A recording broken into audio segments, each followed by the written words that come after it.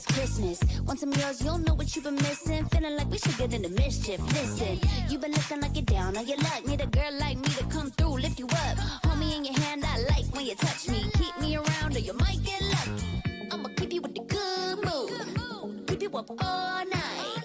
Never, never around you. Baby, this is soul vibe. Got me dancing like a soul train. Laughing the whole time. Got me singing in the shower. Baby, are you all mine? Baby, I'm your four-leaf clover. Your rabbit's foot, your charm bracelet, horseshoe. Baby, I'm your good, good omen. You wanna keep me with you. Keep me with you. Yeah, it's not hard to see. There's a pattern forming when you got me. 777 all wins, big money. The tramp over here never see me coming.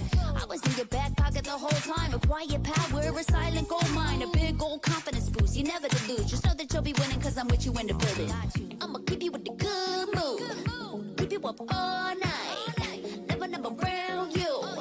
Baby, this is soul vibe. Got me dancing like a soul train. Laughing the whole time. Got me singing in the shower. Baby, are you all mine?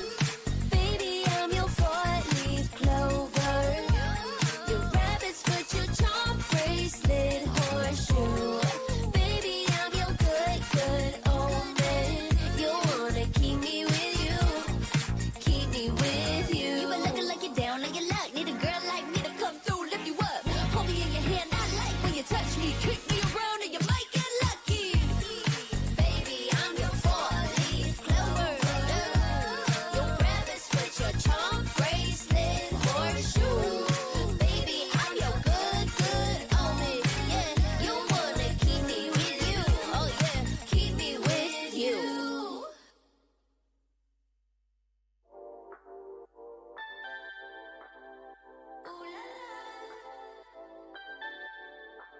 Let's go. Put it in motion. Baby, we're going faster, faster, faster, faster. Seizing the moment. Baby, keep going faster, faster, faster, faster. Speed up, make that thing rough. Foot on the gas so you got nothing left. Let's drive to the top of the mountain and see the view. Let's vibe, looking back on the journey, just me and you. Ain't nobody wanna go slow. Yeah, I was chilling in the past, I was solo. Now that I got you in my life, I'm like, go, go. I be living for the thrill of it, whoa, whoa. I hear you like to gamble. Let's take the road, let's travel. Know I'm a lot to handle, but I wanna go fast with you. Think we can go the distance, although I know we're different. Together we both fit it, so I wanna go fast with you. Put it in motion, baby, we're going faster, faster, faster, faster. Seizing the moment, baby, keep going faster, faster, faster, faster. It's like they never even seen us, and nothing will ever get in between us. I'ma ride by your side every season, and if anyone try to stop us, we just speed up. Yeah, always keep it at 100. Top down, pretty face, so sun-kissed. Know it's scary, but I swear I really love this. Big shades on, summertime in London. I hear you like to gamble. Let's take the road, let's travel. Know I'm a lot to handle, but I wanna go fast with you. Think we can go the distance, although I know we're different. Together we both fit it, so I wanna go fast with you. Put it in motion, baby, we're going faster, faster, faster, faster. Seizing the moment, baby, keep going faster, faster, faster, faster. Put it in motion, baby, we're going faster,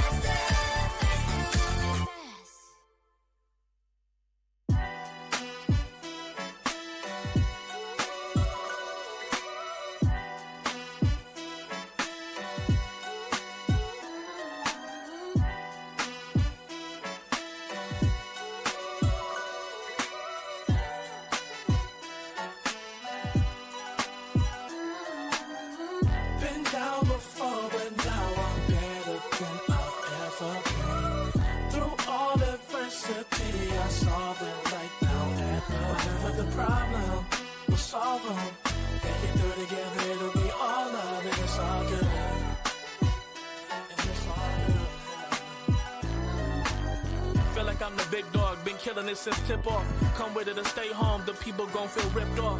It's only major leaguers in the office. If you giving half of an effort around the rest of us, you'll make it awkward.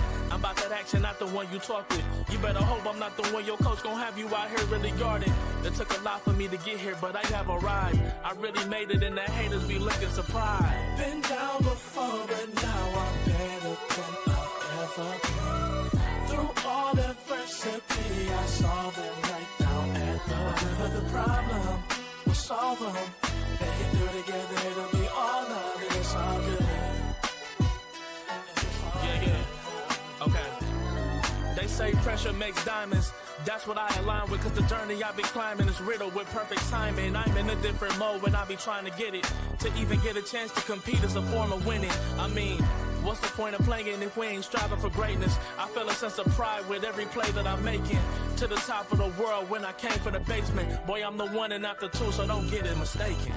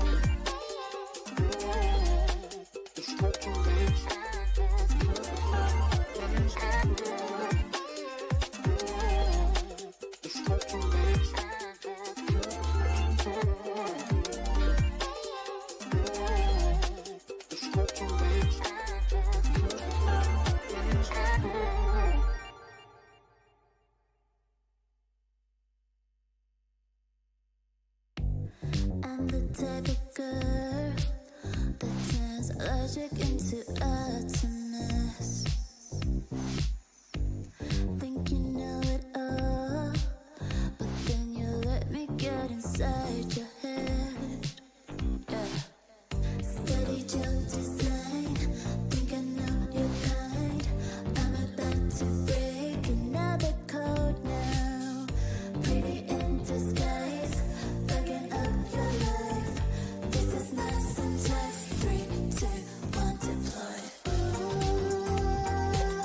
XOX cockroach, code, run it again with it. XOX cockroach, code, run it again with it. Steady jump design, think I know your kind. Yeah. Steady jump design, think I know your kind. Yeah. Steady jump design, think I know your kind. I'm about to break another code now. Pretty in disguise, bugging up your life. This is nice and tight. 3, 2, 1, deploy.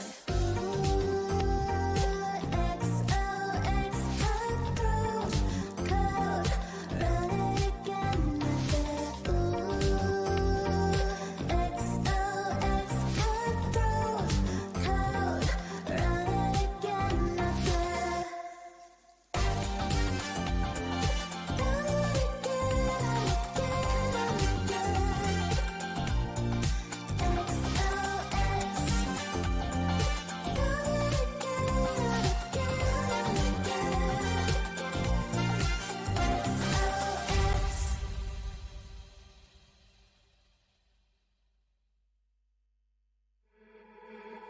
got me thinking things I didn't mean to. You got me wanting things I never wanted. Is this the way you always get what you want? Alright, alright. You got me right inside of my head. You got me so, so close on the tip of your tongue. This is the way you always get what you want. Alright, alright. Let's do and say that we're done. Let's do, I know that you want to. Let's do and say that we're done. Say that we're done. Let's do, say that we're done. Let's do. You got me saying words I've never said. You got me powerless on the edge of your bed. This is the way you always get what you want. Alright, alright. Let's do and say that we're done. Let's do, I know that you want to. Let's do and say that we're done.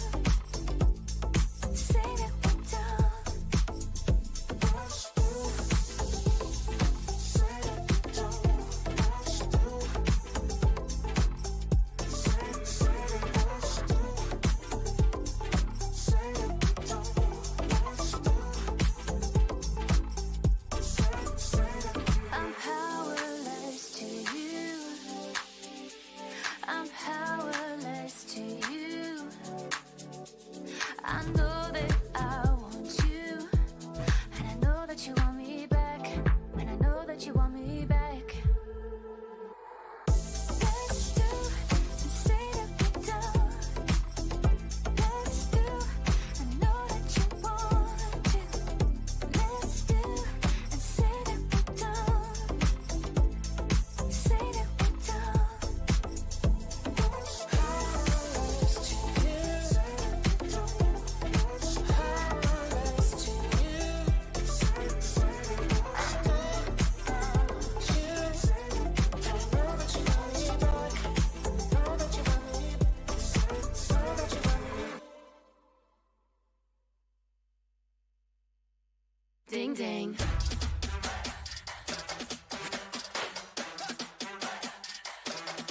Ding ding.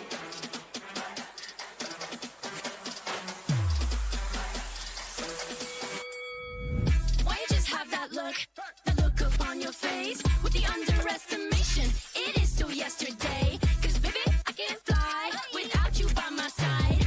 I can do a whole lot more than just look pretty. I know that it'll take some time to see, but you're never stopping me. I know that we ain't giving up. If you thought so, well, tough luck. So we're just gonna do our thing. Ain't over till the bell goes ding. We're gonna fight, so step aside and let us sing. We're gonna bring you down. If you think you'll stop us somehow, just let us do our thing. This ain't over till the bell goes ding. This ain't over till the bell goes. This ain't over till the bell goes. This ain't over till the bell goes. If you think I've had enough, well, I guess you don't know tough. I'll never be the one to back down. You haven't been the first one to show me doubt. 'Cause baby, I can't fly without you by my side. You're never breaking me, never stopping me, never making me be less than all of me. Know that it'll take some time to see, but you're never stopping me. I know that we ain't giving up. If you thought so, well, tough luck. So we're just gonna do our thing. Ain't over till the bell goes ding. We're gonna fight, so step aside and let us sing. We're gonna bring you down. If you think you'll stop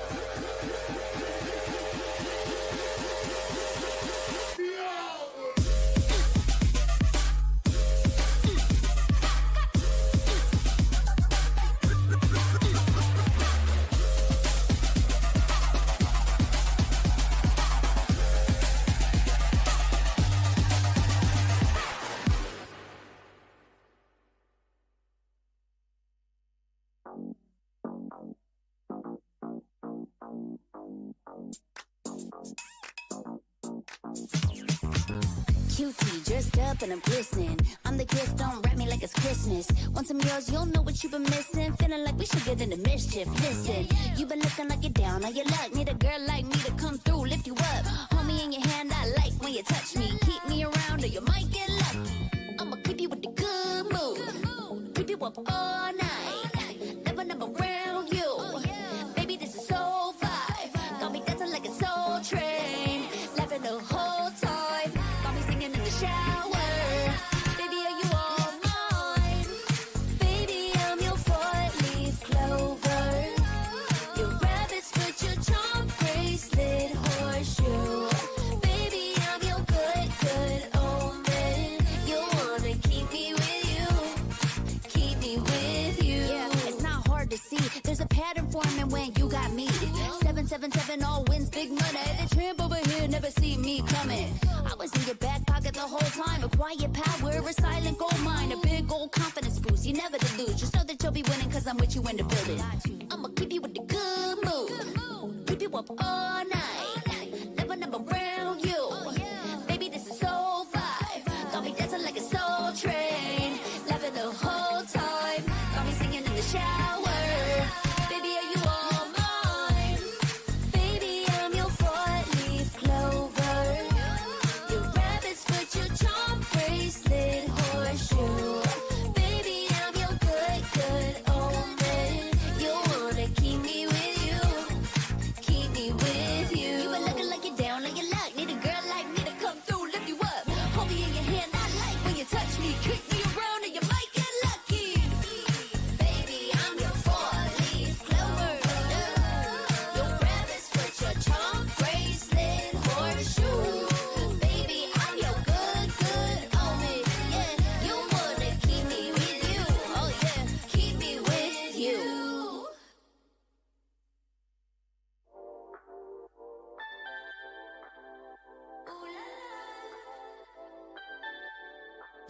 Let's go. Put it in motion. Baby, we're going faster, faster, faster, faster. Seizing the moment. Baby, keep going faster, faster, faster, faster. Speed up, make that thing rev. Foot on the gas so you got nothing left. Let's drive to the top of the mountain and see the view. Let's vibe, looking back on the journey, just me and you. Ain't nobody wanna go slow. Yeah, I was chilling in the past, I was slow low. Now that I got you in my life, I'm like, go, go. I be living for the thrill of it, whoa, whoa. I hear you like to gamble. Let's take the road, let's travel. No, I'm a lot to handle, but I wanna go fast with you. Think we could go the distance, although I know we're different. Together we both fit it, so I wanna go fast with you. Snapdragon Pro Series is brought to you by Snapdragon Elite Gaming and DHL. वो जो था वो past में था, वो गया, अब future पे ध्यान देते हैं। ये डिसीजन गलत ले ली जिसकी वजह से बहुत खराब हो गया। मेरे को भरोसा है कि इस टीम के साथ मैं ये ट्रॉफी जरूर निकालूंगा। हम लोग को रियलाइजेशन हुआ कि हम लोग हारने नहीं आए, यहाँ पे हम लोग जीतने आए, जीत गए और कुछ लोगों के हाथ से ट्रॉफी छीन ली। AKOP जो है को तो कोई जानता ही नहीं है। There comes a time when your worlds will collide. If it's holding you back, push it right to the side. But Marja का grenade, आज को knock करेगा, trigger को game से बाहर करेगा, and the champions, they're paying the price with their blood.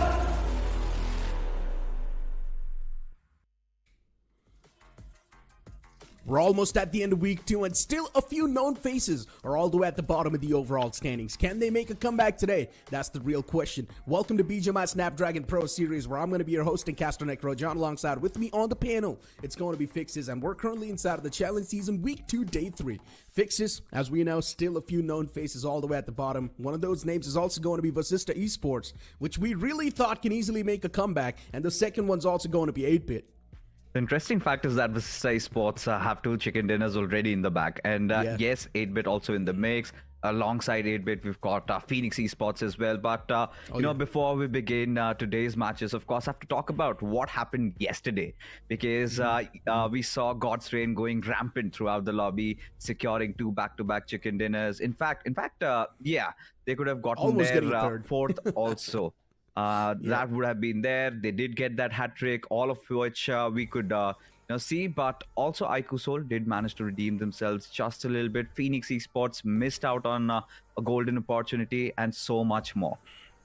Even Cincinnati Kids tried their best to get something done in yesterday's games, but unfortunately, their best was not enough. K9 Esports, though, still doing pretty good for themselves, but still, the main problem for K9 Esports is Omega. He's not able to activate himself, and it's just the rest 3 players doing all the heavy lifting and getting those constant points on the board. So far, K9 Esports is doing pretty okay on the 11th spot with 94 points. They're having that consistency to play with, but as a whole unit, K9 Esports is struggling a lot.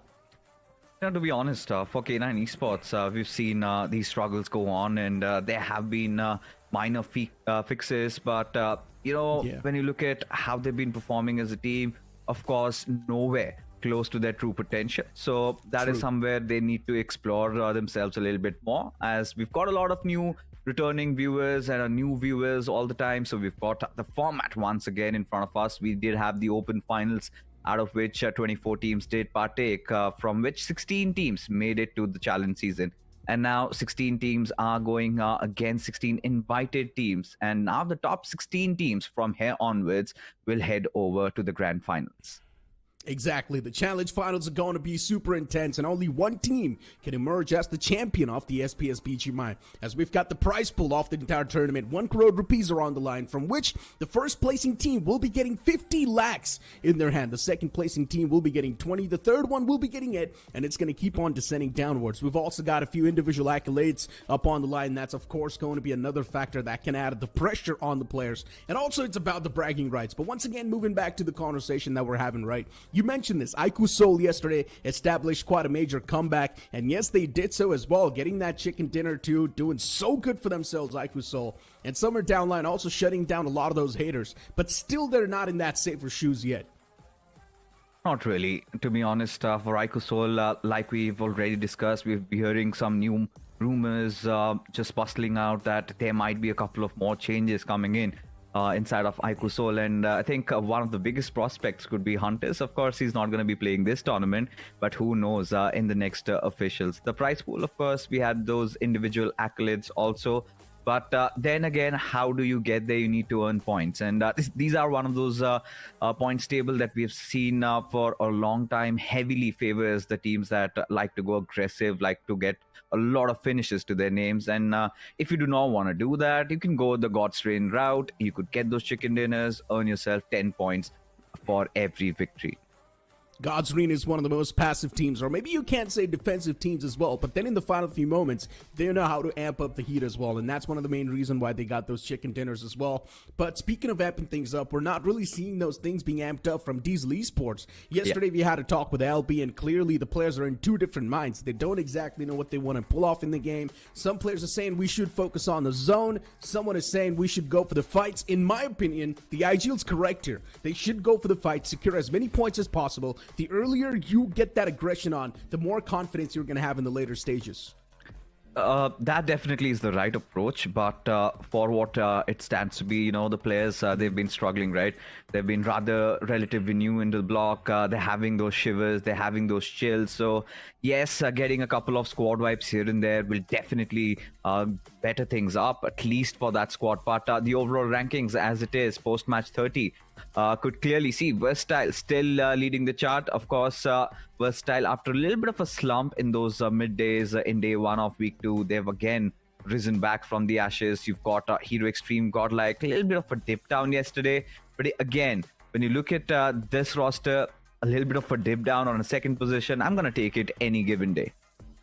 Exactly, it's completely fine, right? You've also got Godsreen right there on the third spot, and then Wingod Esports. Wingod Esports, for some reason, for me, it feels like a wildcard entry, and so far they've been doing really good, justifying that spot in the top 5, and every single game you will see Wingod Esports somewhere in the top 5 as well, so they've been doing really consistent and really well for themselves. Latter half on the board, and as I mentioned, K9 Esports is on the 11th spot. They're getting that consistent average done, but just that's not enough. We know what K9 Esports is capable of, and we know what sort of potential this team can have. You've also got Team Empire right there. The newer faces on the block doing much better. Empire himself leading the pack is also doing a great job. And then you see a few upsets on the second half, because you will see teams like Phoenix Esports, Team Tumulus, Cincinnati Kids, Vasista Esports, 4M, and you just left to wonder what exactly is going wrong with these teams. See, at this point, finally, we're getting to see that little bit of a segregation happening, a little bit of a difference between all these teams. And I think we will come to a certain point in this week where we can also start speculating on the cutoff, what it shall be, somewhere around 200 marker, maybe. But as we move on ahead, for 8-bit, it is going to be such a big ask from their side to stage this comeback, especially with how they've been struggling lately. Nothing seems to be working out for them. And even for legit, yesterday we saw they got ever so close to get a chicken dinner in the game of Erangel. They had all 4 of their players alive, still got outsmarted by the players of Aiku Soul and Wingod. So goes on to show that yes, they are lacking some character over there, need to get their heads back into place, because if they do not do it today, then I don't know if there may be anything left to salvage in the next 2 weeks. You spoke about the cutoff, and I think so the cutoff will be somewhere around 160 points. And you thought that it's going to go 200, because currently the team that's sitting on the 16th spot is Metal Esports with 85 points. And if you move on with that same average, even in the upcoming 2 weeks, I think so, should be somewhere around 160 points or maybe 165, not more than that. But you know, this is the thing, right? We've seen, we always multiply it by 2, usually is the average. But you also know, Necro, in those final days, you know, all those teams that are struggling, they suddenly decide to channel their inner spirits and they just go all out. As a result of which, we're going to see so much turbulence happening around the bottom order. And that is just, you know, a speculation that I'm coming up with. Maybe, you know, I think 200 might be a little bit of an over-exaggeration. Somewhere in the lines of 180 and 90 could possibly be the case. Still, in my opinion, that feels pretty high, right? 180, 190. I think it might just be somewhere around 160 to 170. That sounds like an average number. That sounds like an okayish number. But you know what? Moving the conversation on from that and going back towards what exactly happened yesterday, too. We also did see Bot Army Esports do pretty good for themselves. They were getting those elimination points as well. Bot Army Esports getting those placement points down, too. We had the conversation about this, right? Bot Army Esports, they do have the elimination points on the board, but not exactly the placement point. And yesterday was one of those days where Bot Army Esports was doing really good for themselves. They had a decent amount of placement points to work with. Oh yeah, I mean, for God's raid, I'm sorry, you've got so much traffic around, could barely process what you just said, but gathering up on the bits and pieces, yes, for Bot Army Esports, we did witness again the same old story. They did manage to get a lot of those finish points, and yeah, I think Bot Army Esports, again, back on the right track, did manage to find a success in the form of a chicken also. But I think they need to replicate more of that. They need to keep on hunting. They need to, you know, do what they are doing. And again, make sure they have better position points. You know what? I've got something even better lined up. Let's move on to an interview that's happening on the Hindi desk right now.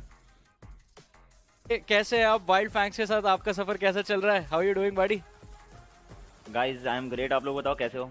और wild fangs के साथ आप देख ही रहे हो, थोड़ा बहुत ऊपर नीचे चल ही रहा है जैसे चल रहा है. I mean, अभी तक तो बढ़िया चल रहा है. I think जो पोजीशन आपने मेंटेन करी टॉप 16 के अंदर, that is nice. Lucifer, Red Ross, how are you doing?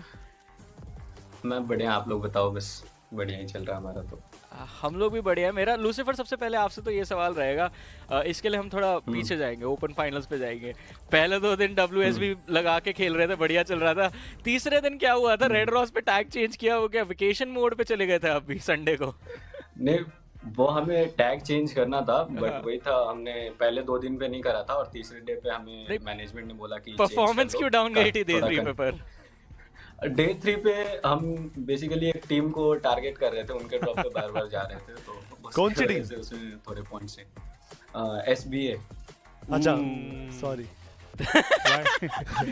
But sense मैं आपसे जानना चाहूँगा इस लाइनअप के बारे में, काफ़ी कमाल के प्लेयर है, नामी कामी प्लेयर है, तो इनके अराउंड ये परफॉर्मेंस जो एक्सपेक्टेशन थी ऑब्वियसली हाई रहने वाली थी, लेकिन स्टार्टिंग में टीम्स को प्रॉब्लम होता है, बट वो चीज़ तो इसमें अभी तक नहीं देखने को मिला। इसका रीज़न बताइए कि इतना बैलेंस कैसे चल रहा है, क्योंकि एवरेज बहुत खूबसूरत है आपका।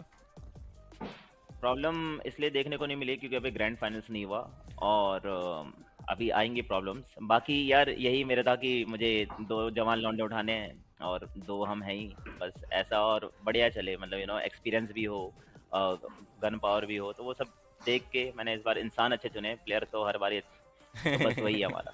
कुछ प्रेशर पता है नेगी साहब क्या रहता है कि स्टार लाइनअप इससे पहले भी बनाते, ड्रीम टीम की बात आई थी जब, बट जस्टिफाई नहीं कर पाए थे। अनफॉर्चुनेट। भाई देख, अभी you have a very good team, so एक प्रेशर था कि यार मैं फिर से एक स्टार लाइनअप बना रहा हूँ, I am getting Tanmay on board, so problem हो सकती है, फिर से मेरे पे सवाल आएंगे एंड जस्टिफाई कैसे होगा? नहीं, इस बार ऐसा कुछ नहीं था, और मतलब मेरे लिए तो मतलब स्टार लाइनअप नहीं, हम सब मतलब हम बहुत नॉर्मल रहते हैं, आपस में दोस्तों की तरह रहते हैं, किसी को स्टार ट्रीटमेंट नहीं देते, मतलब स्काउट हो गया हमारे लिए तो स्टार है ना, मतलब एक सेंस से आप लोगों के लिए स्टार है, हम सेंसे स्काउट। तो आप नेगी भाई को कम समझ रहे हो? भाई मैं सबसे पहले सेंसे बोला भाई मैंने, तो देख और क्या बोलूं मैं। वेल लूसीफर, मैं आपके तरफ एक बार आता हूँ इसी बीच, मतलब जहाँ पे बाकी ओपन फाइनल से जो टीम्स आई वो बहुत स्ट्रगल कर रही है, बट आप इतना काम एंड कंपोज से कैसे मैनेज कर रहे हैं? क्योंकि उनको मैं चाहूंगा आप कुछ टिप दे दें यहाँ पे जो आप फिलहाल कर रहे हो। सारी टीम ही इक्वल है, मतलब जो यहाँ तक पहुंची है, बस बात वही एक्सपीरियंस का आ जाता है। जैसे कि हम पिछला सीजन भी थे ESL के, तो हम भी 29-30 के अराउंड चल रहे थे जब पिछले सीजन थे इसमें चैलेंजर सीजन में, तो इस बार बस वही गलतियों से सीखे हैं और बस वही एग्जीक्यूट कर रहे हैं। बाकी सारी टीम्स सेम लेवल की हैं जो भी यहाँ तक आई हैं।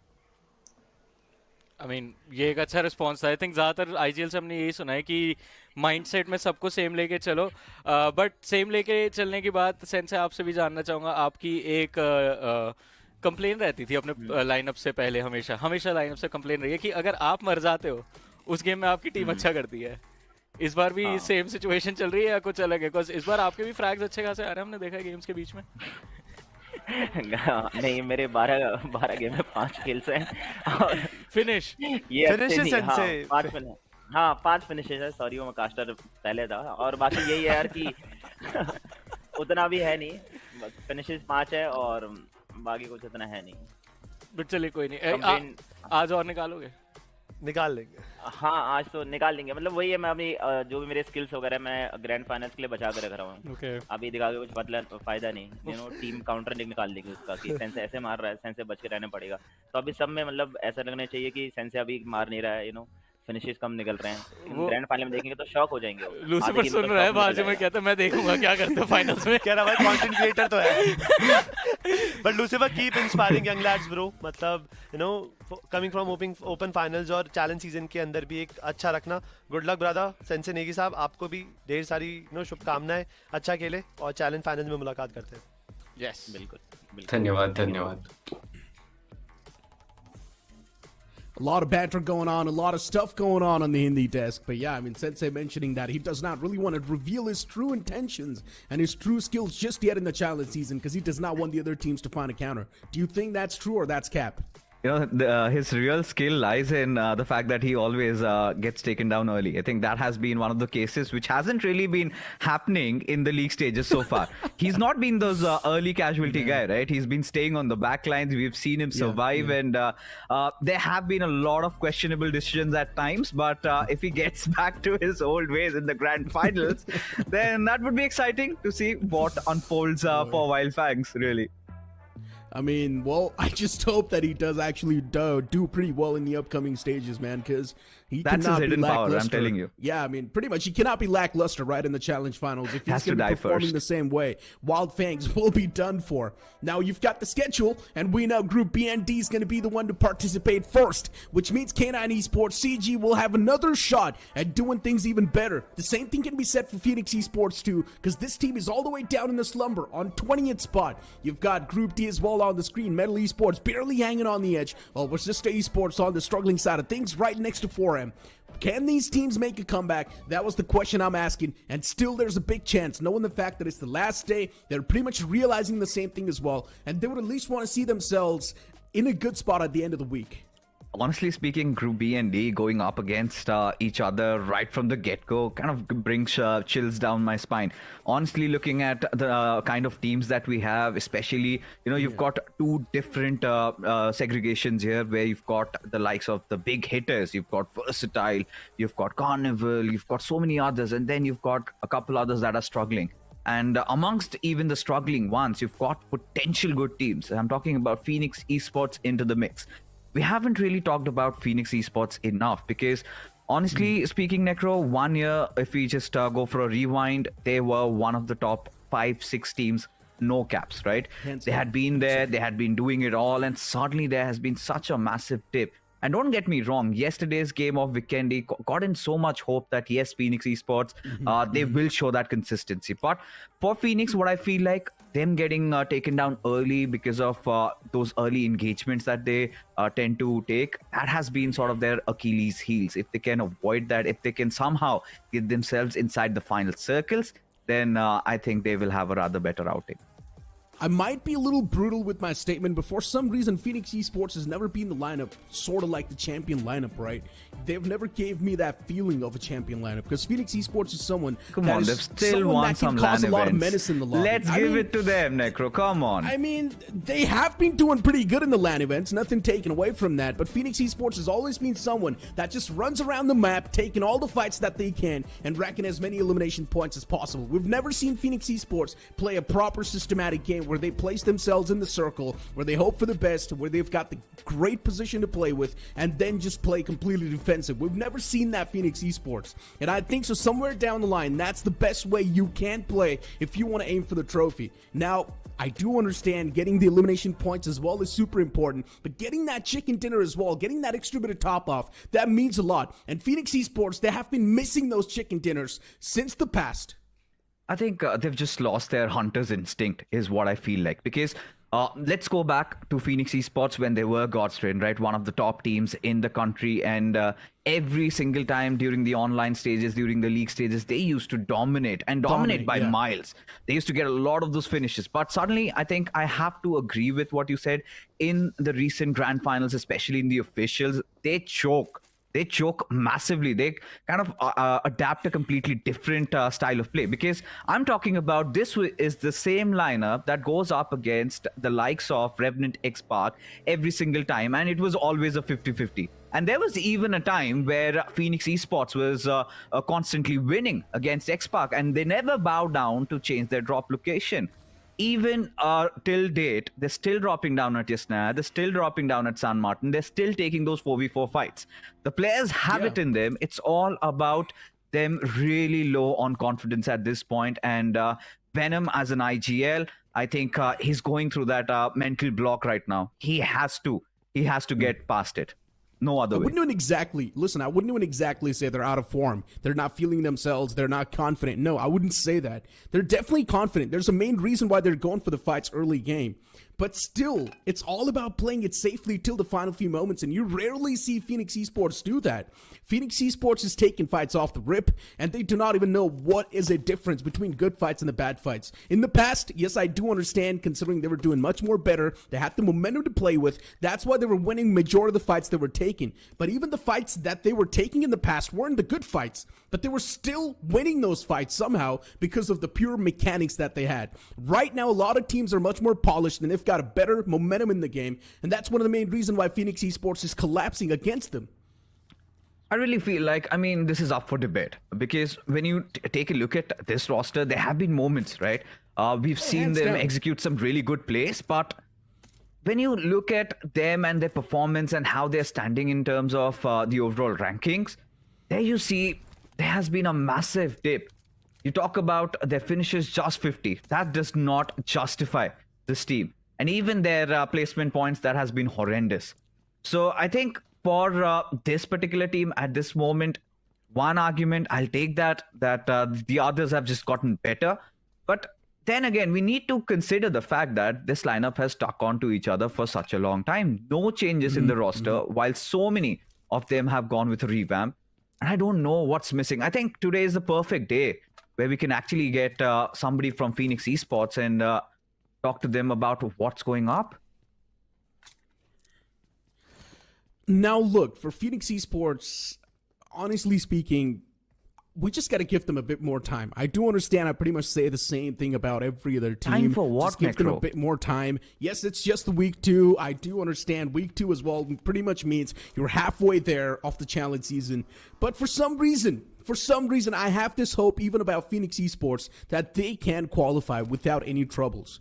They are going to be there in the top 16 without any problem because right now they're on the 19th spot, not that far away. One decent game in Phoenix Esports can instantly propel themselves in the top 16. And let's be honest, a few names in the top 16, I do see them on the shaky side of things, including Team Empire. Somewhere down the line, Team Empire can struggle and sort of leave that spot from the top 16. There's a big chance, and that spot's going to be up for grabs. Maybe a few more teams can fall down.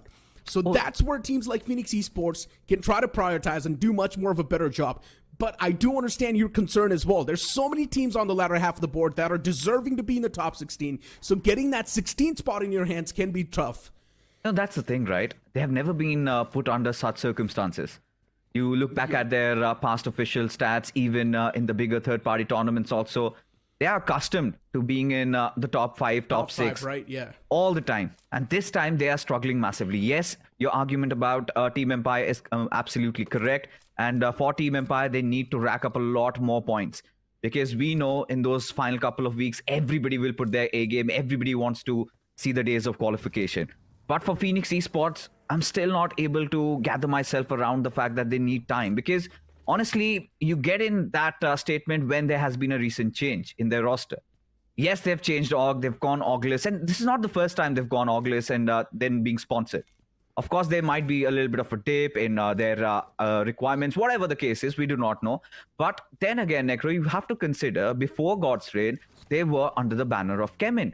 And even after Kemin, they played on orgless under Team Venom Gaming's name, and without even being paid any salary, they put so much, and as a result of which got signed into God's Reign. So I'm starting to ponder around where exactly the problem lies. Because you still have all 4 players and not really putting their A game up. Something is definitely not right. If someone comes and tells me that Phoenix Esports is not really taking the competition seriously and they're taking I'm not going to lightly, take it. I would not be surprised. I would not be surprised because Phoenix Esports is someone that can do that. And we have seen multiple times in the past as well. Yes, I do understand they like to dominate, but their playstyle's always been super random. They don't like to go with a proper playing structure. Instead, they would go for sometimes a lot of those random fights. And yes, they would come out on top in the past as well, but now it's a different thing. Phoenix Esports themselves knows the fact that yes, the lobby's getting better, but I wouldn't be surprised if Phoenix Esports is not playing super serious, man. I mean, maybe they can pull out the serious game in the final 2 weeks, and that's where we might just see Phoenix Esports rampaging through the lobby and just taking down anyone that stands against them. We might see that happen as well. Let's hope for the best, because at this point, even for Phoenix Esports, they will have to reconsider dropping down at Yasnaya when they've got Revenant X Park inside the lobby, and then even in Miramar to tweak things around, because 2 of the most played maps inside this tournament, and you've got drop clashes against such a big team. So as a result of which, we've seen them struggle. I think they have to take the longer route, maybe bow down for a bit, and maybe keep their heads low and hustle. But now I think enough about Phoenix Esports. Let's talk about this game. We kind of witnessed a little bit of a cluster forming around the Melta region. You've got Medal, you've got Wingod, you've got Team Empire, and not far away are even the players of 8-Bit. And considering the circle is actually centered around Melta, it's going to be really interesting to see if there is going to be a hybrid circle, maybe somewhere around the bridges. I don't think we've seen even a single circle ending at the bridges area. It's been a while, at least. Those bridge zones can really catch a lot of teams off guard. You do not really have a lot of that playing surface to play with. And that can sort of play with the opponent's minds as well. And the players do not exactly know how to adjust accordingly, because you're going to be so exposed on that bridge. It's a whole different circumstance that pops up. And usually a lot of funnels do happen as well, where so many teams get eliminated in a quick burst. But hold on, speaking of elimination, Team Empire in the line of sight of Wingard Esports. Just had a conversation about Team Empire, and they need to move on with the same consistency that they've got so far. Right now, not in that good of a spot next to Wingard Esports. And speaking of Wingard Esports, it's one of the most consistent teams so far in the lobby. So Team Empire definitely do need to evade the tracks of Wingard as soon as possible. Leave the spot away. At this point, they're getting surrounded. Slowly but surely, Wingard, one of those teams really flying high in terms of their confidence. And they had been nothing short of amazing yesterday. Really, I felt so bad for the players when they lost it out against IQSOL, because they did so much. And this is exactly the kind of a hunger you would need from a young team like this.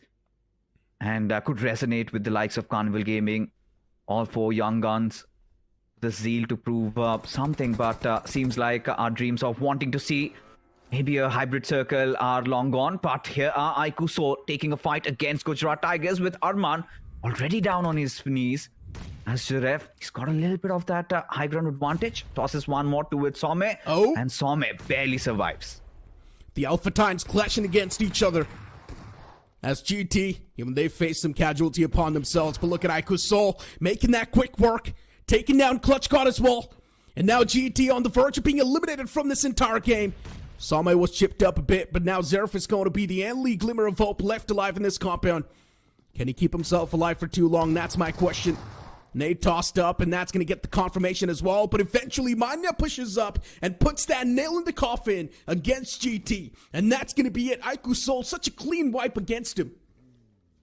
This is exactly what we needed from IQSOL. Look at how they commanded the entire situation. Looking so poised, looking so stoic, with Gujarat Tigers having no response. And let's not forget, Gujarat Tigers are currently higher up from IQSOL, and this has to be a prompt response, especially with so many questions around IQSOL and their consistency lately. But for Sister Esports, they also find themselves in a little bit of a pickle. Of course, a fight from this position is something that nobody would want to recommend, considering the fact that Rage God is in no man's land. And he needs to find some layer of cover, some semblance at least from his teammates, and maybe try to draw the players out of 8-bit. Because even when you look at 8-bit, this is not a team that is going to push in on you head first, considering the recent run of their players going through a terrible slump. 8-bit's a whole different story. They've been playing too defensive and too passive. Sometimes when they amp up the aggression, they do get the elimination points, but still, 8-bit, they need to bring a nice change in the pace in their own playstyle. Need to experiment a little bit. I know the time's not a lot, but 8-bit, they need to do something. Today's going to be the last day of the week too as well. If they don't establish at least even a little bit of that comeback, the struggles will be there, and too much in the upcoming weeks. Because every other team is going to show their A game, and 8-bit, they might just fall apart. There's a big chance. GT after getting wiped out like that, but still they're on the 6th spot in the overall standings. It's completely fine. This wipe is not going to be affecting GT at all, but it's going to help the players of IQSOL quite a bit. They're on the 13th spot in the overall standings, getting 4 points off the rip. That means a lot for IQSOL. Metal Esports too, on the 16th spot in the overall standings. They need to play for the survival game as well. K9 Esports next to Phoenix. One of the fights that is going to be long awaited. Two teams who've got a lot of firepower looking to clash against each other. This will be an amazing clash. Omega, a player who's always been left out. This is going to be the time where he needs to strike and be back in the playing field. Omega's out in the open. Not a big fan of the position that he's got, but if the players of Phoenix Esports do go for the peak, this can be quite a tough scenario for K9 Esports. But I like the fact that Slug is constantly driving around, playing for the intel, and keeping the players of Phoenix Esports on their knees. Little bit of a bait and switch strategy going on. Trying to maybe find one of the players of Phoenix Esports off guard. And we know both these teams are quite stubborn. Really do not back away from a fight, do they? But like you said, I completely agree with you. Omega is in such a tough spot. And look at Pre-Erangle. If he can somehow thread the needle, because the kind of a ditch that Omega is playing from, he gets isolated, if a couple of grenades come pouring his way, and the other players of K9 Esports cannot provide cover fire in time, that would be alarm bell stalling. And for K9 Esports, when you take a look at the map, they're so scattered apart from each other, to the point where I'm starting to fathom what on earth are they really trying to do? Are they gathering information? Are they searching for new vehicles? What's going on? A 2-2 split. 2 players towards the gas station, 2 players in the back lines. Yeah, I'm not sure either what the game plan seems like for K9 Esports, but it does look like they want to camp out a few teams that might just be crossing on forward from that bridge. Still playing on the northern edge. I'm not sure what the game plan is. Maybe they have done their research and know that there's going to be someone rotating late from the blue. And that's who K9 Esports wants to catch. Omega is there, right next to the players of RGC. But can he spot them? That's my question. The answer pretty much is going to be no, because they're still pretty far away. And maybe now Omega's got the tracks. He's the only player chasing him down, and this is one of the main reasons why Omega gets taken down all by himself every single time. Look at what's happening on the map fixes. We've got the map feed on the screen right now. And Omega is the only player who's chasing down the players of RGC, while the rest 3 players are sticking to each other. I think maybe he just want to follow them up, somehow chase them on their tracks and try to reach them from the back lines. But if RGC are a little bit careful also, might have all that information relayed. And imagine Genesis deciding to take over the bridge and suddenly they lock horns, and there is a high chance of that happening. And now K9, they will be under a severe disadvantage playing without their IGL as the circle takes a shift towards the eastern side. Versatile in such a prime position, right on top of Prison. Got a very good place to play around with Josh Shelley, Legit, and so much of that cluster building up on the southern side. A lot of these fights are bound to happen, but seems like Genesis and K9, they've decided to part ways and have gone their own respective directions. But for now, Medal Esports really up close and personal.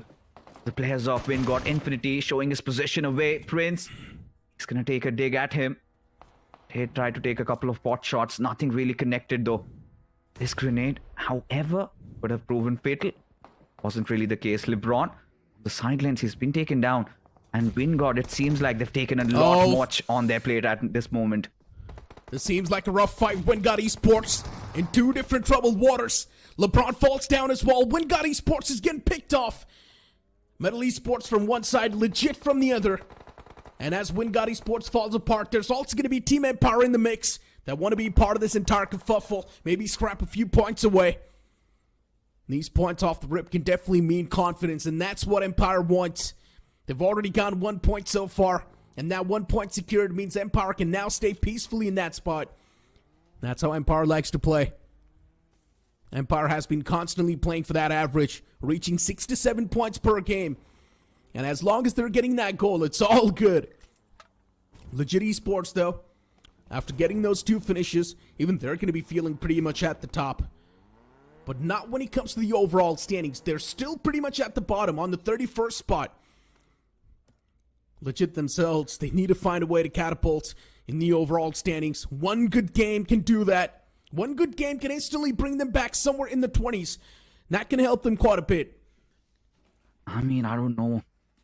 Haven't really even touched a 40 marker. Very close to it though, but this time Legit, considering the fact that they're off to a good start. Yesterday's Erangel game also did go pretty well, but look at this. Carnival Gaming up against Iku Soul. Neo smacks 1 down already. Now up against Ronnie, as there has been some response coming in from Carnival side. As the cavalry does arrive, Iku Soul already on their knees as Ronnie also falls down, leaves Manya to be the final player. He does make an entry though in a very tough spot. And now Iku Soul's Manya still fighting it out against Hector. It is going to be a battle between the IGLs, and Manya prevails supreme. And not just that, all 3 players of Iku Soul live to fight another day, as they will get that revive as Carnival Gaming instantly dismantled in the blink of an eye. And this is Manya at his finest. Iku Soul, they've survived 2 fights so far. 1 against GT and now this one. They're looking pretty solid. 8 finishes racked up already. IQSOL is looking dominant. And this is the exact domination we all were waiting for from a team like IQSOL. Doing really good now in the overall standings with these 8 points. IQSOL, they already know they've touched the average. And they are going to go for as much risk as possible. RGC out in the open against Vasista Esports. It's such a bad fight. But still, Vasista Esports, they've got the man advantage. Already found the striking advantage at the start, and Picar's going to strike another player down. RGC, they don't stand a chance in this fight anymore. It's such a weird terrain, but still Vasista Esports, they've got the bigger advantage. But K9 Esports was right there around the corner. There's a main reason why K9 Esports has been chasing down RGC since the start. And now they're here to get those scrappy points. They just want to collect those elimination points, steal a few away if possible. Vasista Esports in a world of trouble, as the players constantly do get taken down, and Bunny's gonna toss that beautiful nade, as that's gonna nail the last player down as well. But K9 Esports from the far fray, they will take down RGC too. Lovely stuff coming in from K9, and this is what we wanted to see. 2 finishes, and Vasista Esports falling flat, as Bunny's high ground position really enabled him to get the squad wipe despite him being outnumbered in that situation. Valiant effort by Picar, whilst the others really left stranded at this point. K9 still circling around, still on the hunt for the next spray, as the Apex Predators have suddenly come alive inside of this lobby. Team Versatile, however, still respecting the circle right now, but they also are feeling the heat of IQSOL, who are having the form of their lives. A lot might say they are going through a tough time, but seems like class is definitely there. Getting back to their old hunting ways, as Versatile Somraj, he also opens up. Puts in all that lead against the players of Team Empire. Proton against the players of Just Jelly, as Ninja falls down. Curse God, and there will be those trades happening in. Just Jelly providing those quintessential cover fires, as now they are also not out of harm's way, Necro. You've got even the likes of Medal lurking around, eyeing for any scrappy finishes. They're just gonna take it with their arms wide open. Indeed they will. Metal Esports do put that nail in the coffin of Team Legit. Last man taken down, and now they want a third party, Just Jelly. Just Jelly hasn't even recovered yet, and already the players are going to start to drop down like flies. Even Kyo Lamau gets knocked out. Kyo Lamau just got the revival, and he instantly gets knocked out once again. Just Jelly. Ninja wants to go for the revival, but that's going to be denied as well. Interrupted. Metal Esports, they take down 2 more players of Just Jelly. The confirmation on to Ninja, and another player comes into the couple. But now it's just down to Jelly, the one last man surviving. Not for long, because VXT, they drive by. Oh, everybody is on a hunt at this point, and Versatile shall show no mercy. But look at this, from the far fray, come striking in the players of Phoenix Esports as well. This is as exciting as it gets, as Team Empire somehow struggling to even find some breath in there. Gasping for air at this moment, as Versatile also cruising through, maybe on the lookout for a couple more finishes.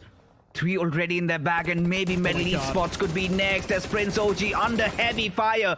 S-Power constantly just spraying him down, rattling him down with bullets, as Prince OG ejects from his vehicle, and it is going to be S-Power who secures that first knock. Cyrex might be next on his hit list, as this madman steps out, and there you have it.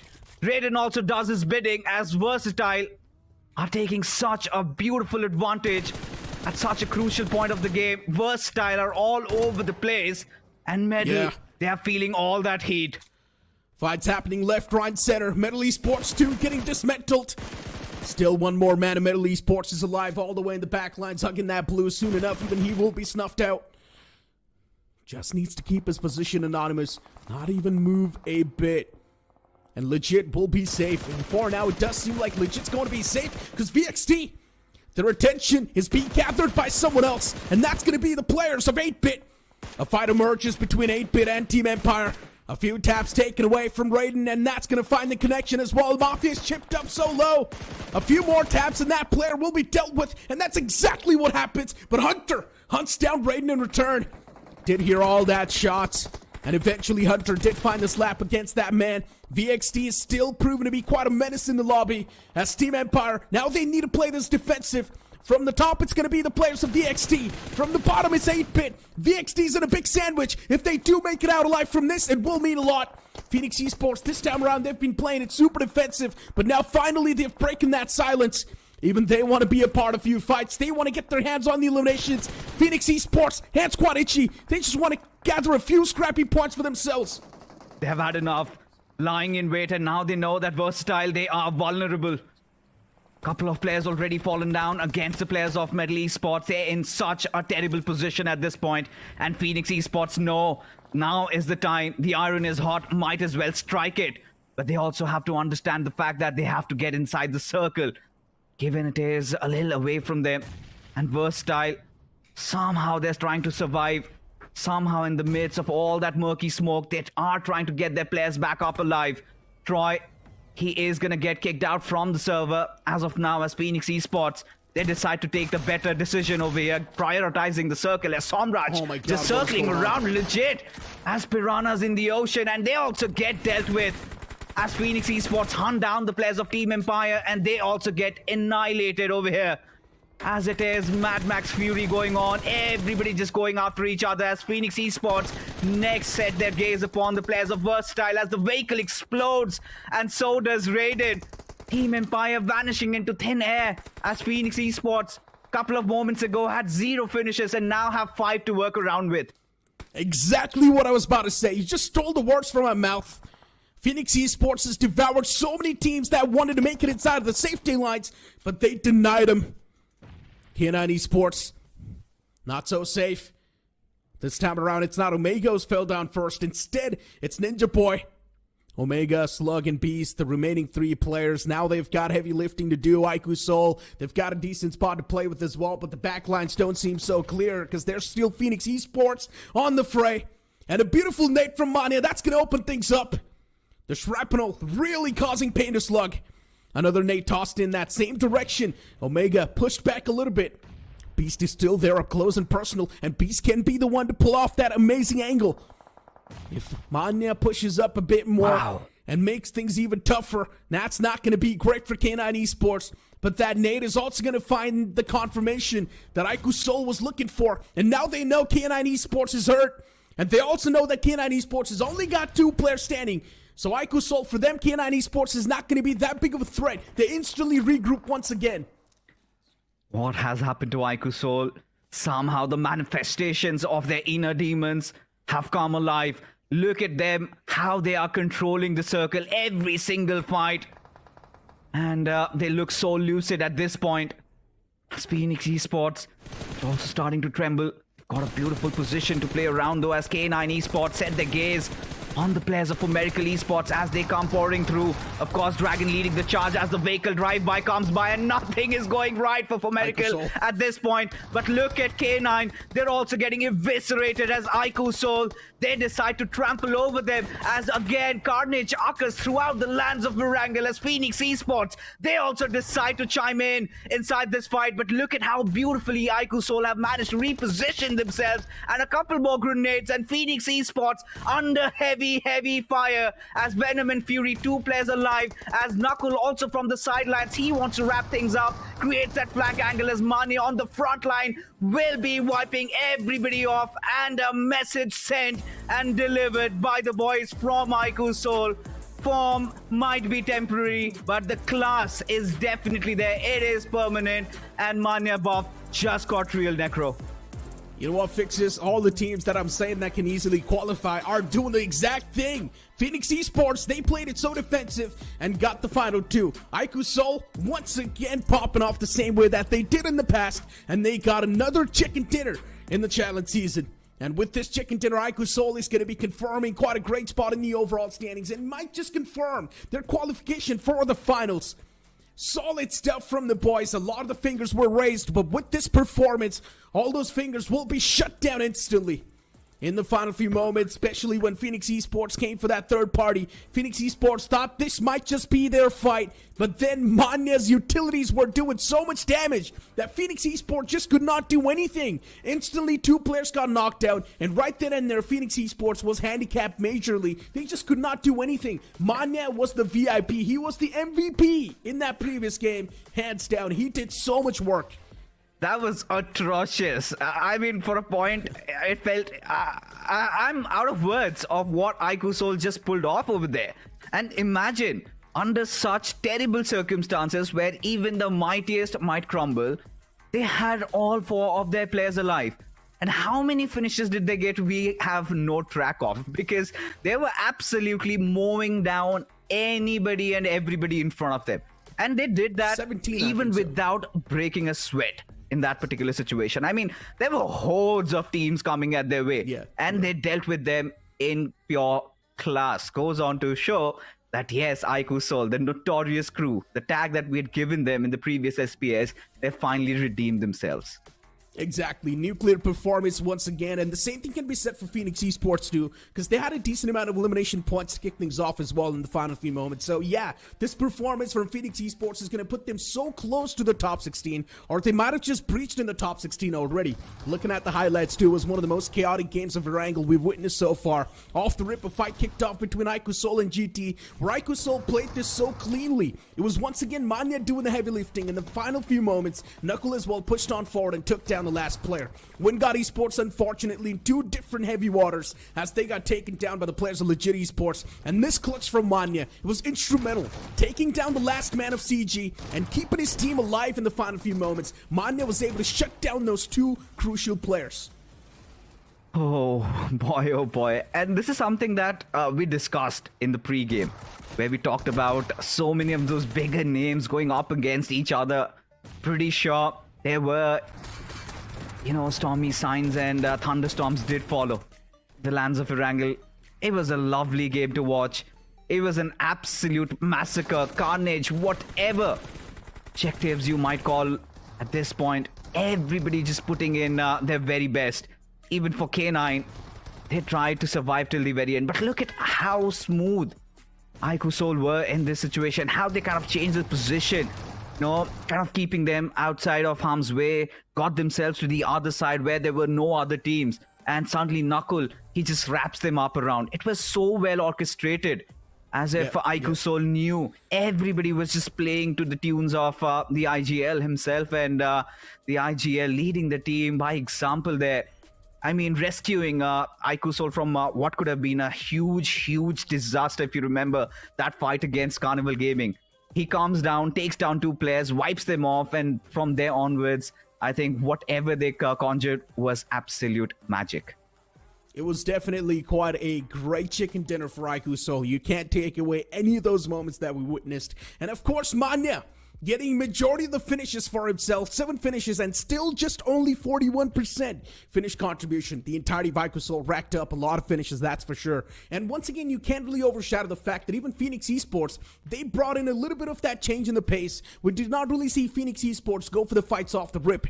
Instead, they were playing it so defensive, and then in the final few moments, Phoenix Esports realized, you know what, our hands are anyways tingly, we might as well be a part of a few fights and try and get those crappy points away. And they gatekept so many teams. They were able to funnel in so many points for themselves, especially taking down VXT, Team Empire. There were so many teams who wanted to get in the safety lines, but it was just one team denying those, and that was Phoenix Esports. You've got stars in the match, and once again, it's also going to be Manya, who's also the best finisher of the previous game, considering he was the one who landed the final blow.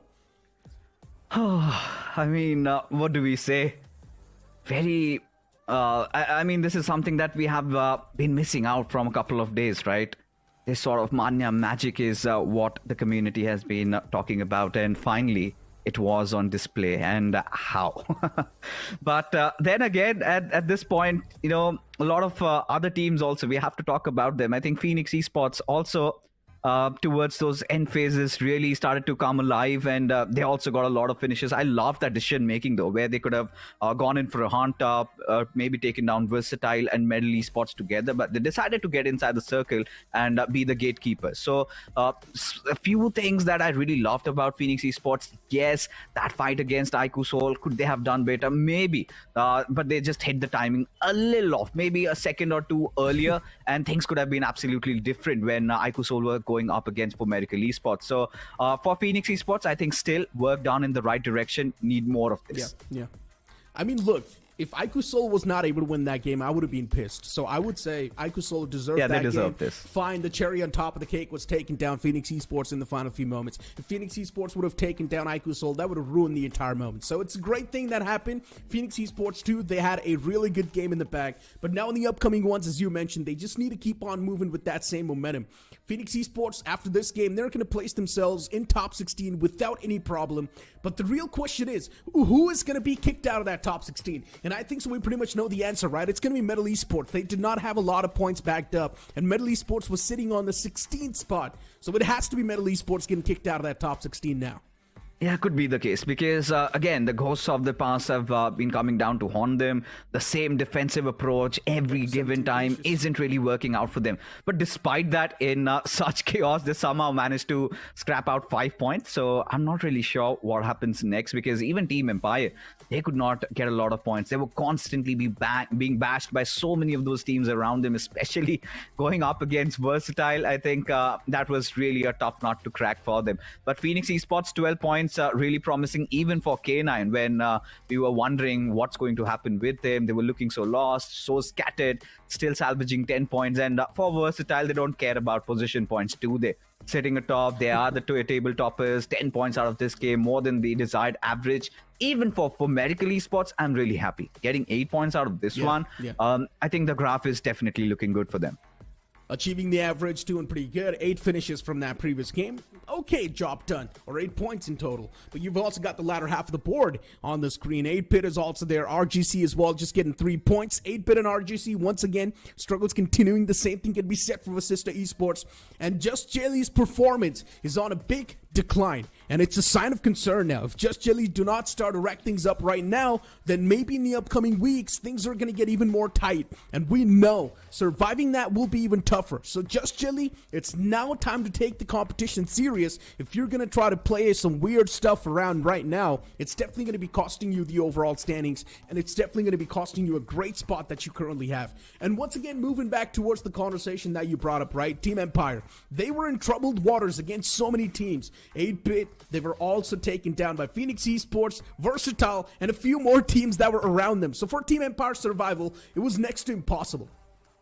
Yeah, of course it was. And honestly, for Team Empires, for the like of Just Jelly, it felt like they were completely outclassed in this game. It felt like this was not their lobby to be playing in because this is one of those lobbies that got in so much firepower happening, so many actions happening at the same time. This was an absolute delight to be witnessing and to be commentating. But looking at the overall storyline, we've got Versatile still sort of further solidifying their lead. 164 points is where they sit at. Of course, Hero Extreme, Godlike, God's Rain, they're yet to play. When God did not have a decent outing in this one. From what I really felt, they could have done maybe better. But IQSOL, look at this. Directly bouncing into the top 6. And now I think even if they have one more good game, top 4 does not look far away.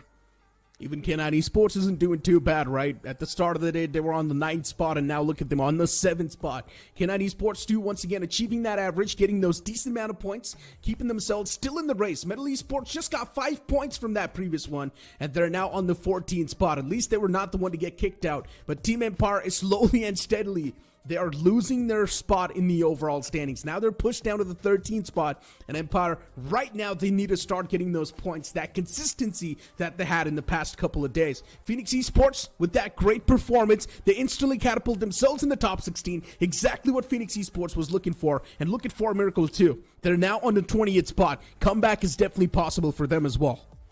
It certainly is. I mean, at this point, any team could really bounce back. But the misery really continues for the likes of Vasista Esports, for 8-Bit. Again, they were caught napping, especially Vasista Esports. That fight against, I mean, SBA really felt so sketchy there. They could have done so much better, Necro. One player, Bunny, just takes you down. I'm talking about that fight against RGC, my apologies, where they had the entirety of the situation under their control till, of course, K9 happened. But surely enough, Vasista Esports could have done better in that case. Even for 8-Bit, 16 matches played, 59 points. Again, not acceptable by their standards. Vasista Esports was actually winning that fight. They were in the full control. The only reason why they lost was because of that one single nade from the guy who was sitting at top. He cooked that nade to perfection and tossed that nade right underneath, and the entirety of Vasista Esports just blew apart. And once again, over here, positioning is something that matters. The player of RGC knew that he needs to be on the higher ground, and that's what he exactly did. Sat right on top of that entire ridge and was taking down the players. So he did a great job in getting that positioning down. But Vasista Esports, sometimes they get a bit too emotional in those duels, and they just do not prioritize the position in those fights. And that's something that really does cost them those 4-on-4s. And once again, we saw an example of that. We did. And for Vasista Esports, I think in that situation, could they have done anything better? Yes, the players, barring Pukar, could have given in a lot of information. Yes, of course, there's a player atop you. You needed to secure some flank angles, and then the argument will come that K9 were also present over there, and might as well should have never gotten yourself into such a sticky spot, because that was bound to happen.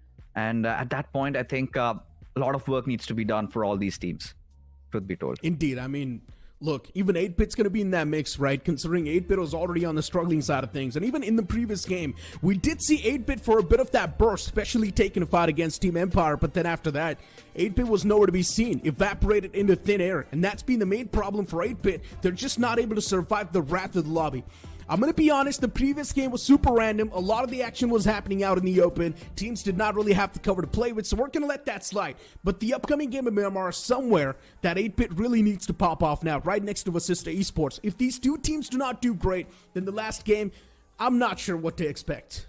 Somebody needs to get a chicken dinner, at least for 8-Bit, for Vasista Esports. I don't know at this point what could really get them back on the track. Even if Phoenix gets one, I would be really happy, because week 2 has been all about comebacks from so many of these bigger names, and we've been witnessing that to happen. God's Train yesterday, even IQ Soul. Finally, we can say, yes, they've also cemented their comeback, but the kind of a run that IQ Soul are having, don't get me wrong, I won't even be surprised if they get another one in the bag.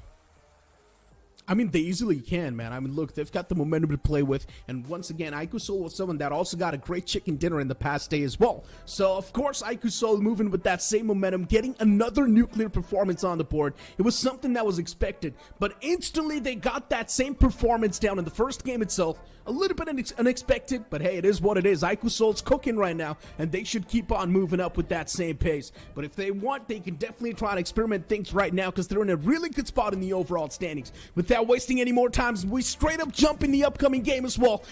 Miramar boots up on the screen as the plane flat path starts all the way from El Pozo towards Los Leones. And this plane flat path is heavily tilted towards the left side of the map. If the teams do want to go towards LSR, it seems like a tough stretch, Sado.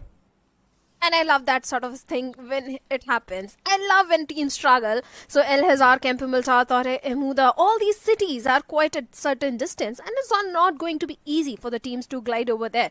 But I'm just waiting for the drop clash, and I think we have got a drop clash happening in the city of El Pozo, Neeraj. We have got the players of Team VXT along with one more team. I think Team Vasista is there. So both these teams are having a drop clash. So let's see which team is going to come victorious, because if you remember, yesterday's performance of Team Vasista on the map of Vikendi was quite fantastic, was quite impressive. So even Vasista is feeling confident, but Somraj goes aggressive and takes down Rage God, and with a pan gets a confirmation. Unfortunate. We just had a conversation about Vasista Esports, and off the rip, they start things off with the struggling side of the spectrum. I'm not exactly sure what's going on with Vasista Esports and why did this happen in the first place, but it did seem like the player was pretty much lost. He had no footsteps of the opponents, and that's where Versatile's player just walked up and got that elimination secured. Rookie mistakes made by Vasista Esports, and that's one of the main reasons why, once again, it might just cost him this game as well. 3 players standing in the playing field, and I'm pretty sure those remaining 3 players would not want to go for the fight. Instead, play defensive and back away as soon as possible. Get your loot fulfilled, satisfy yourself, and just leave this vicinity. And that's going to be the best possible thing you can do. Legit Esports, previous game, definitely were quite visible. But can they make themselves visible even more in this game? That's my question. They need to be a part of the chaos as well. Get those elimination points secured. Get that chicken dinner too. One big performance, Legit Esports 2, they can catapult themselves and they can be in this marathon. But right now, Legit Esports does not seem like a part of it. Legit Esports, yes, they have lost. They have got 1 finish points, but K9 Esports, after having a very good run in the previous one, this time they are the one on the receiving end. They have already lost on to one of the player, and again it is going to be Omega. K9 Esports still suffering, especially Omega. This needs to be rectified before the challenge finals. Yes, I agree K9 will move into the challenge finals because of the performance which is coming from the remaining teammates. But Omega really needs to find out what's really happening wrong, because it was this time Legit Esports. But for now, K9, they're just waiting, especially Ninja Boy. For the plus of Legit Esports, this could be the next fight we can witness. For some reason, it feels like the players are in two different minds. The IGL wants to do something else, and the remaining 3 players, they want to do something else. It feels like the compatibility is not there for K9 Esports, especially with the IGL Omega.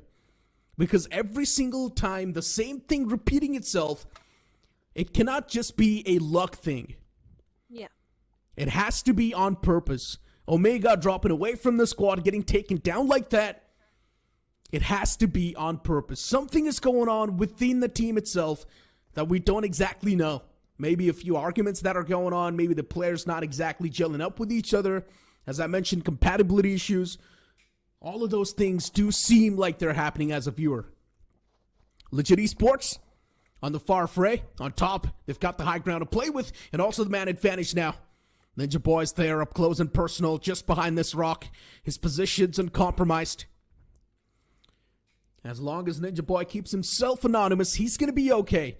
But the moment his position gets spotted, Ninja Boy's stunned for. He can't do anything. So Ninja Boy needs to be quiet. I do understand sometimes when you see the players out in the open, it is quite tempting to go for the shots. But Ninja Boy's in such a position, he can't back away. A lot of shots taken against the man out in the open. The shots were connected too, but luckily enough, Slug backs away to safety. Slug survived on a sliver of HP, maybe 10 HP, that is it. He was a lucky man, otherwise Slug could have been taken down in that situation. If that would have happened, I think Legit Esports would have directly rushed onto the compounds of K9 Esports. But for now, they just needs to be happy with just a single finish point. K9, they need to play their cards right, because the last Erangel, the previous Erangel went in their favor. They had decent points, and they need those average points in the map of Miramar as well. Like you said, Beast and Slug, yes, they do have the safety of the compounds, but Ninja Boy is all by himself. And coming back to the previous conversation about Omega, Neeraj, one thing which I have noticed is Omega is the one who always goes for the role of scouting the area. And that is when he gets taken down. So I think Omega needs to be a bit more cautious, or instead of going solo, he needs to have a teammate with him. Because in the previous Vikendi and Sanhok also, I noticed this thing that Omega was the one who was going for the scouting, and that is when he was taken down. But whatever is the reason, Omega needs to fix it as soon as possible. Indeed he does. But for now, right now, it's quite the safer... Yes, Shadow? I was saying the same thing. That kind of a stalemate situation for now between Legit and K9. It is going to happen, right? Early game, no one wants to go for that extra bit of risk. K9 Esports, they're in such troubled waters. They're feeling quite unsettled. Ninja Boy's up close and personal in a really bad spot, while the rest 3 players in the back lines. And for K9 Esports, they've only got 2 players standing in the back, so Ninja Boy does not have enough cover to play with. He needs to keep himself anonymous and stay alive for as long as possible. But a team that's doing really good, and we've seen a drastic improvement from, is on the screen, IQ Soul. And so far, they're doing really okay in the overall standings too, on the 6th spot. Looking pretty chill. Metal Esports on the screen, and for Metal Esports, they've already secured 1 elimination point on the board. We had conversation about Metal Esports in the previous game. They got 5 points. Still there in the race on the 14th spot. But it's not the standards that Metal Esports have set in the past. They're capable of much more, and we would love to see them push themselves to the maximum limits. Yes, test a few things out if you do want to, but I would love to see that prime Metal Esports. Right now, Sarvit from the top is playing for the intel, spots out the players of Assista Esports, sprays there. Just a bit of that connection, and that's not going to be enough to get the band down. He's still there in the back lines, looking pretty safe. Yeah, he's safe for now. Middle Esports, they want to have the control of the Picado Hill. But on the other side of the map, we have Vingod and Team Vasista also locking horns with each other, where Gamla Boy has been knocked out.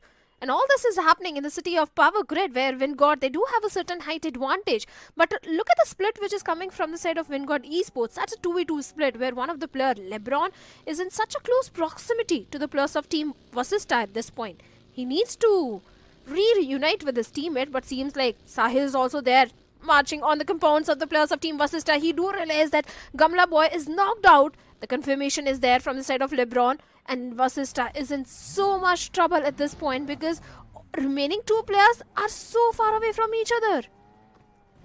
They indeed are. The separation is something that might just cost a big game. The disconnect is something that does not need to be there right now. Another fight erupting on the screen. Genesis. A player spotted out in the open. And that's going to be a successful knock too. Great way to kick things off against K9 Esports.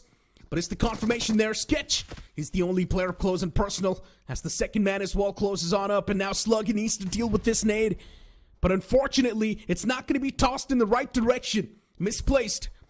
Sketch still in the outskirts. Moving around as K9 Esports. They've got a lot of pressure they need to deal with.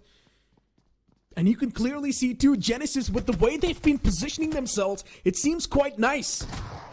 A few players in the outskirts, far away from the compound, and finally a push comes to shove, as Grind is going to be the one to find that knock on to Slug. Fragger in the back, Ninja Boy's constantly taking the shots. Fragger's on the verge of being knocked out, but no, instead it's Ninja Boy who takes an exit from the game. And with that elimination, it will be K9 Esports out of the second game.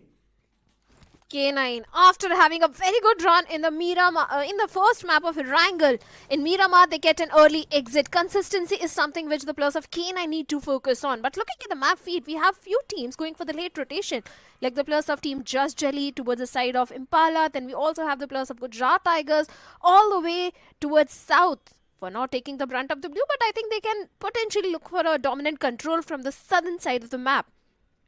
Carnival Gaming, even they are having a decent spot in this one. Team Empire right in the center of the circle. Definitely a good position to hold on to, and the way Team Empire has been playing recently, they have been impressing me. So I think Team Empire can definitely go a little aggressive. But I also love the position of Team Ico Soul, Neeraj, because if you look at it, Ico Soul, they just got a chicken dinner. They are already running high on the confidence, and since their backlines are completely clear, I think they could definitely rank up too many elimination points in this one. They definitely can. There's a big chance. Looking at 8-Bit in the smack center right next to CG. CG is someone who likes to drop in Picado. And even the zone is centering on up towards Picado. So CG does not even need a move. It's looking good in the hood. Team Empire on the right side. Empire right now is just playing on that high ground. It's looking all good in the hood. Wingod Esports towards the center part as well. A lot of teams now, they seem in quite the comfort zone, but as soon as the teams from the outskirts, they start to close in, that's where the real fights will start to break out. Ico Soul, 4M, you've got VXT as well in the outskirts, Just Jelly 2 towards Los Leones. RGC as well, looking to make the rotation all the way down south. For RGC, the route they're taking, it does not seem too safe. There will be a few fights happening on that area. Of course, they are coming from the eastern side, and even if they try getting the control of the hills of La Bendita, Team Empire, Legit Esports are also there. Even Genesis can also take that route to move inside the next circle. So many possibilities are going to be there. So RGC, like you said, they need to be a bit cautious. But for now, we have two teams in such a close proximity towards the side of El Pozo. We have VXT, along with that 4 Miracle is also there. 4 Miracle, yes, the improvement is there in the gameplay. VXT, they have changed their playing style. Instead of going super aggressive, now they are in the experiment zone. They are trying different sort of plays. Sometimes they really go aggressive, sometimes they play edge to edge, go for the late rotation, trying different rotations also, and everything is just working perfectly for VXT. But Vingod seems like they are spotted on the plus of Carnival Gaming. Hector being out in the open, and Sahil is aware about the position of Hector. He is. And look at the elimination feed popping off now. Clutch God. Gujarat Tigers, after getting slammed by IQ Soul in the previous game, definitely they're going to have that fire in them. 8-Bit, they put themselves on the advantage side of things, but even Termi gets knocked out. Mafia on the verge of being taken down as well. Clutch God is making that push. And of course it will be the players of GT who find themselves on the big advantage. Omega on the opposite side, still unspotted. Clutch God's in the open. This nade's going to find the knock, maybe, but no is going to be the answer. Not just yet. Still 8-Bit with just the remaining 2 players. They've got some heavy lifting to do. And GT, they've got the man advantage to play with. It's a 2-on-3 scenario. 8-Bit can definitely pull it off. They've got the caliber. But one wrong step and 8-Bit's done for. And now Zeref feels the footsteps approaching him. Omega as well knows exactly where Zeref is positioned. And Zeref is finally making that push with the DBS, but he whiffs those shots. And that's where the cover fire comes into play. And GT, they will wipe out the existence of 8-Bit. Just when we said that 8-Bit, they have found their footing inside the game. They have started showing the signs of comeback. Once again, 8-Bit gets an early elimination. Omega, he was in a 1v3 situation in such a tight spot, and it was impossible to clutch at that moment since all the 3 players of Gujarat Tigers were rushing towards the side of Omega. And eventually, he also got taken down. 8-Bit, they really need to figure out how to find that consistent gameplay, how to find those average points in every single game. So, again, a very unfortunate end of 8-Bit. But Gujarat Tigers, I think they are going to be pretty happy as they have got a good spot inside the circle, a good compound to work with, and 3 finishes to start with. Indeed. They definitely do have a decent amount of eliminations to kick things off with. But now Just Chili, they've surrounded that compound. And they're going to make the lives of GT living hell. It will be tough to take an exit from that area. But for GT as well, considering they've got the circle to play with, no intentions of moving out just yet. They want to stay put in that same vicinity and hold it for as long as possible. And also GT's got so much loot now to play around with. The next zone's going to pop up soon enough. And that will be revealing its true intentions. Wingard in a big stalemate against CG towards Picado. Even this is looking like quite an awkward fight. And Wingard, they're also taking a different fight against Metal Esports. It's not the first time this has happened.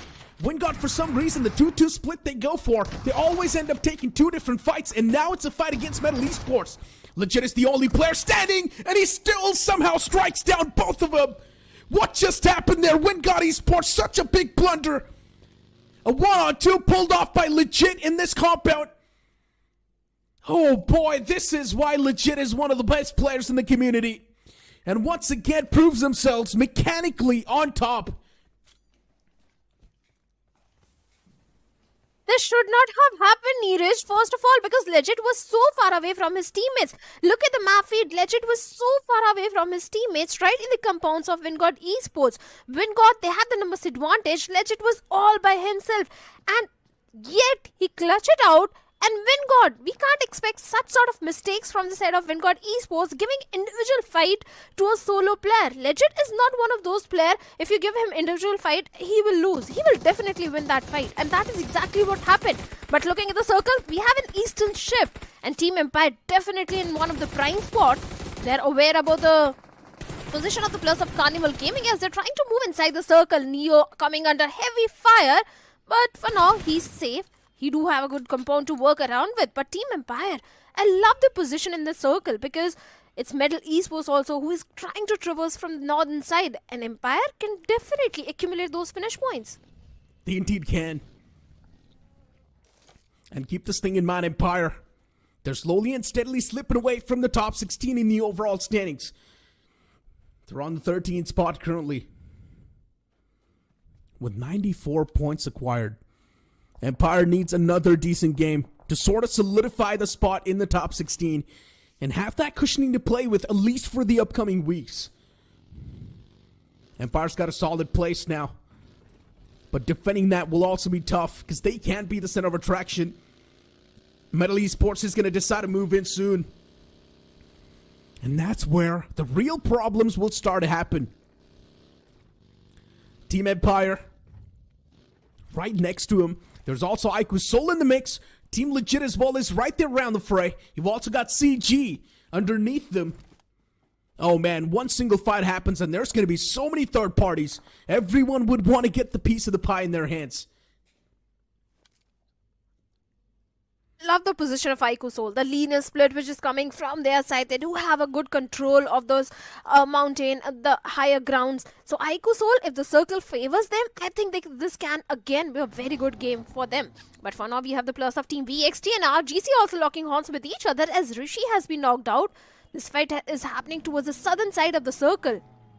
And RGC Sanchit might want to go for the rescue mission, but the way Rishi is surrounded by the plus of EXT, this is not going to be an easy rescue mission as Rishi has already been eliminated and RGC seems like they need to back off from this fight. Indeed, that's what they're doing. Backing away. Playing it as safe as possible. And RGC, 3 players standing. Unfortunately, Rishi was the casualty a while ago. But he can be up as well soon in the upcoming game. But for now, RGC, with just a 3-man squad, working it around might just be tough. Because RGC is already in the struggling waters. On 28th spot with 59 points. RGC needs a decent game. With just a 3-man squad, it seems next to impossible. But you never know. Anything can happen. It all comes down to the circle. If it's favoring you, it's all good in the hood, my friend. But unfortunately, they've got Team Versatile on the tail, and that will be a tough pill to swallow. And looking at how the next circle is shaping up as well, it's really going to be catching a few more teams off guard. It shifted all the way down south towards Los Leones, and that's where RGC, they're going to have a bit more of that trouble attracted towards them. Manya gets knocked out from IQ Soul, but IQ Soul have already got the default man advantage because RGC was already down to a 3-man squad. And now IQ Soul takes him down to just 1. Dope is on the run, and Dope will survive for a bit longer.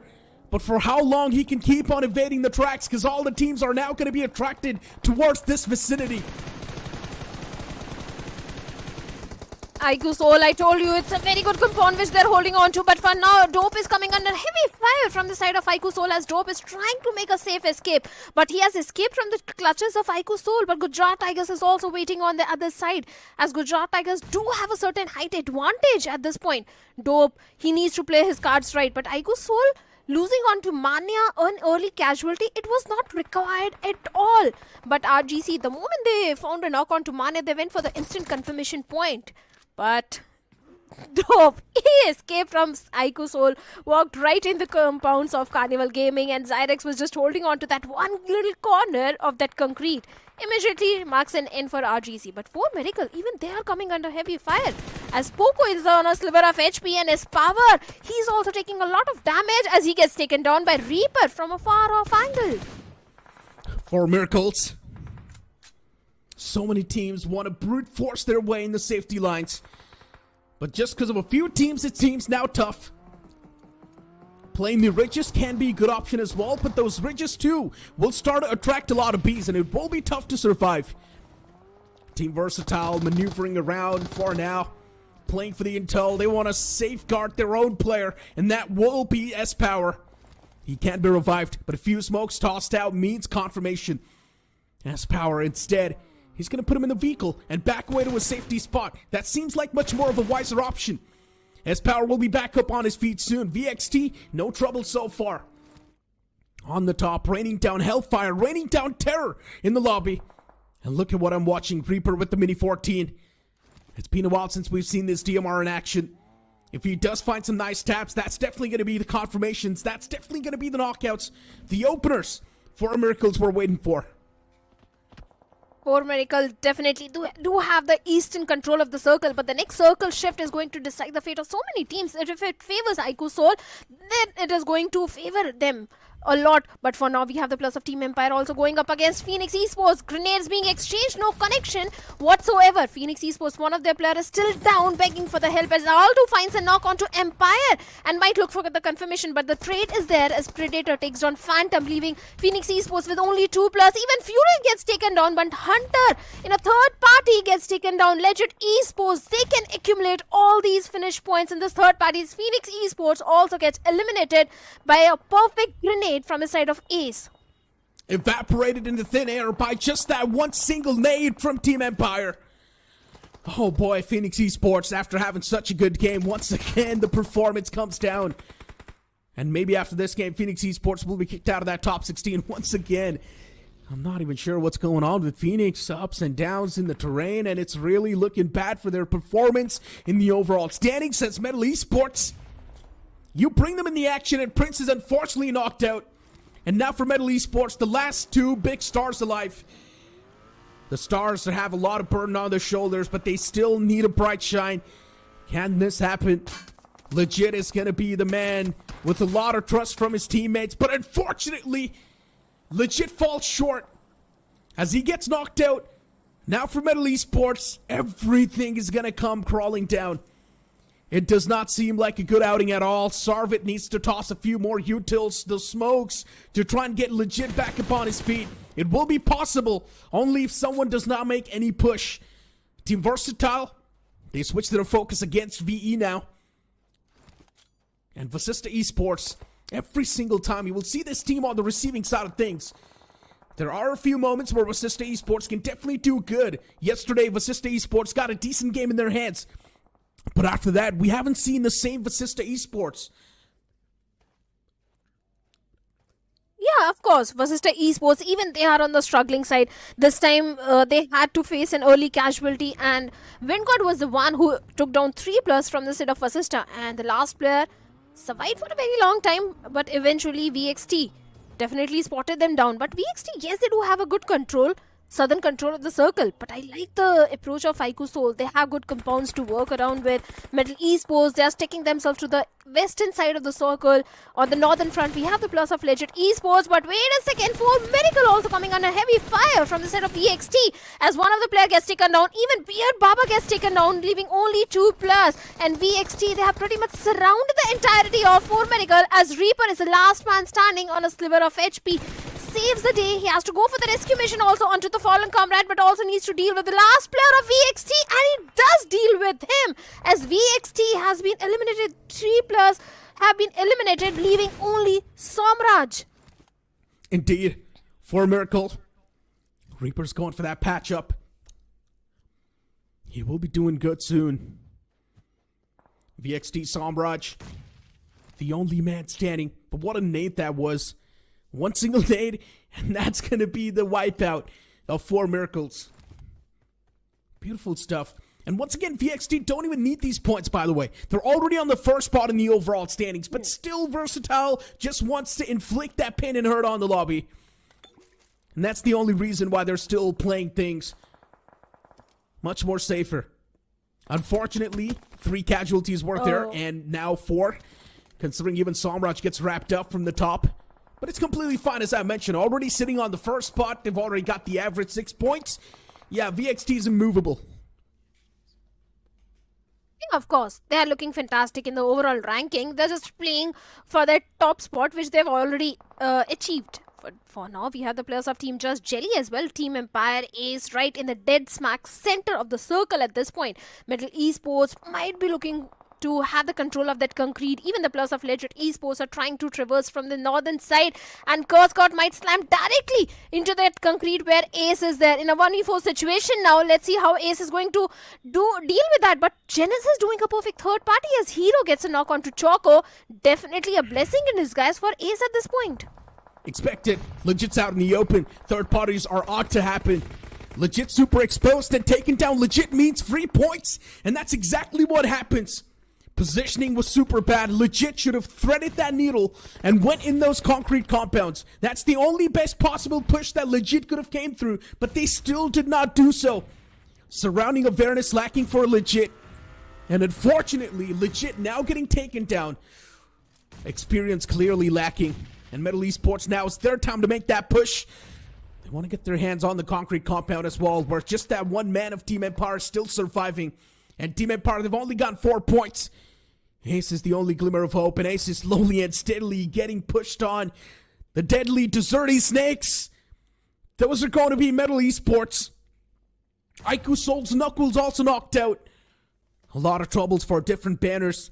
But Aiku Soul can't recover. They've got a solid cover to play with. It's not even a question. And if the players of Metal Esports get their hands on this concrete compound, they can be the victors. But it will be tough, because there's also just Jelly in the front. So many different aspects can come back to life. Anything can happen at this point in time. But Metal Esports, they're having second thoughts. They do not know how many players are there in that compound. Of course, they lack the information, but I think they're aware about the position of Fragger of Team Genesis. And if they head directly to that concrete compound, even Fragger can be a problem for the players of Team Metal Esports. Hero also coming under heavy fire, a Molotov being lobbed, but Legit with a grenade finds a perfect knock onto Hero, and Prince will be looking forward to that confirmation. This is the moment where Metal Esports can accumulate all the finish points. Genesis not in a good spot at all, as Fragger trying to lob a grenade towards the side of Metal Esports, as Team Just Jelly also slams to the compound, but no, they slam on the face of Metal as Sarvith gets taken down. Keo Lama also gets taken down. Prince also goes down, leaving Legit all by himself. Even Aiku Soul wants to be a part of this third party at this point. Yeah, Just Jelly. I'm not exactly sure what that push was for, but if they wanted, they could have played things much more safer. They had the vehicles to play with. Could have used those as cover and move up slowly and steadily, but still Just Jelly went for that big approach. And Ace is still somehow alive from Team Empire. How is this player making it alive? That's my question. How is Ace still standing? Team Empire, they're pulling off miracles. Another nade tossed up, and Ace is still barely surviving. Patch himself up. That's the only thing Ace can do. Another nade tossed in that same compound, but a bit too far away. Ace is still safe. Oh boy. Ace is doing God's work for Team Empire. He's securing so many points, and Fragger finally strikes. Fragger was keeping himself anonymous for such a long time, but now as he reveals his true intentions and his position, he strikes down one key player of Aiku Soul. But look at CG Zyrex. He's all the way in the back lines, and Zyrex strikes as well. So many anonymous factors, they come into picture, and even Ace now decides to reveal himself. Team Empire's Ace has been keeping himself anonymous since the start, and Ace finally found the right moment to strike. And he's going up against Ronnie from Aiku Soul. Can Ronnie secure another chicken dinner for Aiku Soul? And he will! Back-to-back chicken dinners from Aiku Soul. What an outing that was, but the final moments, there were so many X-Factor that revealed themselves in that burst of time. Ace, this man refused to die, Neeraj. This man literally refused to die. In the end, it was just a 1v1 situation. Yes, Ronnie did win that 1v1 battle and got the beautiful winner chicken dinner. Aiku Soul. What GDR was doing yesterday, I think Aiku Soul is doing exactly same thing today. They were struggling yesterday, Aiku Soul, but today they've rectified all the mistakes and they are on a rampage. Getting 2 back-to-back winner chicken dinners definitely is going to help Aiku Soul propel themselves in the overall ranking. And for sure, like you said yesterday, that Aiku Soul is definitely moving into the challenge finals. But I'm super impressed with the performance of Ace. This guy proved to be an absolute menace for the players of Phoenix Esports. After that, took down one of the players of Legend Esports, dealt with the remaining 2 players of Team Just Jelly also, then dealt with few other teams also. This guy was ranking up finishes in the final few moments. Ace was doing God's work, keeping himself alive, keeping himself anonymous for such a long time. And the fact that the other teams did not even want to make the push against Ace, that was another big factor. Ace was able to stay alive from such a long time. There were 3 individual players, Genesis, Fragger, and there was also Zypher from the side of CG. And those 3 players just changed the entire course of the game. Aiku Soul had the big man advantage in the final few moments, but then Fragger strikes down another player of Aiku Soul, taking down just that one player. And then in the end, Zypher as well revealed himself, took down Fragger, and then it was just a 1v1 in the end against Team Empire. And of course, unfortunately, Ace was not able to stand through. He was not able to come through victorious, but still, he secured so many points for Team Empire. And as I mentioned a while ago too, those points were desperately needed because Empire was on a decline in the overall standings.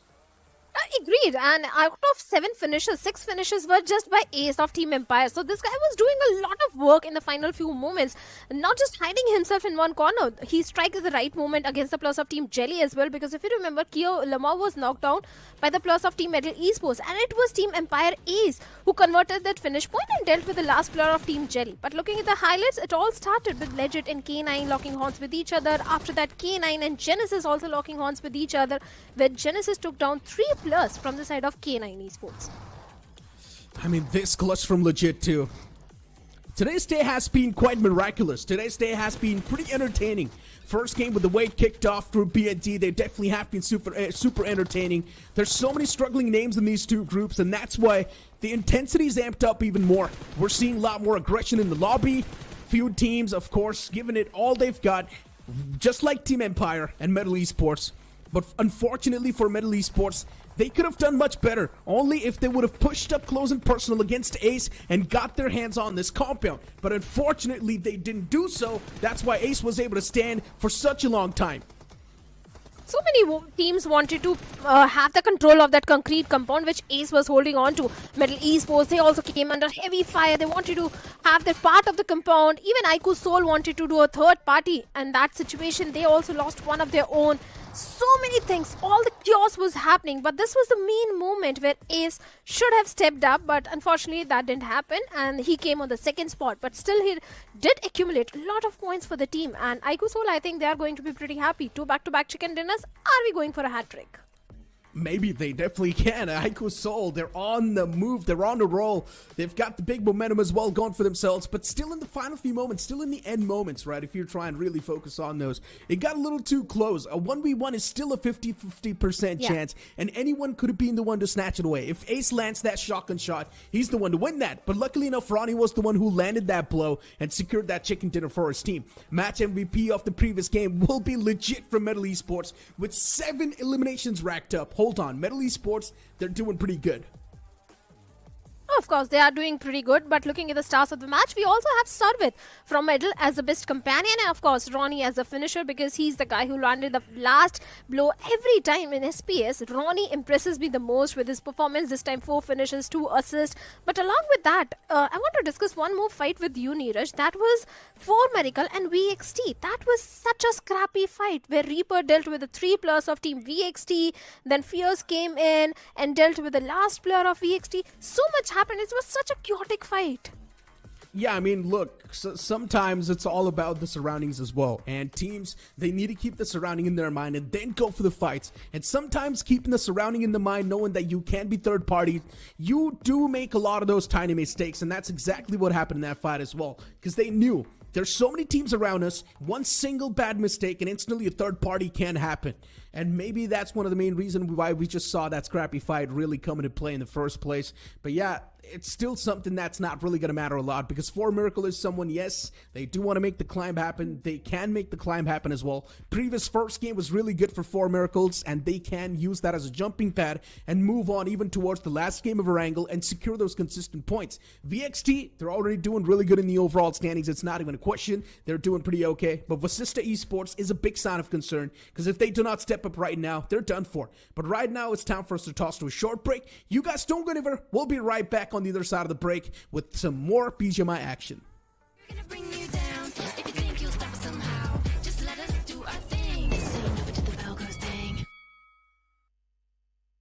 और कहीं दर्द हो रहा है? थोड़ा सा shoulders में, back pain. Hello, dentist. वसूलना तो पड़ेगा। 10 नंबर। वसूल तो करना पड़ेगा। फुल वसूल करने का है शौक तो do it like a boss. BGMI royal pass, यहाँ मिलते रहेंगे अमेजिंग इमोट्स, कूल स्किन्स और बहुत सारे रिवॉर्ड्स, और साथ में फुल कैशबैक यूसी में। तो अब सोचना क्या, गेट फुल वसूल with BGMI।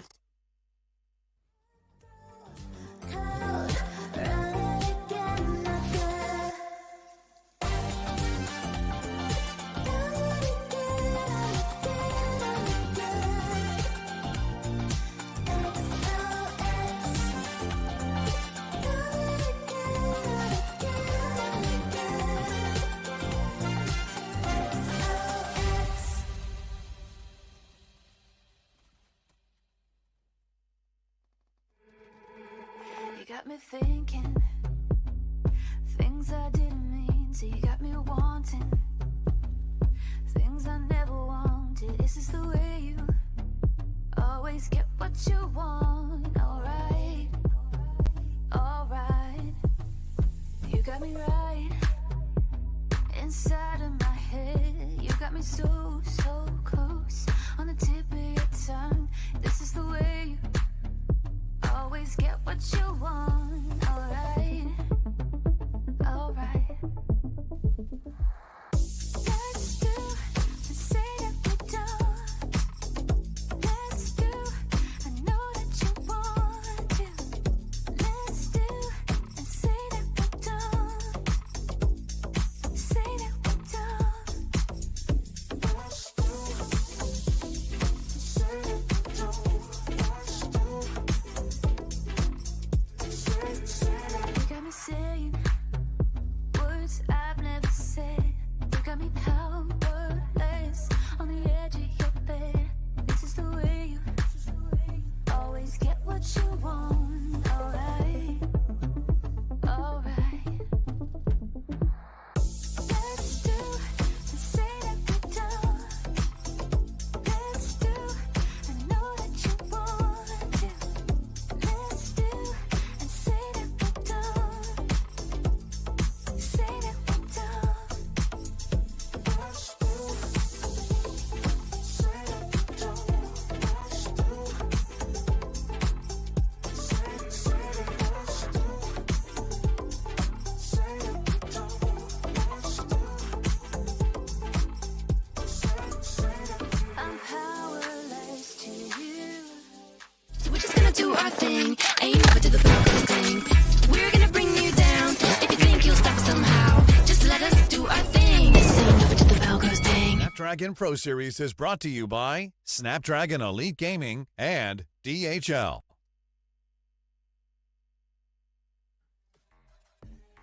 Welcome back, everyone. You guys are watching Snapdragon Pro Series Challenge Season Week 2 and Day number 3. My name is Shadow, and alongside me is going to be Fixes. And Fixes graciously reminded me that it was the third winner chicken dinner of Team Aiku Soul. It was a hat trick, actually.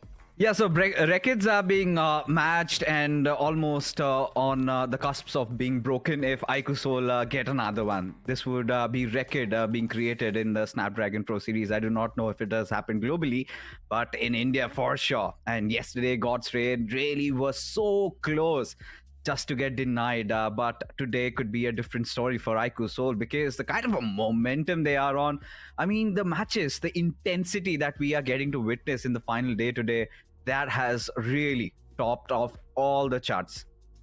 I think the next one is going to be more energetic and more aggressive because this is going to be the last game of this particular group for today, and week 2 already is ending. So I think the teams who are already on the top of the leaderboard, just like Aiku Soul and few other names like VXT, they'll go on a rampage. This Miramar would look a very slow as compared to the next Erangel, which I believe is going to be. Yeah, it certainly will because honestly, at this point, it's so difficult to really, predict or speculate what's going to happen because that game of Miramar really had me on the edge of my seat because it could have gone anybody's way. There were like 4 contenders and still Aiku Soul to swing out through.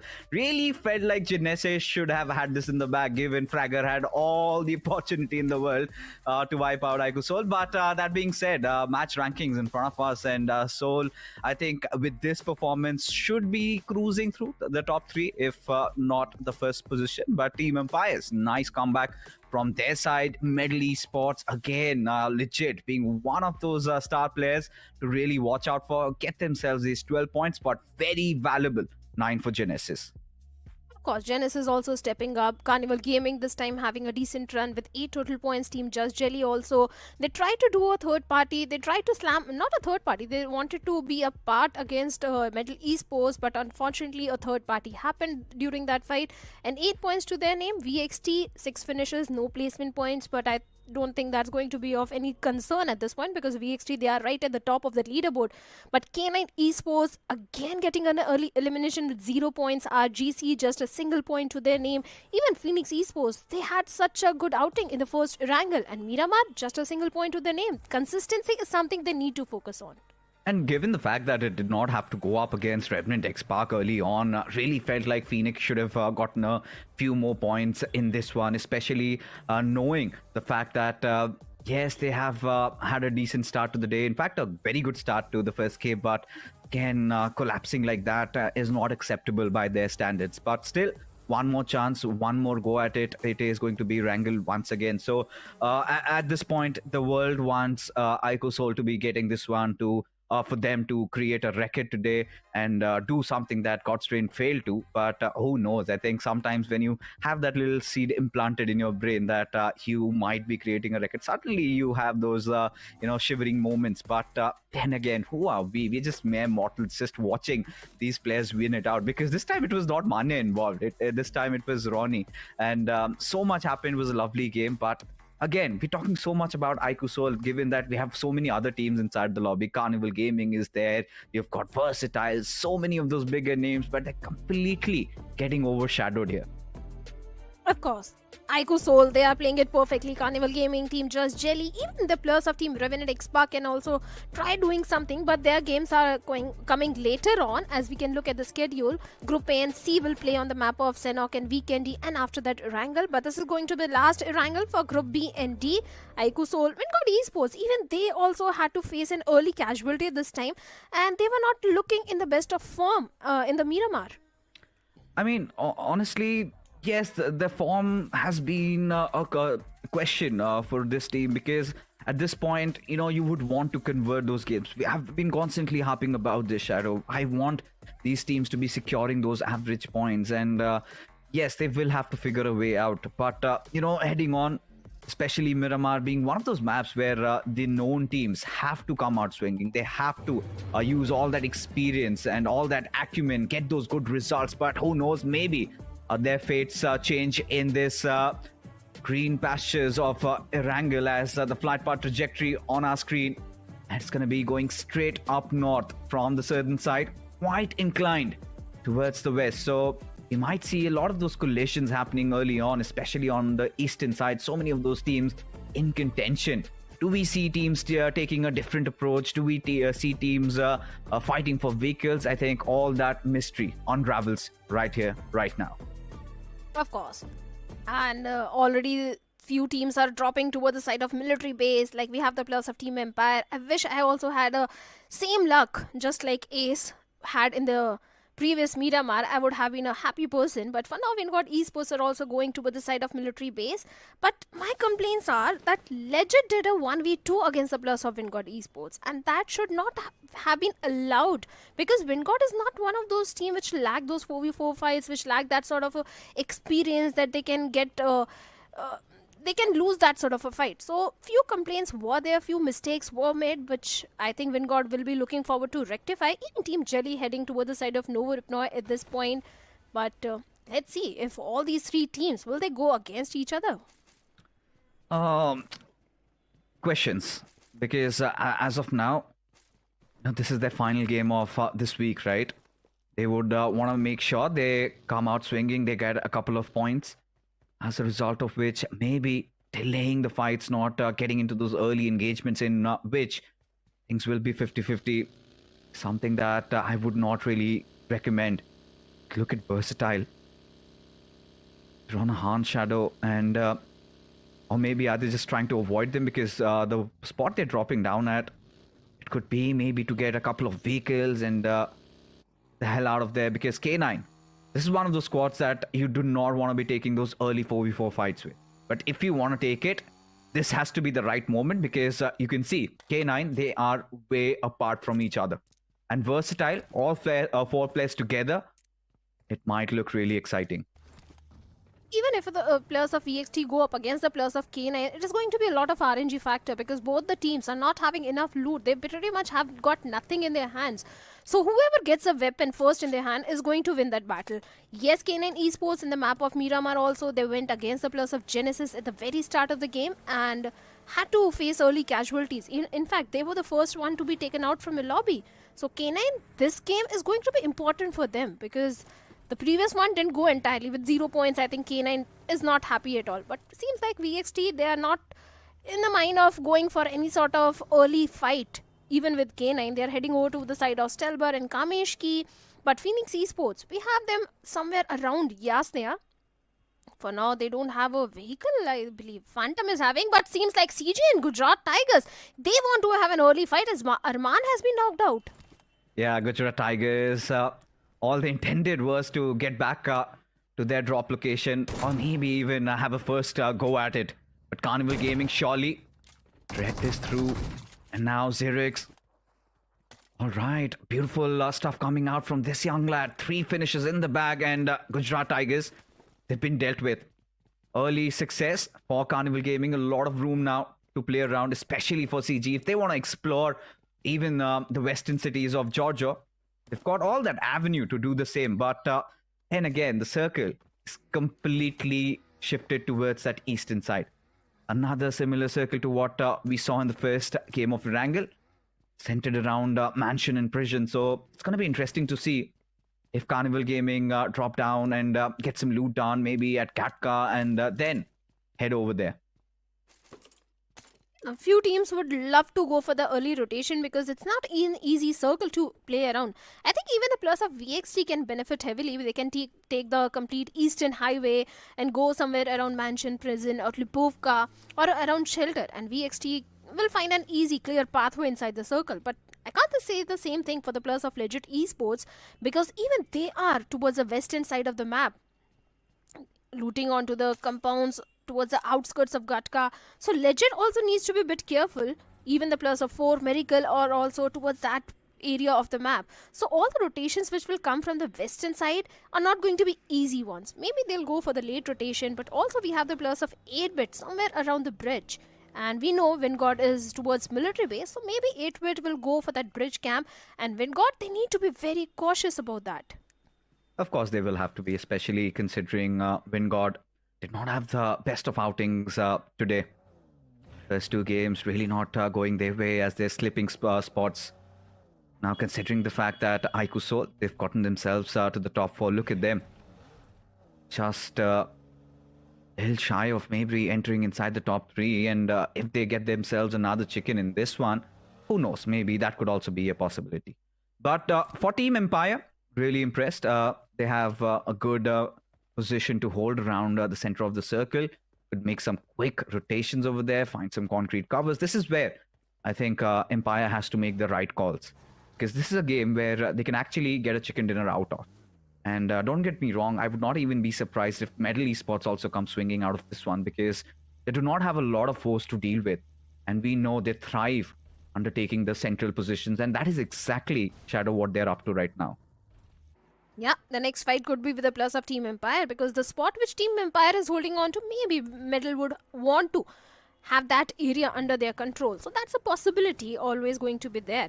But also we have the plus of Ikusol towards the side of school apartments and Rozok. Ikusol can also benefit heavily in the circle. They can try gatekeep all the teams who would try to migrate from the western side. Even Vasista in the city of Pochinki and Carnival Gaming, the way they are heading inside the circle, maybe we can see the fight between Vasista and Carnival Gaming. A lot of possibilities are always going to be there. But speaking about Team Empire, definitely a good performance in the previous one. But along with that, I think Reaper of 4 Miracle also delivered a very good performance. The way he clutched it out against the plus of VXT, it was not at all easy one, because it was such a chaotic fight. And I think Reaper made the most out of it in Miramar.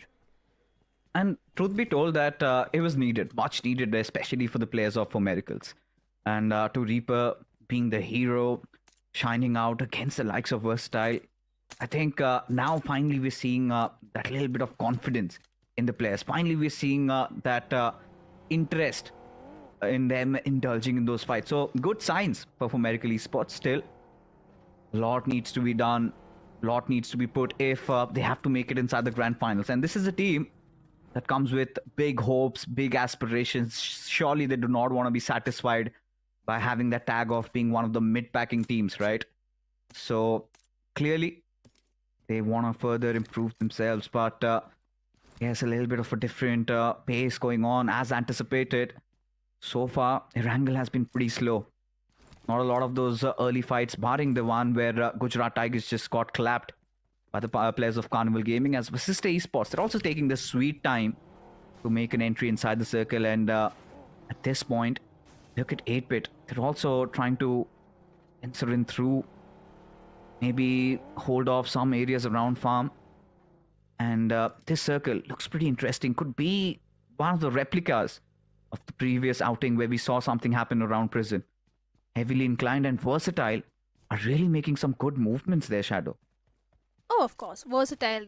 I already pointed out they are having a very good rotation. This is one of those circle where VXT can benefit heavily because they drop down towards the side of Kameshki and they have the entire eastern control of the circle. They can hold on to the shorelines, they can hold on to the Lipovka, they can hold on to whatever area they want because they have the best best control of the circle at this point. But K9 Esports, even this is one of those teams which is going for the late rotation at this point because they dropped in towards the Severny and now taking the brunt of the blue. But Ninja Boy has got no first aid, 0 first aid, and that's something he needs to find as soon as possible. Yes, I do agree that it's a stage 1 circle, the blue zone damage is not going to affect them much, but still, I think 1 or 2 first aids is not going to harm him.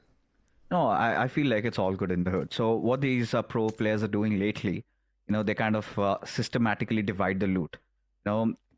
Pick up whatever you want, whatever you're getting. Do not, waste time. And the moment they come to their first holding spot, that is where they tend to exchange. I'm pretty sure somebody from K9 must be having a lot of first aids that he would not mind sharing with Ninja Boy over there. And still, it's stage 1, Shadow. So nothing much to worry about, at least for K9. Because from what I really believe, this is one of those teams that really thrives around playing from the edges. We saw in the previous game of Erangel also. They got a lot of finishes there, so made it till the very end, and whatever happened next was a different story altogether. But so for K9, I think these are favorable situations for them to come into play. But surely must be anticipating Genesis be making that run from that northern corridor. So if they are caught off guard, then they might be in a little bit of a pickle there. Vingod and Team Jelly, they both want to come into the circle by crossing that Novoripnoy bridge, and maybe they can have a rotational clash at this point. That could be a possibility because they are in such a close proximity to each other. Poor Medical still going for a very late rotation, and look at that, Jelly trying to pip a few bullets towards the side of Vingod Esports, but seems like Vingod, they have made a safe escape. And they have already crossed off the bridge, and now it's going to be a problematic situation for the players of Team Just Jelly because now Vingod will be waiting on the other side of the bridge. Team Jelly, they have poked the bears. I don't know which path Jelly is going to take at this point, but somehow he needs to cross over the bridge and head over to the side of Milta at this point. But look at the cluster which is forming around the shelter area. So many teams are there, but Phoenix Esports and VXT, they're keeping themselves away from all that commotion. Yeah, for Versatile, I think the priority has to be to take over that little hilly region just on the backside of prison, right? So they will be holding that spot. You've got a lot of good ridges to play around, a lot of high ground to get in all that information. And Vingod, they had to make a choice, and I feel like they made the right one. Prioritizing on getting a better position rather than trying to bridge camp a fight and then eventually get third party. So they're looking at the bigger picture over here, giving Just Jelly that room and access to get in through from that eastern bridge itself. As 8-Bit, like you said, they've gone in a little bit deep, and this is good shot calling from the IGL over here because under these circumstances, we have seen these circles taking that eastern shift. But what I'm really concerned about is Mafia being a little aloof, and it's high time Mafia and Omega get back to their old grooves as now there you go. They made their presence felt. Ash still trying to draw in some attention, trying to lure the players out of Versatile. And seems like Versatile aren't really falling prey to that. Of course they are not. They're just trying to find a good spot inside the circle, and they do have a good spot in fact. But the next circle shift is going to be important, where we also have the players of K9 and RGC in such a close proximity to each other, as both of them want to traverse inside the circle from the side of Yasna at this point, and maybe we can see a rotational clash. But Beast needs to be careful because Beast is the one who is in such a close proximity where his other teammates are at certain distance.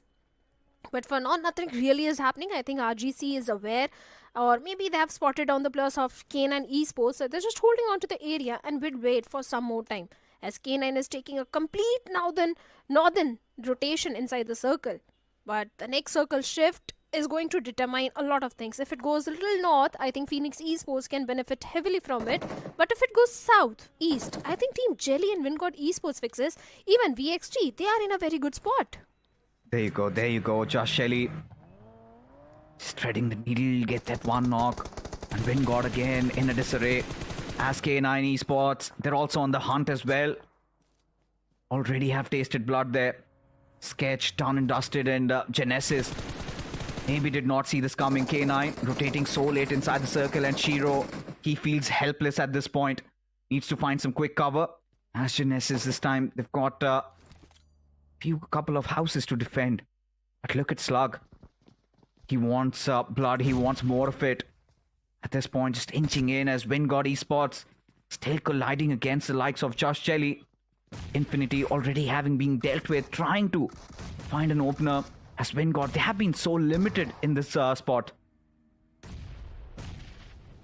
Of course, and Yash is also taking a lot of damage. He needs to patch himself up as LeBron also comes in and regroups with his teammate. But still, it's an outnumbered fight for the plus of Wingod. As Team Just Jelly, they have the numbers advantage. As Sam, with a grenade trying to find some sort of opening, takes hefty HP out of Sahil.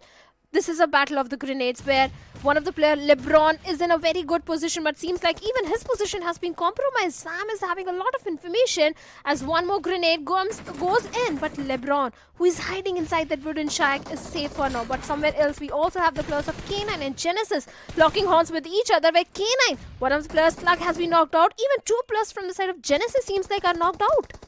Oh, this is going to be really interesting. Fights happening on two different fronts as Josh Shelley rallying their forces together.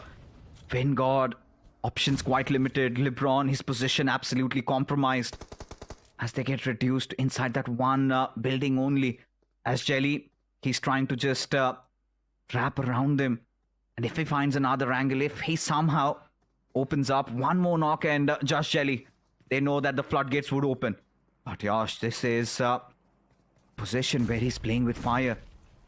One little hiccup and he could go falling down. But LeBron, he sensed it. Of course, feeling the chills in his spines at this point.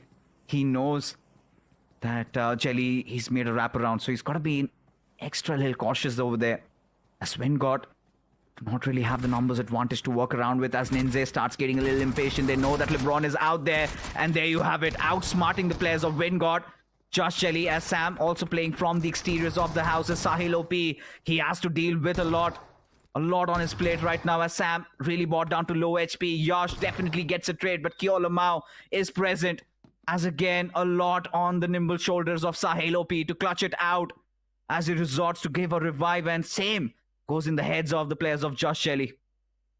Yeah, of course, even Sam is going for the rescue mission onto the fallen comrades, but still, Yash needs to patch himself up. A Molotov being lobbed, but finds nothing at all. But here it is, Kyolamau taking down Sahil. Instant confirmation is there, leaving Yash all by himself in a 1v3 situation as Sam is going for the rescue mission onto the fallen teammate, which is Ninja. It is a lot on the shoulders of Wingod Yash at this point as Jelly also comes in to regroup with his teammates. It's a 1v4 situation as Kyolamau gets all the 3 finishes, and if he gets a 4th one, it's going to be a 1v4. But Yash takes down Jelly with a DPS right on his face. We'll be looking for the confirmation, but before that, Ninja strikes in and deals with the last player of Wingod Esports. And with that, Team Jelly, they have been rewarded with 4 finishes, but 8-bit also striking on their doors. But Jelly and the team is not ready for the plus of 8-bit as one of the players, not 1 but 2+, are still knocked out. Not being given a breathing space over here. Josh Jelly, they have a lot on their plate right now. 8-bit, they just flood in, and this is what was needed from their side. But Omega gets clapped. Sam jumping from above. Kyolamau gets a knock as Termi. He's been isolated from his pack as Kyolamau. He needs to slow down the pace a little bit.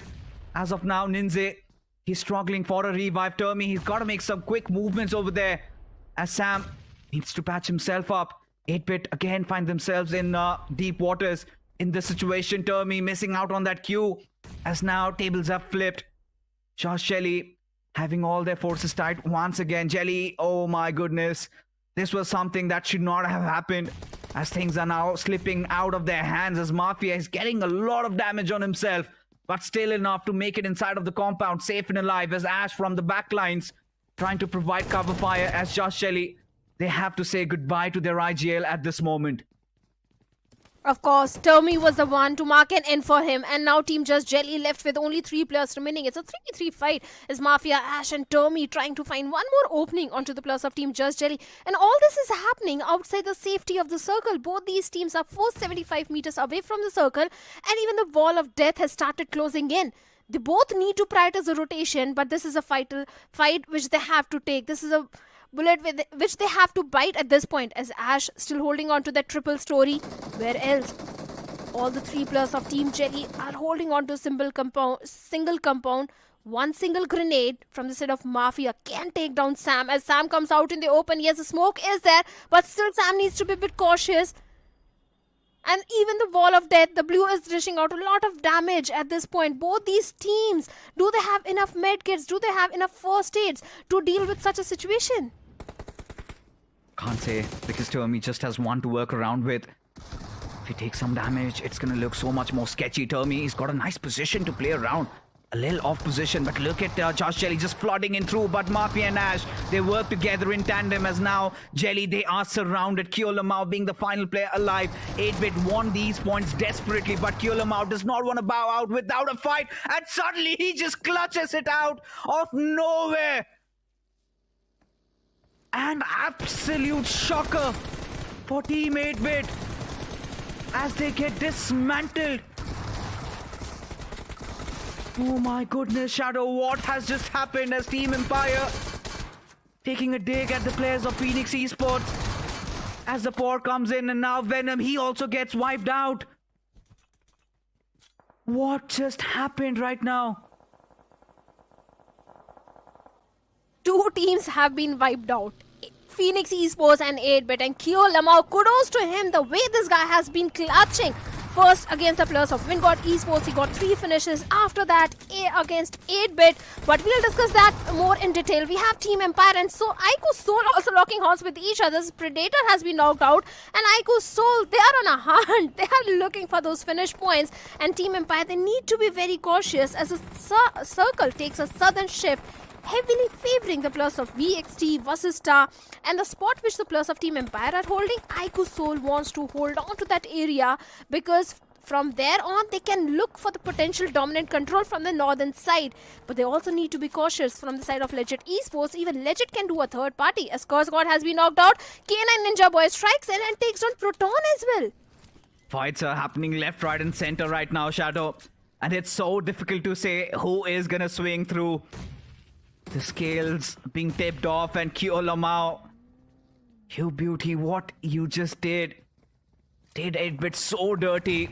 Cannot really sleep tonight, are they? But now, as things stands, Legit really have a good position in this fight. The high ground to play around with, as Bunny almost on the verge of getting dismantled. As Sanchit, he's got to make a run for his life. Bunny brought down to real low HP, finally put down out of his misery. As for Miracle Esports, they also decide to chime in. Getting that knock on towards Legit Esports, a rather gloomy Legit Esports at that. As Zeus, on his knees, needs to get that revive ASAP. But no, K9 have no intentions of letting that happen and have been pushed back to this little cave inside of shelter. How long can they survive? As now for Miracle Esports, they set their eyes on RGC. As Sanchit, he just got away with murder. One of his fallen teammates decides to put him in his vehicle and takes him back out of harm's way. But for Miracle Esports, keeping all that information to themselves, everything intact. And now the big question is, can RGC make it inside the circle alive? I don't know how they are going to do so, because even K9 Esports are also trying to lock horns with the players of Legit Esports. They also want to have the control of the shelter, and the circle is favoring the players of Team Vasista a lot at this point. Ico Soul, look at the split which is coming from the side of Ico Soul, a 2v2 split. They can also rank up too many elimination points at this point. VXT, even they can also look for a southern eastern control of the circle.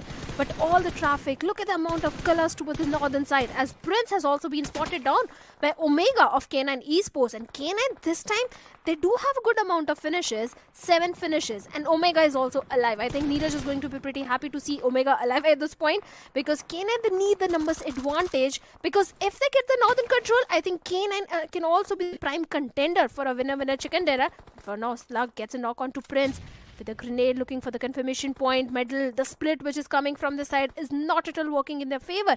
Yes, they do have a certain high ground to work around with. They do. At this point, K9 Esports, they are men on a mission at this point. Already 7 finishes secured and without a single casualty. I like the ring of it.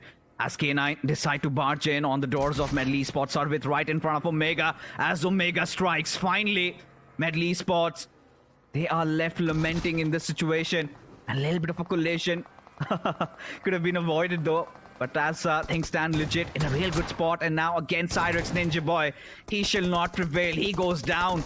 As now Slug also decides to charge in over there. Legit position compromises Omega, trying to flush out the players of Medal. Legit in real dire circumstances as K9 Esports, leaving him no room to breathe, no room to do anything at all. But Omega being brought down to low HP, needs to find some cover, needs to find some patch up over there, as Legit being really fast on his triggers, gets that Molotov. But Omega, is he Spider-Man? I do not know. How on earth is he still alive? How is he living there? Shadow, please tell me. Is he really good at parkour or whatever the case is? For now, K9 live to fight another day. But this time, it has come at a cost. Cost of 2 players. They will finally get inside the circle. But now you've got Iku Soul surrounded by a lot of teams, even Legit trying to get in. And there you've got Curse God stuck between a rock and a hard place, just directly ramming onto the tree. But from the back lines, it's going to be Choco who comes over for the ram in. And there you have it. Omega, he's been dealt with, but now Iku Soul, they have to deal with the forces coming in from Medical Esports. It looks like a rewind recap once again as Iku Soul just blitzing their way, obliterating their opponents, and they still have all men surviving with 5 finishes to their name.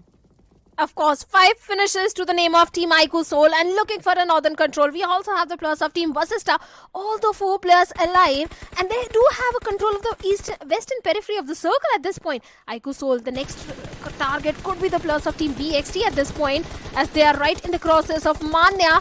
Few shots being exchanged at this point, but VXT, even they also need to move inside the circle. They are looking for the Southern Control, but Iku Soul, how they are going to move inside the circle, but VXT toy gets taken down. And what just happened? The vehicle blows up and VXT, they are about to be dismantled. They're about to be eliminated from the lobby. This is the moment when the plus of time Iku Soul can rush in and charge directly onto the plus of VXT, and that is exactly what Manya and Ronnie are doing. They certainly are. They want to get all that revenge to themselves. Revenge, as they say, is a dish served cold, as Somraj left absolutely flabbergasted as Iku Soul decide to come in on them as Kyolamau, the last hope of Just Shelly, gets dealt with. But hold on, the action is still not over, because Carnival Gaming out of nowhere, they've also charged it. But here comes the hero from Iku Soul, Manya himself, as now Xerix in a really precarious position over there, but Ace completely catching Knuckle with his pants down. From the woods, he steps out, and Some just on the verge of a collapse as Iku Soul have been denied their 4th back-to-back chicken dinners. Carnival Gaming, they will deny them of that luxury, as now even they need to recuperate. As Vasista Esports, they have their troops tight, all 4 players still breathing, and RGC, Shadow, they're still alive. Oh, yes, they still are. They still are. Sanchit refused to die as he's going for the heal battle at this point, trying to accumulate those placement points. 4 teams still alive. Sanchit has made it inside the top 4. Even Ace of Team Empire is also going for the heal battle as he gets taken down by the play zone. And Vasista, they do have the numbers advantage, but Carnival Gaming, quite an opportunistic one, strike at the right moment onto the plus of Team Iku Soul when they were unprepared and got all those 5 finishes, and Zyrex getting 5 out of it. Carnival Gaming, yes, they do have a certain control of the circle, but Vasista, they have the height advantage. Lot of smokes being invested as Fierce is trying to go up close personal to the plus of Carnival Gaming. Even Pukar having an off angle, and Neo trying to get a knock onto Fierce with a grenade, but no connection whatsoever. Even Fierce is trying to find some sort of opening with those utilities. I'm still trying to process, are these grand finals or just league stages, because these teams have something else to say about it as the nade sails through. Neo finds that crucial opener, but look at Pukar. He's got such a beautiful angle to play. Flank at that, threading the needle, getting that first knock. But again, situations even Steven. Rage God comes in aid for his fallen teammate. Fierce as another nade. Chaos flying by. As of now, we've got a proper 4v4 fight happening. Pukar, his position has been compromised. Gamla Boy has to relay in, give in some more intels. Both the IGLs playing a little aloof from their team. Quite a risky position at that as Pukar. He's making quite an unorthodox push. He knows Hector is right in front of him, and Hector tosses that grenade, and Gamla Boy falls prey to the zone, and now things are starting to fall down for Vasista Esports as Rage God and Fierce completely pins it down to just a cover of a vehicle as Rage God will come out of that site. And at this position, CG just marching in through, trying to get that final finish and get their hands on this beautiful winner chicken dinner as Goblin, he's up to his shenanigans, trying to pan it around, and Rage God still answers back, but eventually it is going to be a pan nonetheless. Oh boy, Carnival Gaming surely want to win this week in style, do they? Oh, certainly. We all were saying that Carnival Gaming is facing a dip in their performance. Yesterday, they didn't get too many points. We were all complaining, and I think Carnival Gaming, they have answered it in style by getting that victory in this last map of Erangel. I think the fight which happened against the players of Team Ico Soul proved to be an absolute catalyst for Carnival Gaming to go for that winner chicken dinner, because they had such a good spot, and the surrounding awareness which Carnival Gaming had in the final few moments. They were aware about the position of Fierce, they were aware about the position of Pukar. They had every information which they needed to go for the victory, and I think they got all those knocks in such a style, especially the last finish which they got with a pan. Oh my god. I don't know at this point when I, rewatched it. I don't know if it really was a pan, because Goblin was knocked out, and suddenly when they got that final finish, he comes back to life with a pan. So maybe the pan has been avoided. I don't know, whatever the case was. Carnival Gaming still will rejoice with this chicken dinner. I think much needed for CG, given how they came out to play that early fight against Wingod, and finally had the wind in their sails. But so much happened in this game of Erangel. Kiola Mao clutching the entirety of 8-bit and giving them the most terrible nightmares than they could ever imagine. And at this point, this has to be shattering for a team like 8-bit. I mean, I do not know. I feel so bad if I were in their shoes, but Ico Soul also getting denied to create a record over here, 4 back-to-back chickens, and Carnival Gaming will be the ones. Of course, everything was going right for Ico Soul. They had 2 players already done and dusted from VXT. They knew that the circle, they had to force that fight, but Carnival Gaming, they were lying in wait, all coiled up, ready to strike. The moment they knew that the iron was hot, they went it, hit the hammer, and put the final nail in the coffin and ended Ico Soul's chapter there. And if Ico Soul had won that fight, if they had time to regroup and patch themselves up, if they had time to readjust, I think they would have won that fight. And if that had happened, maybe Ico Soul would have got one more chicken dinner in their backpack. And I think it's not only 8-bit. I think Wingod Esports, Kyo Lama also clutched against the players of Wingod Esports, where he got 3 finish points.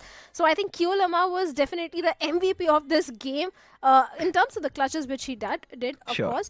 But definitely winning all the love and support of his fans also. But along with that, I think Phoenix Esports, they also had to face an early casualty. But Team Empire, I have to say it, I don't know how every time this team does it, but they are in the top 5 or top 6 every time, either through a mid strat or they are just lucky. In Miramar, Ace was so lucky, he was not going with the mid strat. He was just pure lucky in terms of his position, and this time going with a mid strat. I think Team Empire is definitely the dark horses.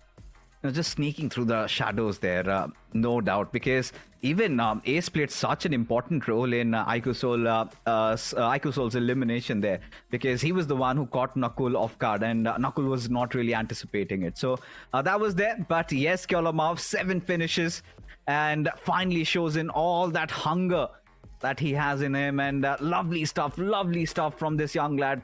Really did not expect him to pull that clutch off, but he did.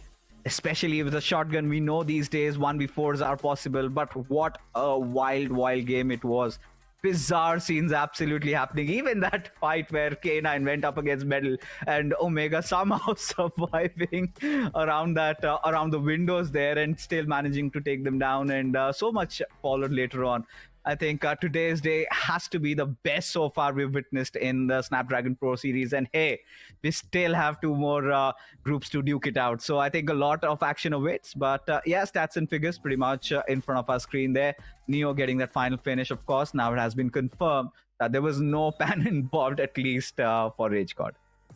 Of course, there was no pan, but speaking of K9, even they had a pretty decent run in this one. They were on a rampage. I think they've got accumulated more than 10 or 11 finishes, because last I saw they had 11 finishes, and K9, they were engaging in a fight with the plus of Legend Esports, RGC, 4 Medical. So much was happening. In all that chaos, K9 was definitely getting all the finish points and situation in their favor. And thankfully, this time, Omega was also stepping up, because Omega was not performing. He was underperforming in the previous weeks, but this time, he has rectified all the mistakes. And looking at the match ranking, we have Carnival Gaming on the top with 21 points. I think this was much needed from K9 side, because K9 were missing this momentum. And to end the week on such a good note, look at this, 21 points for Carnival Gaming. Surely a nice bounce back from their side, but even more impressed with Team Empire.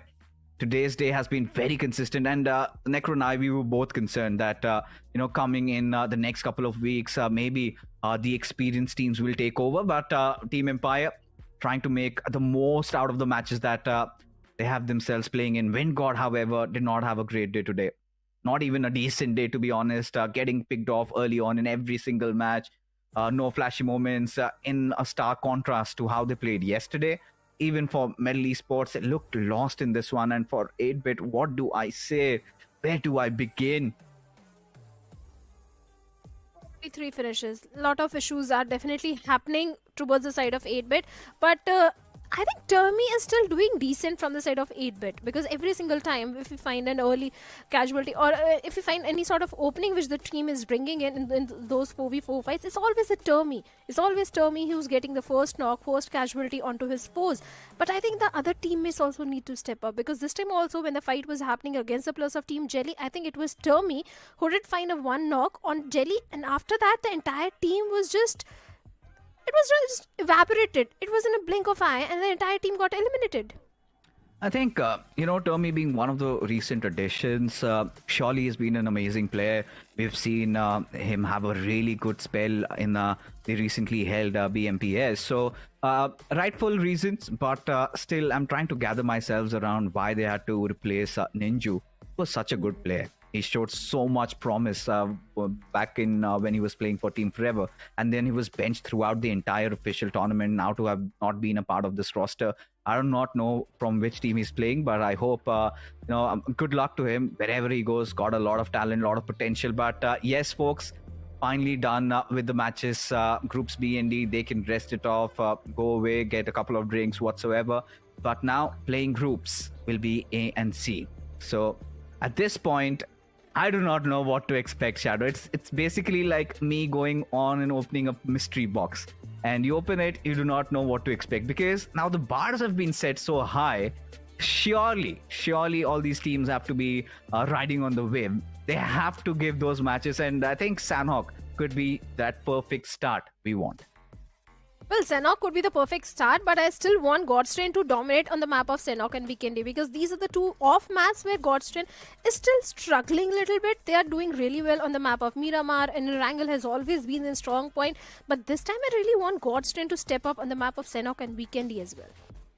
For Godstrain, I think things might align considering their recent run of form. Yesterday, we saw them almost were also on the verge of getting their 4th back-to-back chicken dinner. But regardless, I think they're also soaring high. Finally, the confidence is there. The players are all ready, all riled up. They just want to put in their best foot forward. But anything can happen in Sanhok, because, of course, in these rainforests, everything is uncertain. And with that hope, we set sail, and hoping to see some early collisions as Shadow, she's had enough. She's going to take a little bit of a breather because of what happened in Erangel. But now I've got Necro along with me as the flight path trajectory all the way towards Kampong. But before that, Necro, What games are we getting to witness today? Group Super B Sunday. and D. Group B and D are the perfect match. That's all you can say. Even at the start, when we saw the groups, right, for the first time, I mentioned this. Group B and D, they seem like the group of death. And when two group of death go against each other, of course, there's going to be confidence oozing out. And that's exactly what happens. Off the rip, we saw so many actions. The first game packed up with a lot of action as well. Second game, Miramar, the same thing, action-packed game. The third game, too, the same thing happened. And because of that, a lot of the random nature as well came into picture. And because of that, we saw so many entertainment moments. And hopefully the same thing's going to happen over here as well. I would love to see a lot of entertaining moments in these two groups as well. You've got Myth, Godlike right next to each other, especially Oxen in the close vicinity. I'm looking for a few collisions, but we do not really see those clashes yet. There's still one clash between M40 and Genix FM. It's going to be really interesting because minus 40... they've always been under the receiving end of things, and this time also, Genix FM just making sure that they put them further down their misery. As minus 40 clearly have been ousted by the veterans, even by the new teams that have come into play. And Spider, I really do not fancy his chances, just hugging to the wall. His position compromised, but still will walk with a knock. But want to finish there. As Genix FM trying to rally their forces, but Madrick, he's got to make some quick decisions right now. He indeed have to. It's a 3-on-3 moment. With Dhruv getting knocked out. Bit of a tough pill to swallow for the players. Evil as well, closing on up from the sidelines, and now Spider's taken down way too low. And 40, they need to provide some sort of cover. But unfortunately, it's a little bit too late. The cavalry does not arrive in time. And Maverick's going to go for that finishing blow as he secures the elimination onto Spider. But still, Maverick is quite exposed as well to that threat. He needs to watch out. And exactly what I mentioned. Vodka finds the return knockout. Trades starting to happen back and forth. And Genix FM now taking down a two-man squad, just like M40. Nishi OP gets spotted as well. He's taking a lot of shots upon himself. A third party comes into the picture. As usual. It is the map of Sanhok. Third parties ought to happen. And once again, the same thing happened over here as well. Minus 40 up against one of the teams in the front, and even Do or Die in the mix. And Do or Die is on the struggling side of things, so it makes a lot of sense why they want to be the opportunistic ones and get those eliminations in their hands. But look at Vishu. He flanks all the way in the back lines, and he gets another player down to minus 40. I don't know what to say. At this point, minus 40, they're looking so lost. They're being surrounded by prey. And especially Vodka, still one with the nature, trying to slither through. But he's just delaying the inevitable. Or does he pull off a Kyolamau? As Evil, just trying to circle around, maybe spot him out as Team Tamilas. They're off to also a good start. Vodka somehow has managed to be elusive over here. He's managed to keep Genix FM searching for him. And at this point, Necro, it feels like he might get a little window of opportunity where he might walk away with a finish of his own. As Evil still completely unaware of Vodka's position, and Vodka is really being smart there. There's no line of sight yet, though. And look at MJ, too. The moment Vodka reveals his position, MJ will go for that strike. And that's where everything will come crashing down for Vodka. Knowing the fact that Genix FM as well, they do not really have the full force. They're going to try to play a little bit in the back lines. Even they're hurt.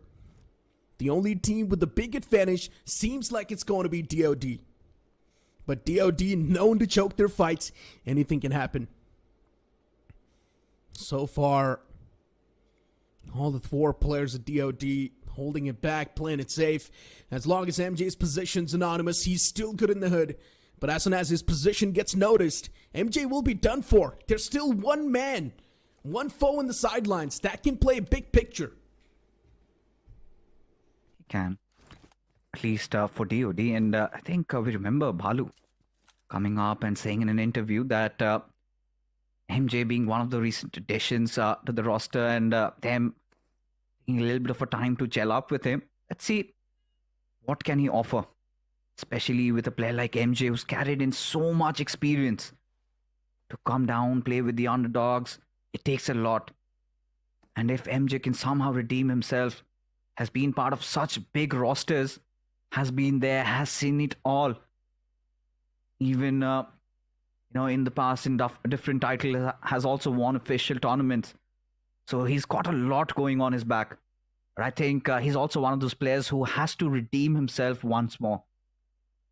But for Vodka, of course, it's winters. He's inside this little cozy shack. Can fancy himself. A little glass, won't really complain there. But Necro really saw some bizarre things happening in Sanhok, especially when it comes down to Godlike and again, another drop location change. They this time decided to drop down on Bootcamp. Now, this is like their 4th or 5th drop location that they're trying out. They indeed are. I mean, as long as it works out, fine. I guess they're doing pretty good in the overall standings, right? Godlike is unsettled for now, but who cares? They're already doing so good in the overall standings. Do or die. Once again, we are on them, man. Speaking of their performance so far, on the 31st spot, next to M40. Both these teams all the way at the bottom, not being treated nice in the lobby. They need to earn that respect. Need to earn a good spot for themselves. Genix FM, they've already evaded the tracks and backed away, while M40 and Do or Die still next to each other. And that sounds like a big threat. That silence, it might just break out. Even Hero Extreme Godlike is close to Reckoning Esports. Even that fight can break out. So many possibilities slowly and steadily starting to brew up, as even the circle is having a big anonymous factor. Where is it going to go? Is it going to go up north, or is it going to go down south? Once again, a hybrid circle, and it's going to be interesting because look at Hero Extreme Godlike. Punk has taken a small page out of Manya's playbook because the spot that Hero Extreme Godlike are holding on to, you know that this is one of the sweet spots of IQ and has tweaked it a little bit. He's got 2 players positioned, maybe just trying to pincer down somebody, just make a sandwich out of that and devour them. But would have been a sight to somehow relish if God's Reign really closed in, and even Reckoning and Hero Extreme Godlike into the mix would have been fun. But as things stand, what's up with Genix FM? Just delaying so much. Got a team right beside them. Losing out on Madrick is definitely something they won't be happy about. But Revenant X Spark, they've also opened things up, and seems like they've got a knock on one of the players of Hidden Ones. Indeed they have. I mean, it's Revenant X Spark. No matter which team this team goes against, they're always going to find that advantage. Even if they don't, they still know how to bounce back. And right now, in this current instance, Revenant X Spark, they've got the players of Hidden Ones in their sights. Hidden Ones quite hurt. Not looking so safe.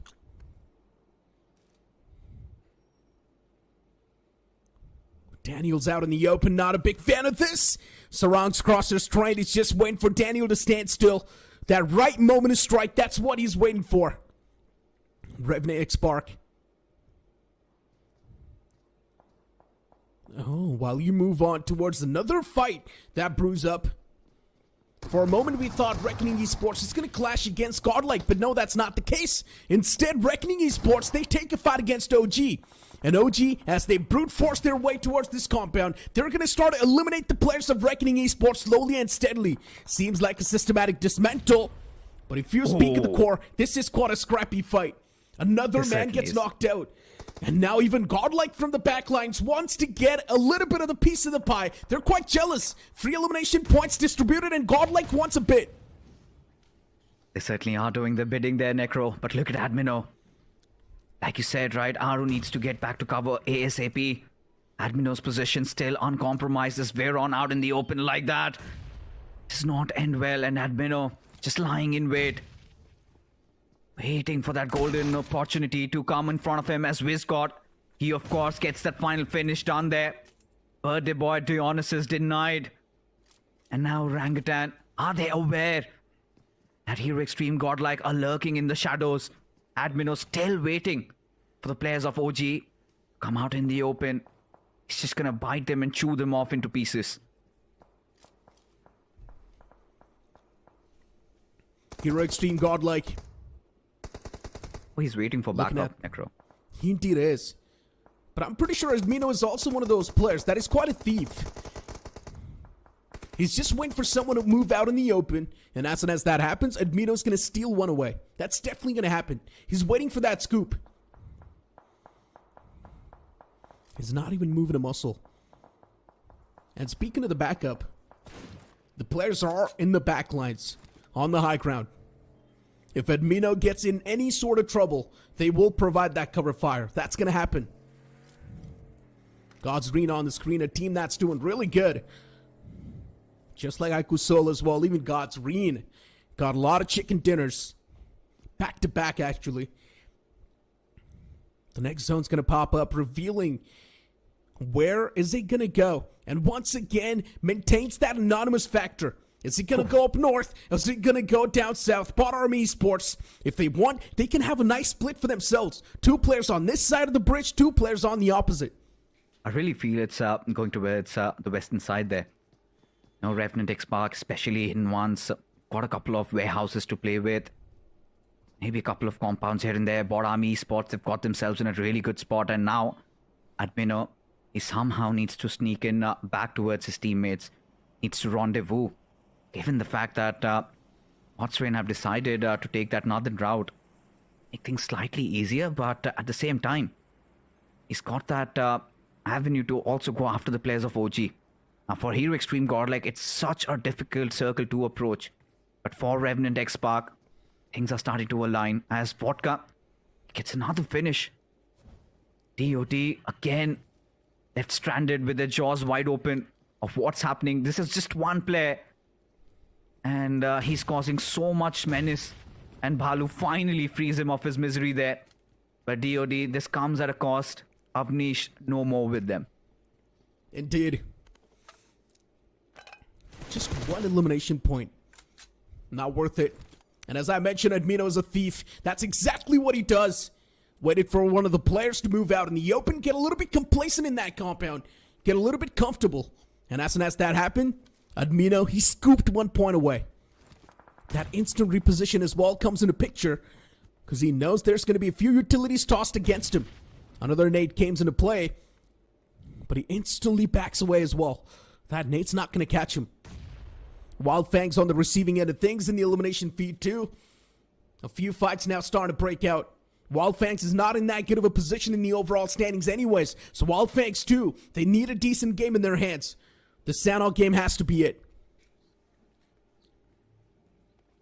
It has to be because for Wild Fangs, right now in safe haven, but you never know. The moment the circle shifts away from you and suddenly things will start looking awry. There you have it, Saif. One of the players that performed really well yesterday now has been eliminated, and Wild Fangs invite themselves the same issues, the same troubles as same successfully gets Admino out of harm's way, and now Scout might be on the receiving end. The vehicle's tire exposed, of course, flattened out. Bot Army Esports, very clever and cunning, and Sensei, he's also given his position away. That smoke reveals it all, and yes, Devotee knows all the whereabouts. And now, Bot Army Esports, they've got to make a choice. Do they go after Sensei because he's isolated? If they can somehow hinder the vision of Trey Scott and Scout, I think Wild Fangs might feel quite exposed. Exactly what I was about to say. If Bot Army Esports wants, they can make the push right now against Sensei. He's the only player up close and personal, a little bit isolated too. If the push is executed properly, they can't block the line of sight as well. But here's the main problem. There's also Cincinnati kids around the fray. And they can play a big spoiler as well. And look at the next zone shift fixes. It shifts all the way up north on those hilltops. And that's where Revenant X Park, they find themselves with the big advantage. They control the entire zone. 50% of it. How are you supposed to snatch it away? Revenant X Park, they've got so much intel to play with. This is going to be a tough outing for the teams. As soon as they try to make it in the circle, It's just going to keep on getting even worse. Diesel Esports is taking a fight against Genix FM, which is right next to the players of Bot Army Esports. While Fangs is trapped, even they want to make it to the safety line. So look at what Hero Extreme Godlike is doing. They're going to rotate all the way from the northern side, tanking a lot of that damage from the blue. Luckily enough, it's still the early stage. It's not going to do a lot. That smart move being made by Hero Extreme Godlike maybe could potentially want to catch the players of Revenant X Spark off guard. But like you said, right? The Harbingers of Death are waiting atop, and they will rain hellfire as Diesel Esports find themselves in a fight against the players of Genix FM. Dhruv already down on his knees there as another player comes swinging through. will find some success as Diesel wanting to execute a little bit of an aggressive maneuver there. They do it, but at the cost of one of their players. In fact, make it two. And now that is not where their misery ends, right? They have to deal with the likes of Wildfangs as Sensei quite exposed as Orlo spots him out right in the open without any cover whatsoever, but does whiff those bullets there. Sensei still just scuttling around, bobbing and weaving, but Orlo will not miss the second chance he gets. Gets that knock, devours Sensei, but at this point, Wildfangs having no other option but to make a hasty escape because Scout, he's also been brought down on his knees. And now that leaves Trey Scott to be the final member surviving. Does he opt for a healing battle? The answer is going to be no, because he's got no meds to really work with. Yeah, Hidden Ones now, even they've got a lot of trouble. That's going to be the players of Team Tumulus. And of course, the utility is quite easy to toss in that shack. It's easily going to catch one of the players as well. Team Tumulus with a big advantage in the fight. Now Executor 2 gets executed. Mr. Igel's knocked out. The fallen player, he needs to be back upon his feet. Myth Official, even they chime in the action. Wanting a little bit of the piece of the pie with this third party. Just snatch a few elimination points away if you can. Even one or two can mean a lot. Even somewhere else, there's another fight erupting. Hero Extreme Godlike taking a clash against the players of Revenant X Spark as expected. Hero Extreme Godlike wanted to go and contest for that high ground, but now they need a face-off against Revenant X Spark. And looking at the stance of Revenant X Sparks too, they're quite spread out. But once again, moving back to this fight, Team Tumulus, as they constantly make sure that Hidden Ones are going to pay for all the mistakes that they make. But Mr. Igel, the only lonesome survivor now in the zone, is trying his best to play that survival game. Even the Wall of Death is going to do a lot of damage. Mr. Igel does not have enough HP to sustain all that damage. And Myth Official too, Aiden closes on up. But look at what Fox OP does. He went for that push up close and personal as Daniel is the one to come out on top. Daniel lives to fight another day as a Molotov gets swung over on towards his direction. It is going to be the players of Myth Official though, as Daniel somehow hugging himself inside this room, all hunkered up at this point. As Hero Extreme Godlike, they have been phenomenal. This decision making of striking Revenant X Spark from the backlines, and seems like Revenant X Spark were caught with their pants down. And considering the fact that they had such a wide spread to play around with, their plans have now been followed, all thrown across the window, as even Hero Extreme Godlike, they did manage to find that opener, but that came at a cost. And now Revenant X Spark just survived by two of their players. Doesn't get easier than this. This could have been their dinner, but they decided to be a little bit more brave, a little bit more bold. And that has come to bite them back. But Cincinnati kids, they have a really good position to play. A beautiful high ground, right concrete covers, and Aditya, he's not overstepping. I like it. If they can somehow deal with the players of Myth Official, Cincinnati kids, they also can have a really good outing now. Have their eyes set at Borami Esports score. Scary Jod, he is absolutely being hammered down with all those bullets because he's got his hands full. Has to deal with the players of Godstream. So much happening right now as Ninja Jod trying to somehow ensure that Godstream survive this onslaught. Destro knocked out. The main casualty in the game. But the utilities that are being tossed, they're doing some serious damage. Punk comes into picture. That utility tossed is going to find Devotee. Good stuff. Bot Army Esports, now they seem handicapped. They can't do a lot. They can't pull off a lot of parkour moves to keep themselves in the game and running. CK, even they find some successful knocks against the players of Myth Official. And Myth Official forced to reroute. God's read for now, though, as they constantly do bombard. Oh boy, Bot Army Esports, they've got nowhere to go. Two players knocked out. From which one of the player gets confirmed. And now it's down to just Monty. Even Monty possesses a lot of firepower. He can make a lot of great stuff happen. But it still sounds a bit too much. And look at who's around the corner. It will be the players of Red Ross. Still alive and cooking in the game. Red Ross is one of those teams that's been slipping under the radar since the start. And they're actually doing pretty okay in the overall standings as well. But look at what's happening. Cincinnati Kids, they make the push against God's Reign as they wipe him out from the face. And now, Cincinnati Kids, they control a lot of that terrain, but they still need to be on the safer grounds. Cincinnati Kids, that was a well-timed push, and God's Reign having no answer to this. As now, Red Ross, I feel like Necro could really work away with the chicken dinner. Positions absolutely unknown. Here, Extreme Godlike, they also have a good chance, as Revenant X-Spark still have Spray God surviving. But he does not have the luxury of the circle. Just around the edges, he has to take that leap of faith. With even Orangutan having spotted the players out of Red Ross, and suddenly they just get wiped off. Red Ross very well prepared for this fight, but look at this, Spray God. He has to pull off some sort of a miracle. He has to pull off an ace off his sleeves. At this point, Spray God, the final surviving member, he's got 3 finishers to work with, and he has to ensure that he does not get picked off. Sad part is that he does not have a lot of meds to even work around with. He has to let the others fight it out, and maybe could look for a potential backstab. Maybe. Zone moves out in the open in no man's land. Look at Spray God! He lights him up! And this is going to be the mop that might just wipe out the entirety of Red Ross. But still, it's just one casualty so far. Phoenix, luckily enough, he goes prone instantly. That's going to keep him alive. That's going to keep him surviving in the game for a bit longer. Spray God, he's going to go for the med strat, but the utilities, they're doing a lot of damage. Another nade that's tossed right next to him, and that's going to be the nail in the coffin. Jonathan, the man himself, gets that final nail. And now I've got Hero Extreme Godlike in a really dominant spot. This can be their chicken dinner. They've got a bit of that edge to play with as well. This high ground that Hero Extreme Godlike has, if they cook properly, this can be their chicken dinner. Red Ross, 3 players right next to Cincinnati Kids. Monty Bay keeping his position anonymous as Hero Extreme Godlike. They strike down Flock. Cincinnati Kids, with that strike, their chances of winning, they narrow down even more. Aditya, they're up close and personal. He will take down Simp. A big mistake from Hero Extreme Godlike. They overextend, but Cincinnati Kids still anyways, they're in a big problem. Oh, at this point, look at this. The man himself, Jonathan, he's trying to wrap around. Arthur can try and spot him out. This cosmetic might be visible, but Monty, he's dug in so deep. His position, absolutely anonymous. Red Ross out of the opinion that he's already been dealt with. And Jonathan finally lets loose.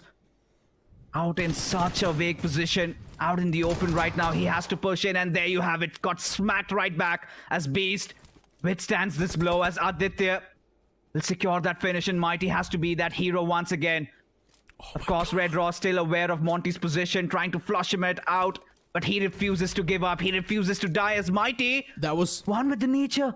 Has he been spotted out? Not yet, yes, but Red Ross, no, this is in the bag. There you go. Mighty decides to strike, but there you have it. Red Ross being a little extra clever, bit more cunning, and much more agile will secure this chicken dinner. Beautiful stuff. That was a 200 IQ move from the knocked out player of Cincinnati Kids. The only reason why he tried to go in that little ditch is because he knew there's Monty in that ditch. And as soon as he tried to back away to that spot, all the players of Red Ross thought that there's his teammate. And that's why they started tossing out the utilities. These minute details helped the players of Cincinnati Kids secure that second spot in the previous game. And Red Ross, of course, they had the chicken dinner in the bag anyways. But still, that was a 200 IQ play from the knocked out player. Oh, 100%. I mean, this was lovely stuff from Red Ross, especially considering how much they had to withstand. So many jump scares in that situation, Necro, because it was OG who had spotted them out. It was also Spray God unleashing hell on them. And I think them being given that room and space to get their forces back up. And that was a blessing in disguise. For Cincinnati Kids, that push onto God's Reign was absolutely perfect. I think Chef's kiss for that one. But towards the end, I think it was just Red Ross taking over. For Hero Extreme Godlike, in that situation, when I took a quick gander at the map feed, the circle had actually shifted away from them. So it had to be an objective push where they decided to slam in. And when you go for a slam in, it's always 50-50. And that move from Jonathan surely will again raise a couple of eyebrows because, yes, the decision was right. But in those 1v1 engagements, you would want to expect from him to excel in those situations. Having him fail to do that without even getting a single knock, yeah, Hero Extreme Godlike maybe in that situation could have done better. Yeah, indeed, they could have, right? I mean, the zone moved out in the open in no man's land, and Hero Extreme Godlike was a bit too exposed. It's understandable, but still, Hero Extreme Godlike wasn't doing too bad with the position they had. The only reason why Hero Extreme Godlike lost out in that chicken dinner is because they made the push against Cincinnati Kids, and that was not needed. Aditya, even though he just had 1 HP, he still struck down that player of Hero Extreme Godlike, which was Simp, and as soon as Simp got taken down, it was just Jonathan all by himself. He could not really do a lot. This is the moment that I'm speaking of, and in the final few moments, Aditya was the one to take down Simp, Jonathan the only leftover player, and Aditya, he played a brilliant role. Even though he was useless for his team, he was knocked out, he still went to that ditch where Monty was hiding, and because of that, it gave Monty's position away, because they thought CK's remaining player is in that ditch. They did not know it was Monty in that ditch. No, I feel like Red Ross still had information, if not for Cincinnati Kids, because they were constantly bombarding that particular area. But for a moment, I felt like they might have missed him out, but seems like that wasn't the case because they were constantly just throwing those Molotovs, deploying it all over there, trying to flush Monty out. But Monty, kudos to his survival skills, especially considering such a difficult zone to play, and they had to deal with so many of these other teams. But Beast being the MVP, lovely young lad, finally gets his spotlight over here. But let me tell you one thing, this chicken dinner was supposed to be Revenant X Sparks, and I'm still trying to gather myself from the fact that how could they leave their certain sides unchecked, because that is how Hero Extreme funneled themselves through, and which could have been a biggie for Revenant X Spark. Still a decent outing by all means, courtesy to Spray God and his heroics, but they should have done much better in this one. Getting struck down from the back like that from the blue, especially by Hero Extreme Godlike. I mean, yeah, Revenant X Spark were someone that was having a look at the backlines as well for a long time, but then they realized, all right, anyways, the blue is way too deep. They highly doubted that anyone's going to make that push from the backlines anyways, so they were pretty much tunnel vision just in the front. But that's where Hero Extreme Godlike were the one who sort of came through with that 200 IQ move and pulled off that rotation and caught a few players of Revenant X Spark off guard. And honestly, they were the one who dismantled the entirety of Revenant X Spark. Just the last man Spray God, able to secure a few elimination points here and there. That's it. But Revenant X Spark still, it's one of those teams that's doing good in the overall standings. These sort of games are really not going to be affecting anything, so they're still doing good. Now you move on the conversation towards a few more names like Red Ross. And let's be honest, Red Ross is one of those teams that's been going under the radar. We haven't had a lot of talks about Red Ross, but still, they're doing really good in the overall standings. They certainly are, and finally, I think they have been drawing a lot of attention. And this is a team that I would love to talk much more about, Necro, but I think it's time for us to go for a short little break. We'll be right back after this.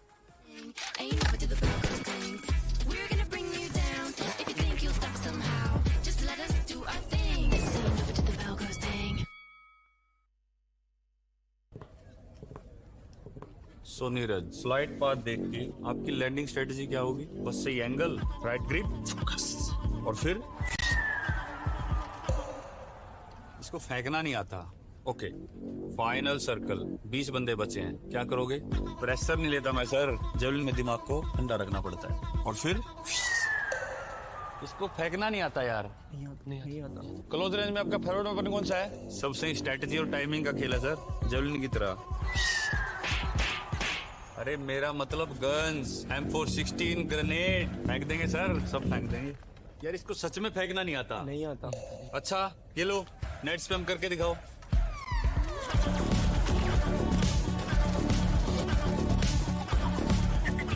Wow, इसको फेंकना नहीं आता, मगर इसको net फेंकना आता है यार।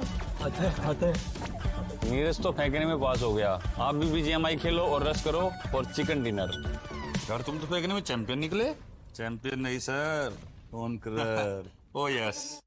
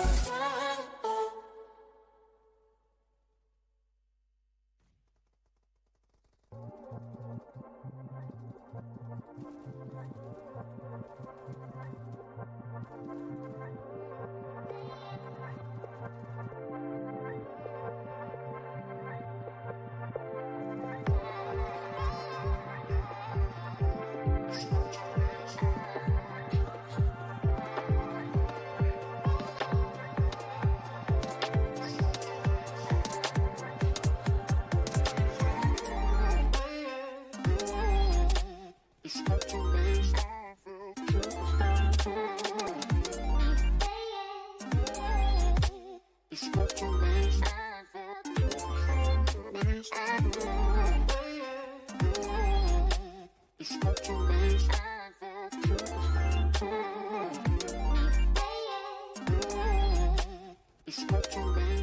we're just gonna do our thing, and you never do the bell thing. We're gonna bring you down. If you think you'll stop us somehow, just let us do our thing. So you never do the bell thing.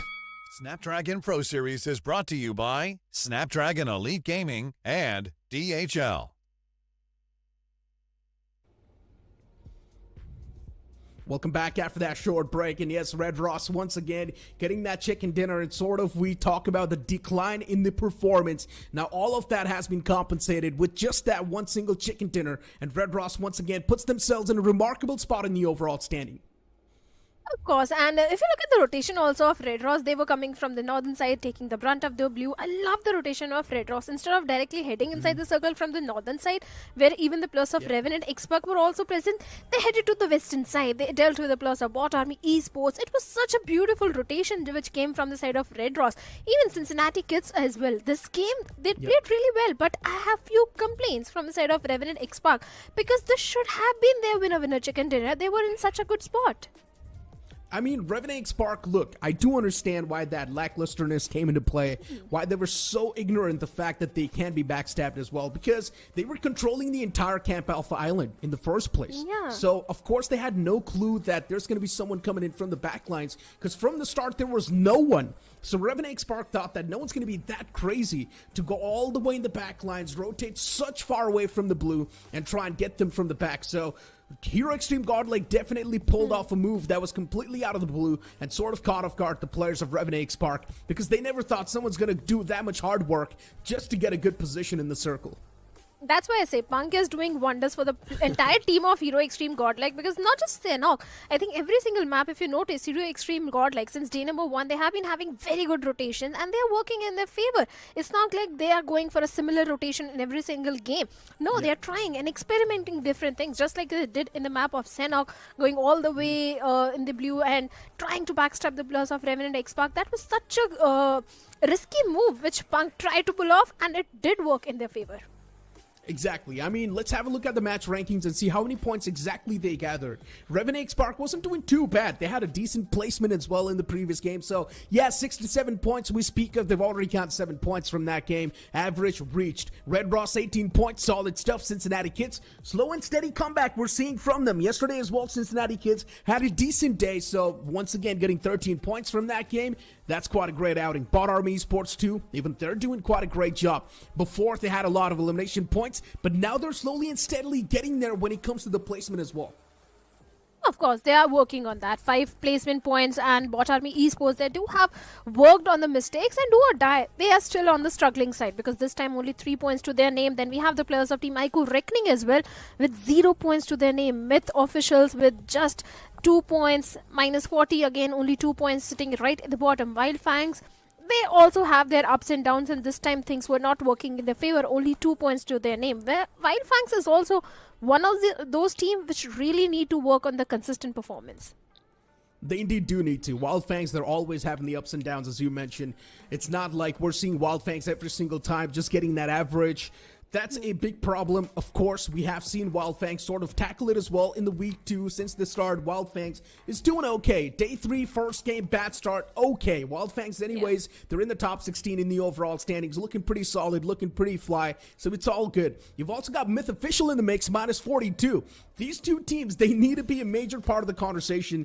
Understandable, newer faces on the block don't really have a lot of experience to play with in the first place, but still, Myth, they're one of those teams in the open finals were doing so good. That transition completely lost. Minus 40 as well. You can say the same thing. They were looking pretty dominant, but then later on, just nowhere to be seen now.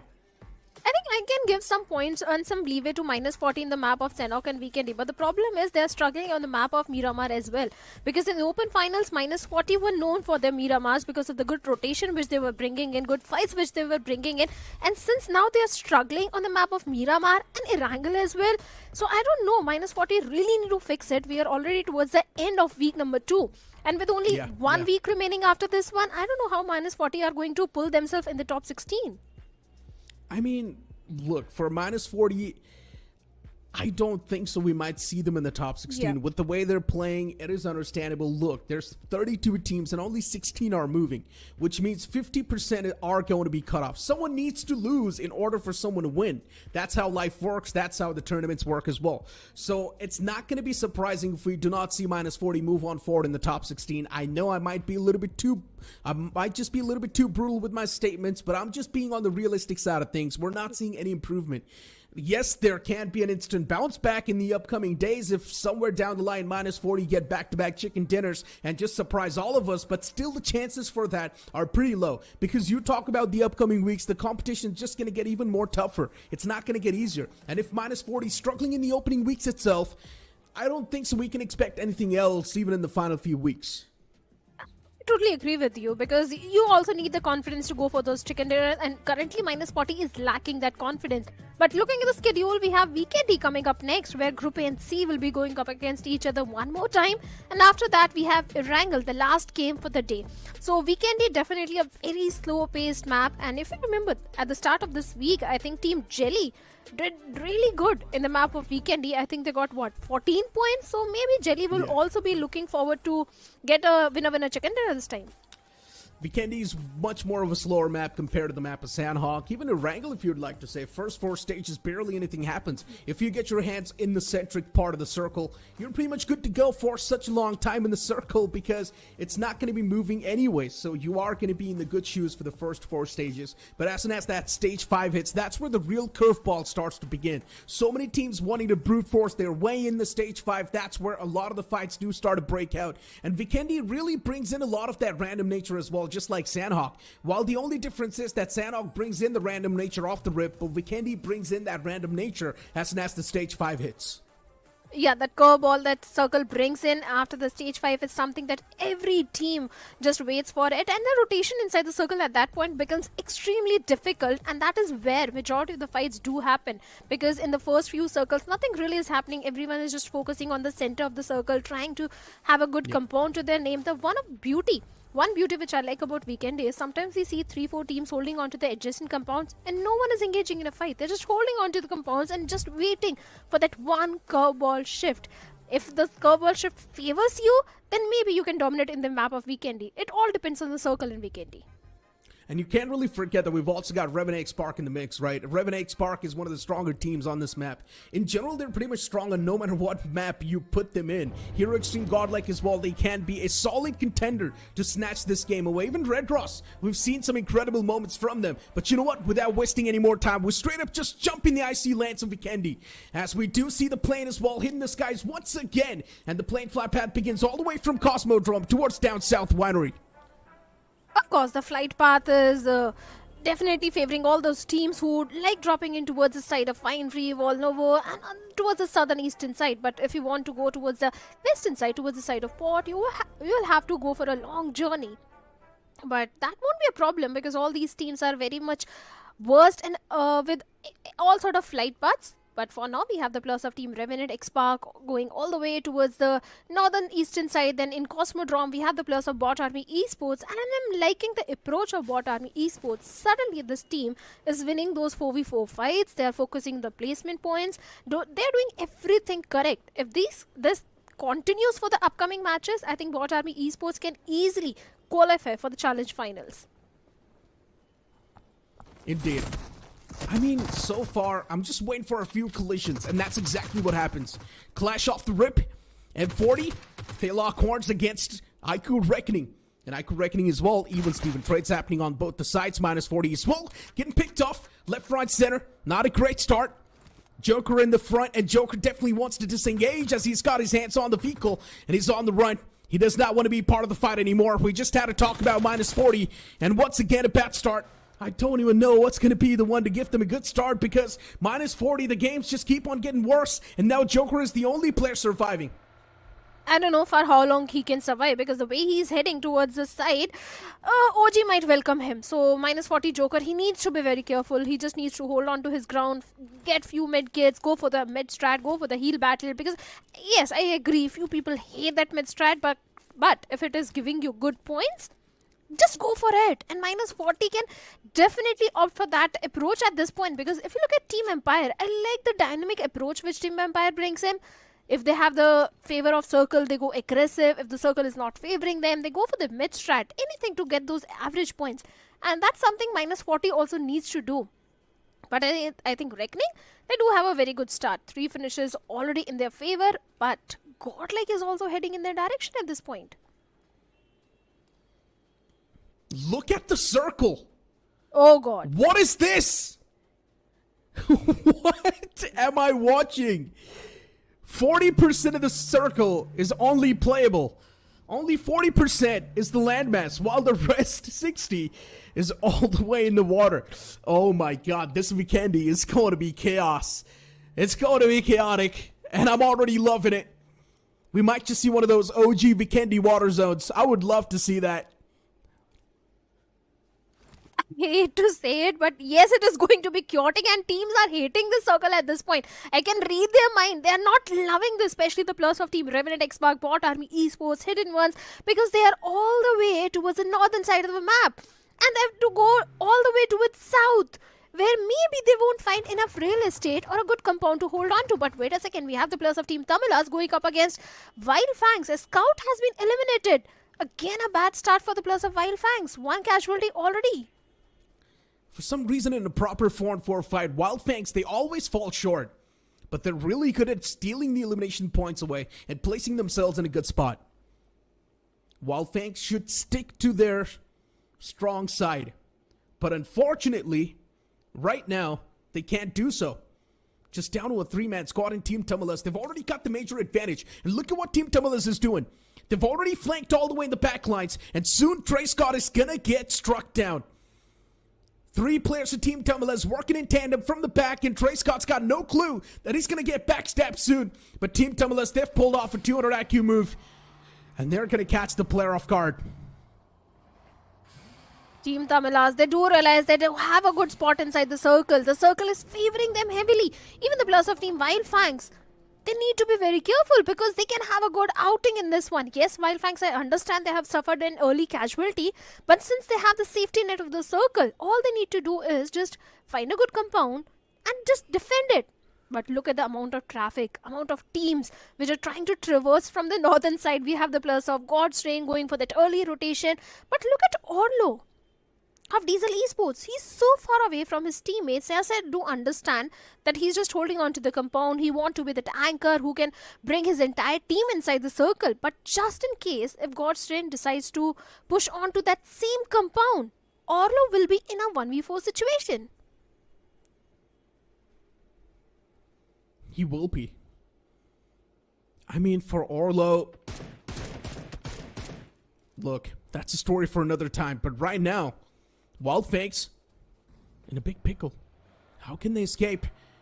Sidelines getting stacked up with the foes. Wild Fangs going for quite a risky maneuver. And they somehow do make it out alive. Team Tamilas, they were slowly and steadily closing on up. And Wild Fangs, luckily enough, they got the timing right. They escaped that claw. This could have been a big deadlock. Team Tamilas still in full force. Looking to hunt a few more players down. And look at what happens. Myth, they move out. And they're going to be the one to find the first strike. Already taking down 2 players. Unfortunately, Team Tamilas getting caught off guard completely. And Myth, they find the better of IQ Team Tamilas. Unfortunate stuff happening for them. And Myth, with this big advantage, they would want to press upon the charges even more. Because they know Team Tamilas, they're quite hurt. They want to go for the confirmation on the fallen player. They're going to find so as well. Maxioso hands out a death blow. And now look at what's happening. Team Tamilas with just a 2-man squad. Push back in the defensive stance. And Wild Fangs, if they want to, even they can be activated in this scenario. Or they certainly can be. Vikendi is not a map where you can afford to stay out in the open. It's one of those maps known for these third parties. And that is exactly what happened with the plus of Team Tamilas. They wanted to go for the hunt onto the plus of Wild Fangs, but seems like they got hunted by the plus of Myth officials. And with only 2 players remaining, Team Tamilas, not a start which they hoped for, because this time the circle was favoring them heavily. But now with only 2 players remaining, I think they are going to change the pace of the game and will try to defend the compound. and just hold on to their position. But will that be allowed? Because now Wildfangs, I think they're also aware that Team Tamilas is wounded. Maybe, like you said, they would try to hunt them down. But also we have the plus of Orangutan somewhere in the adjacent compounds to the plus of Team Myth officials. But look at the cluster which is forming all the way towards south. God's Reign, Red Ross, Diesel Esports, Gen X FM in such a close proximity to each other.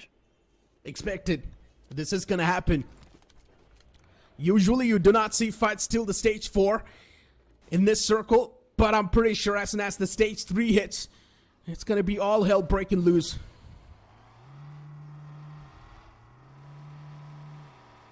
Wildfangs on the screen, 3-man squad. Looking to be back to safety side. Because they know the circle as well, there's a big chance it can move out in the open in the water. So it's better to just play for the safety for now. And Vikendi, in the past, it has had those water circles too, so there's a big chance we might just see one of those repeating itself. I would love to see that if that happens. Call me sadist or whatever, but I would love to see that.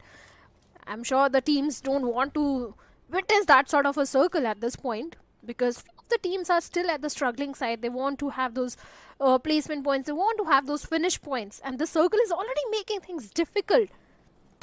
So Vikendi is not one of those maps where you can really rely on a comeback. But Red Ross, since they had a chicken dinner in the previous one, they're high on confidence. And for now, they have spotted on the plus of Team Wildfangs. Wildfangs, definitely they are outnumbered. So many teams are aware about the position. But look at their God's Reign Destro already opening things against Red Ross as Lucifer has been knocked out.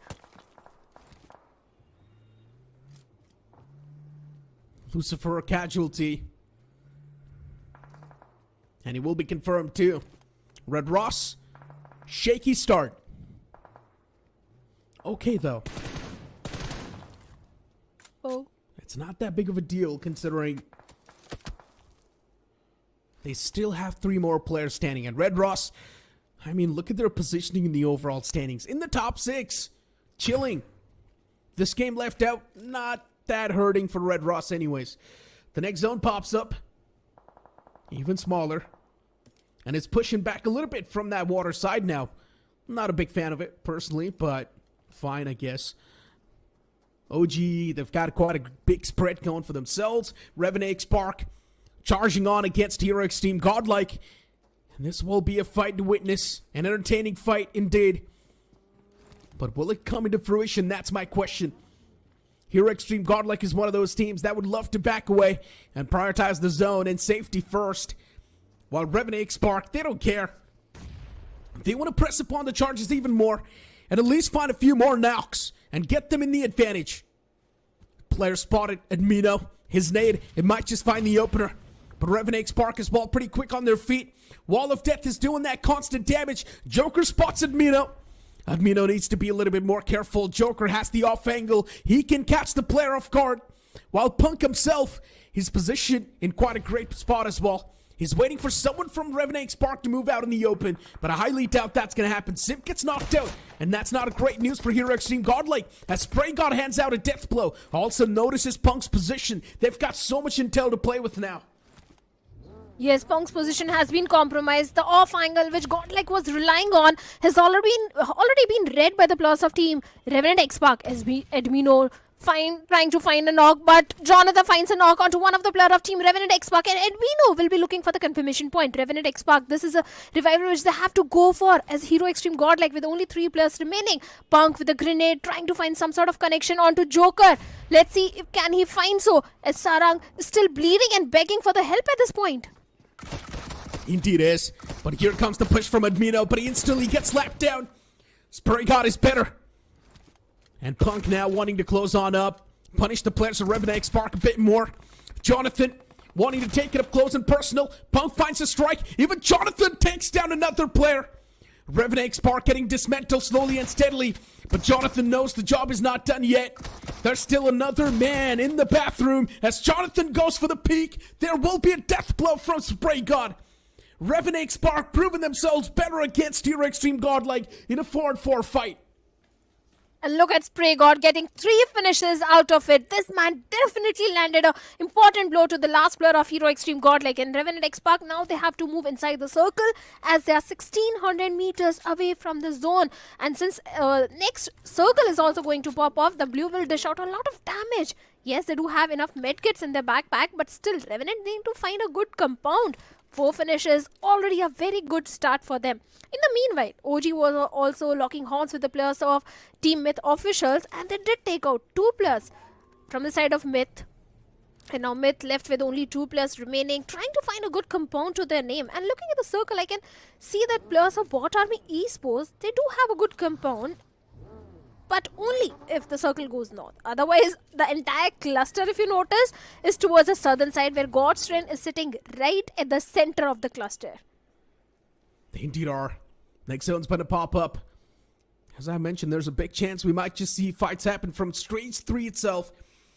And you can see so many teams have gathered up, accumulated in that center spot. Cincinnati Kids is over there as well, but Cincinnati Kids, unfortunately, they're way too grouped up.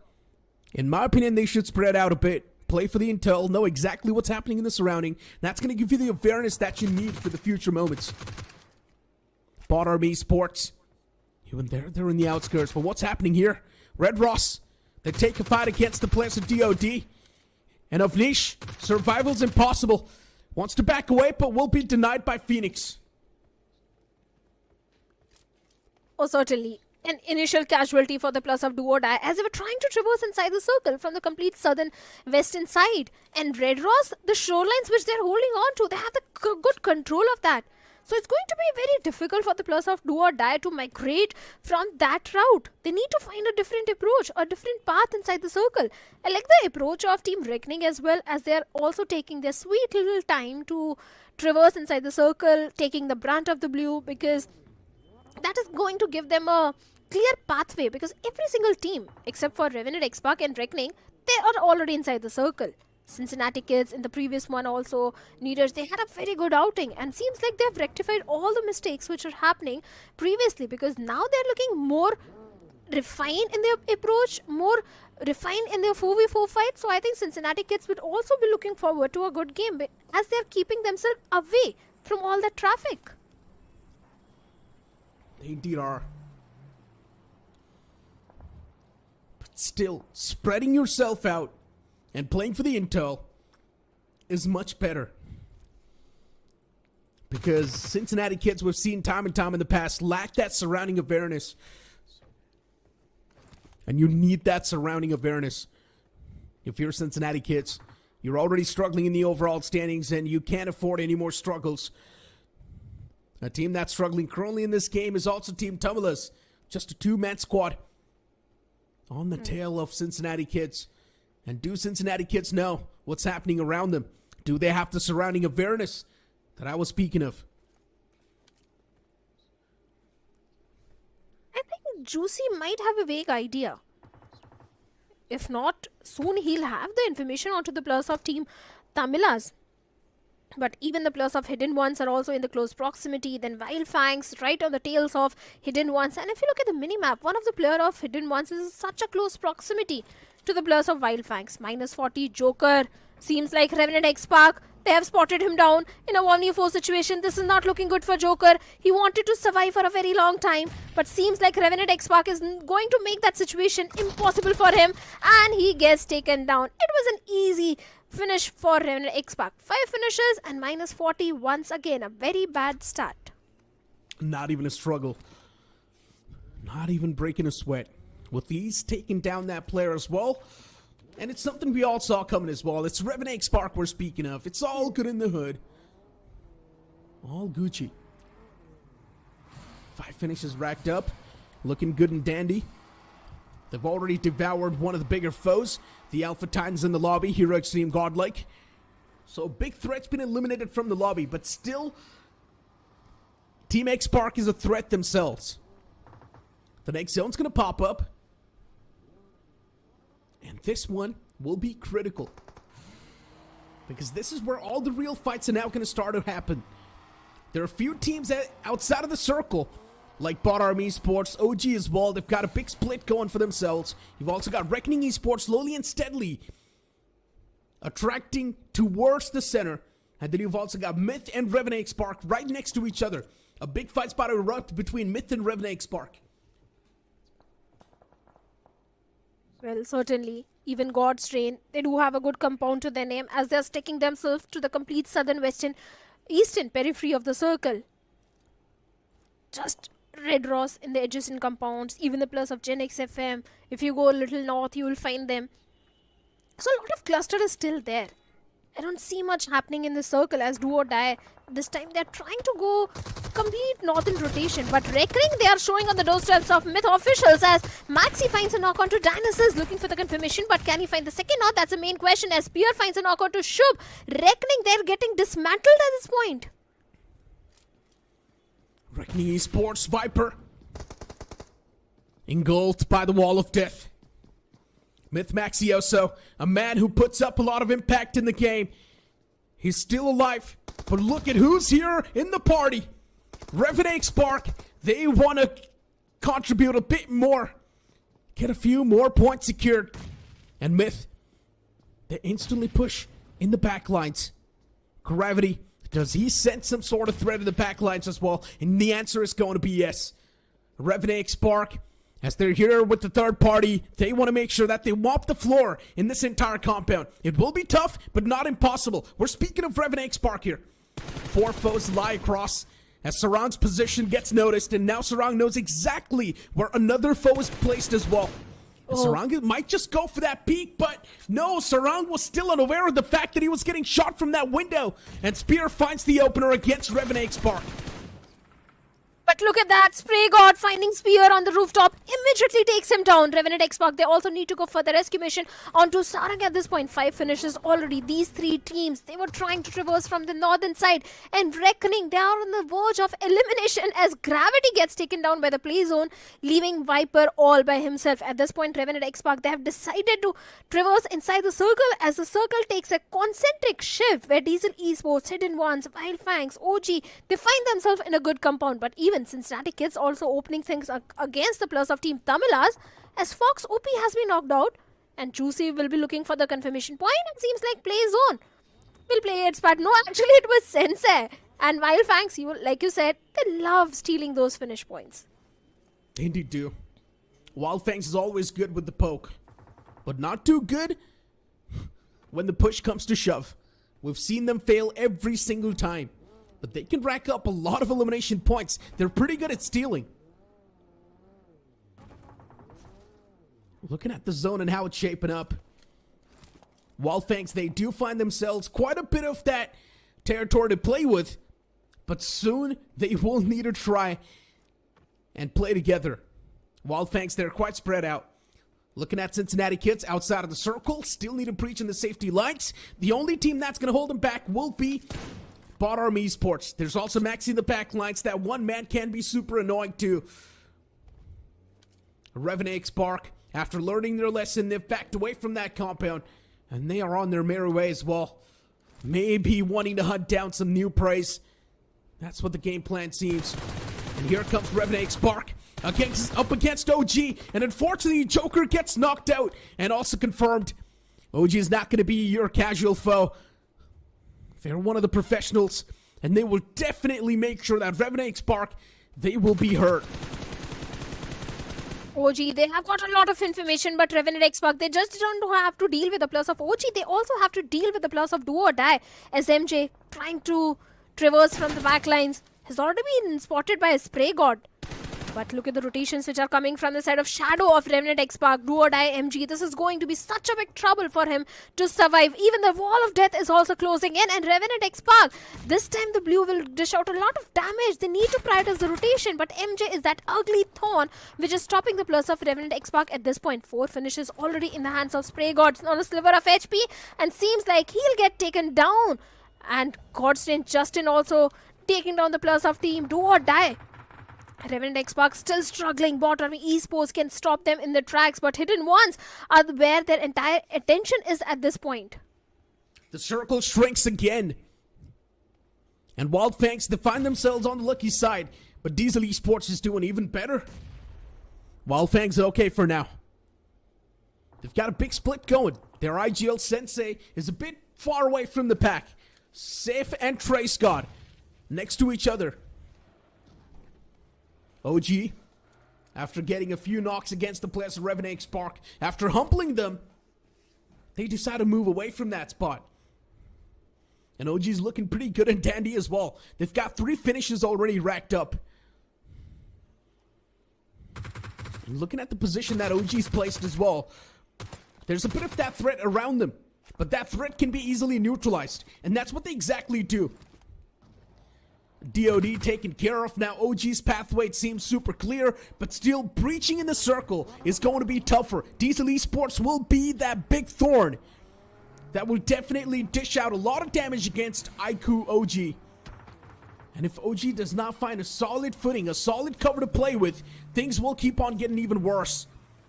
WizGod, they straight up make the push against Diesel Esports. They've got a pit stop in that same compound. I'm not sure how well it's going to pan out, but Diesel Esports, they're going to be super jealous of the uninvited neighbors. Well, God's Train is also eyeing on this compound. They can also do a beautiful third party at this point. As Genix FM, they are also trying to migrate inside the circle. As Vishu gets taken down, instant confirmation also coming from the side of Iran of OG. AKOP trying to do so much in this situation. Deals with one more player of Genix FM as Dhruv also gets taken down.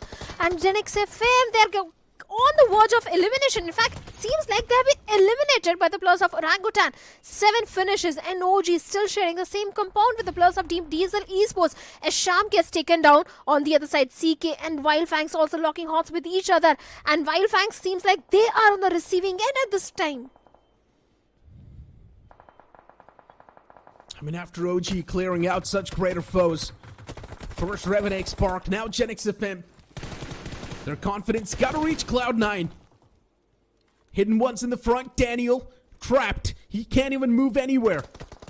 And Daniel's got a straight line of sight against the players of OG and vice versa. If an OG can instantly hand out that death blow, they can execute Daniel if they want. Cincinnati Kids in a bit of that rough patch, but they look okay now. It's all good. OG 7 finishes already racked up. Orangutan, the Apes. They're doing so good in the IC lands. And now look at what's happening. Cincinnati Kids dismantling Bot Army Esports. Bot Army's constantly taking damage even from the wall of death. They've got nowhere to go. Henry is trying to patch himself up. But still the damage is a lot. And Bot Army Esports, they want to evade the tracks of Cincinnati Kids and find themselves on the safer shoes. But it still seems pretty tough. Scary's still alive in the circle. And he's slowly and steadily patching himself up. But Henry's taking a lot of damage.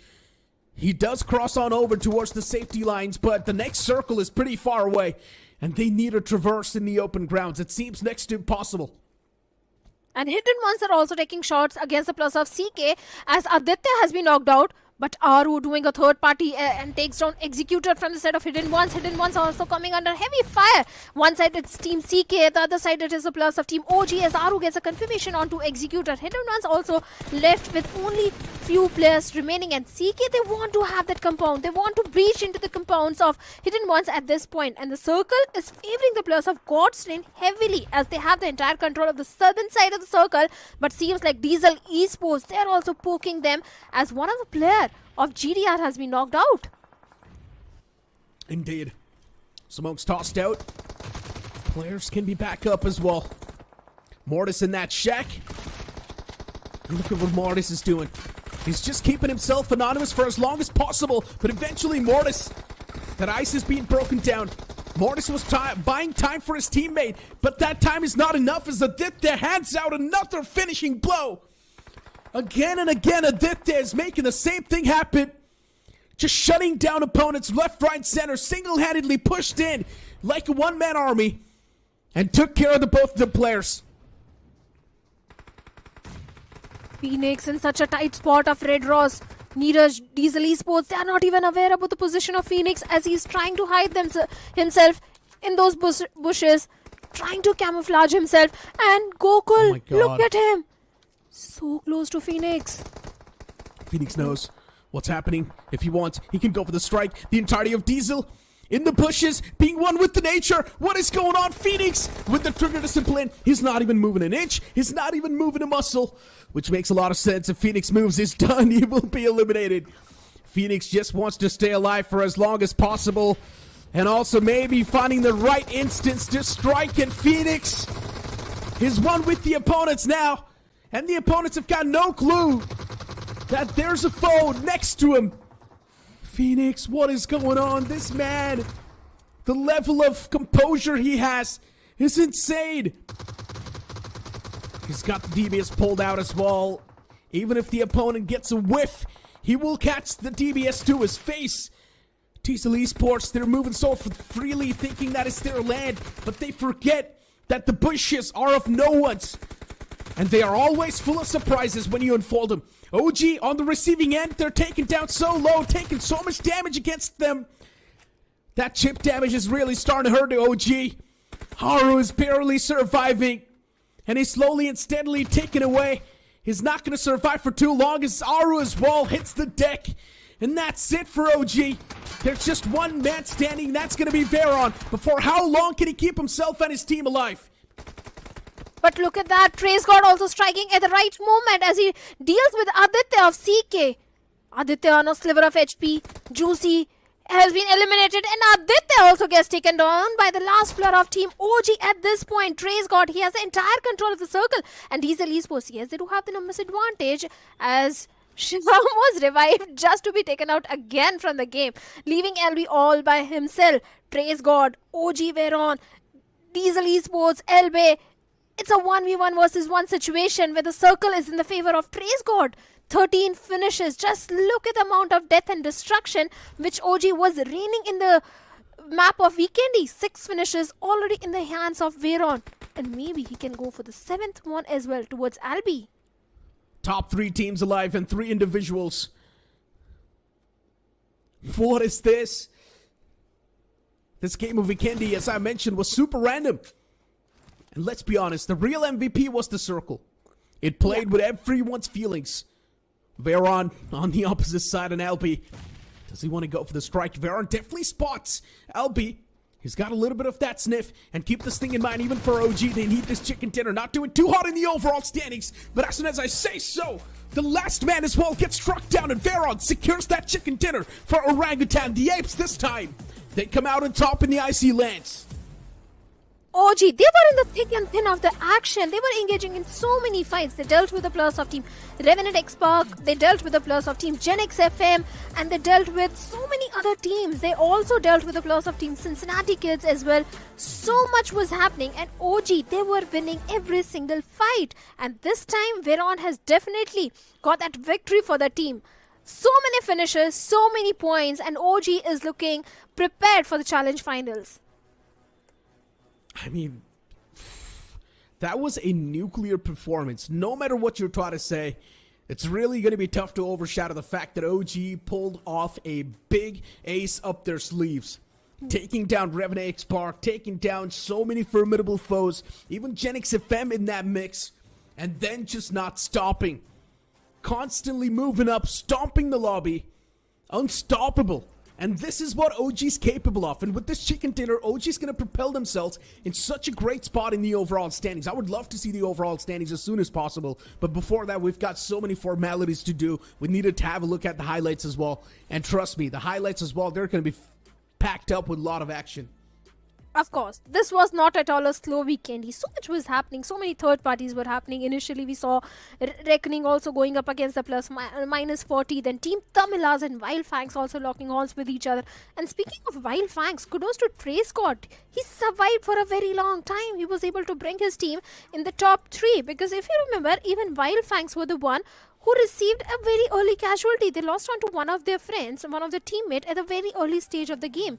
Then OG, they went against the players of Team Myth officials. There they took 2 players of Myth down.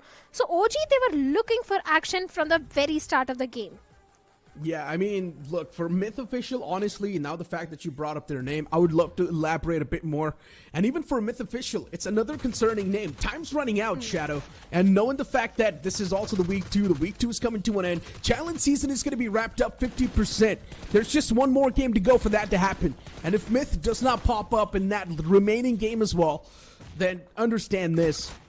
The week 3 is going to be the week of comebacks. And in the week of comebacks, you already know it will be the survival of the fittest. And everyone's going to be trying as hard as possible. They're going to give it all they've got.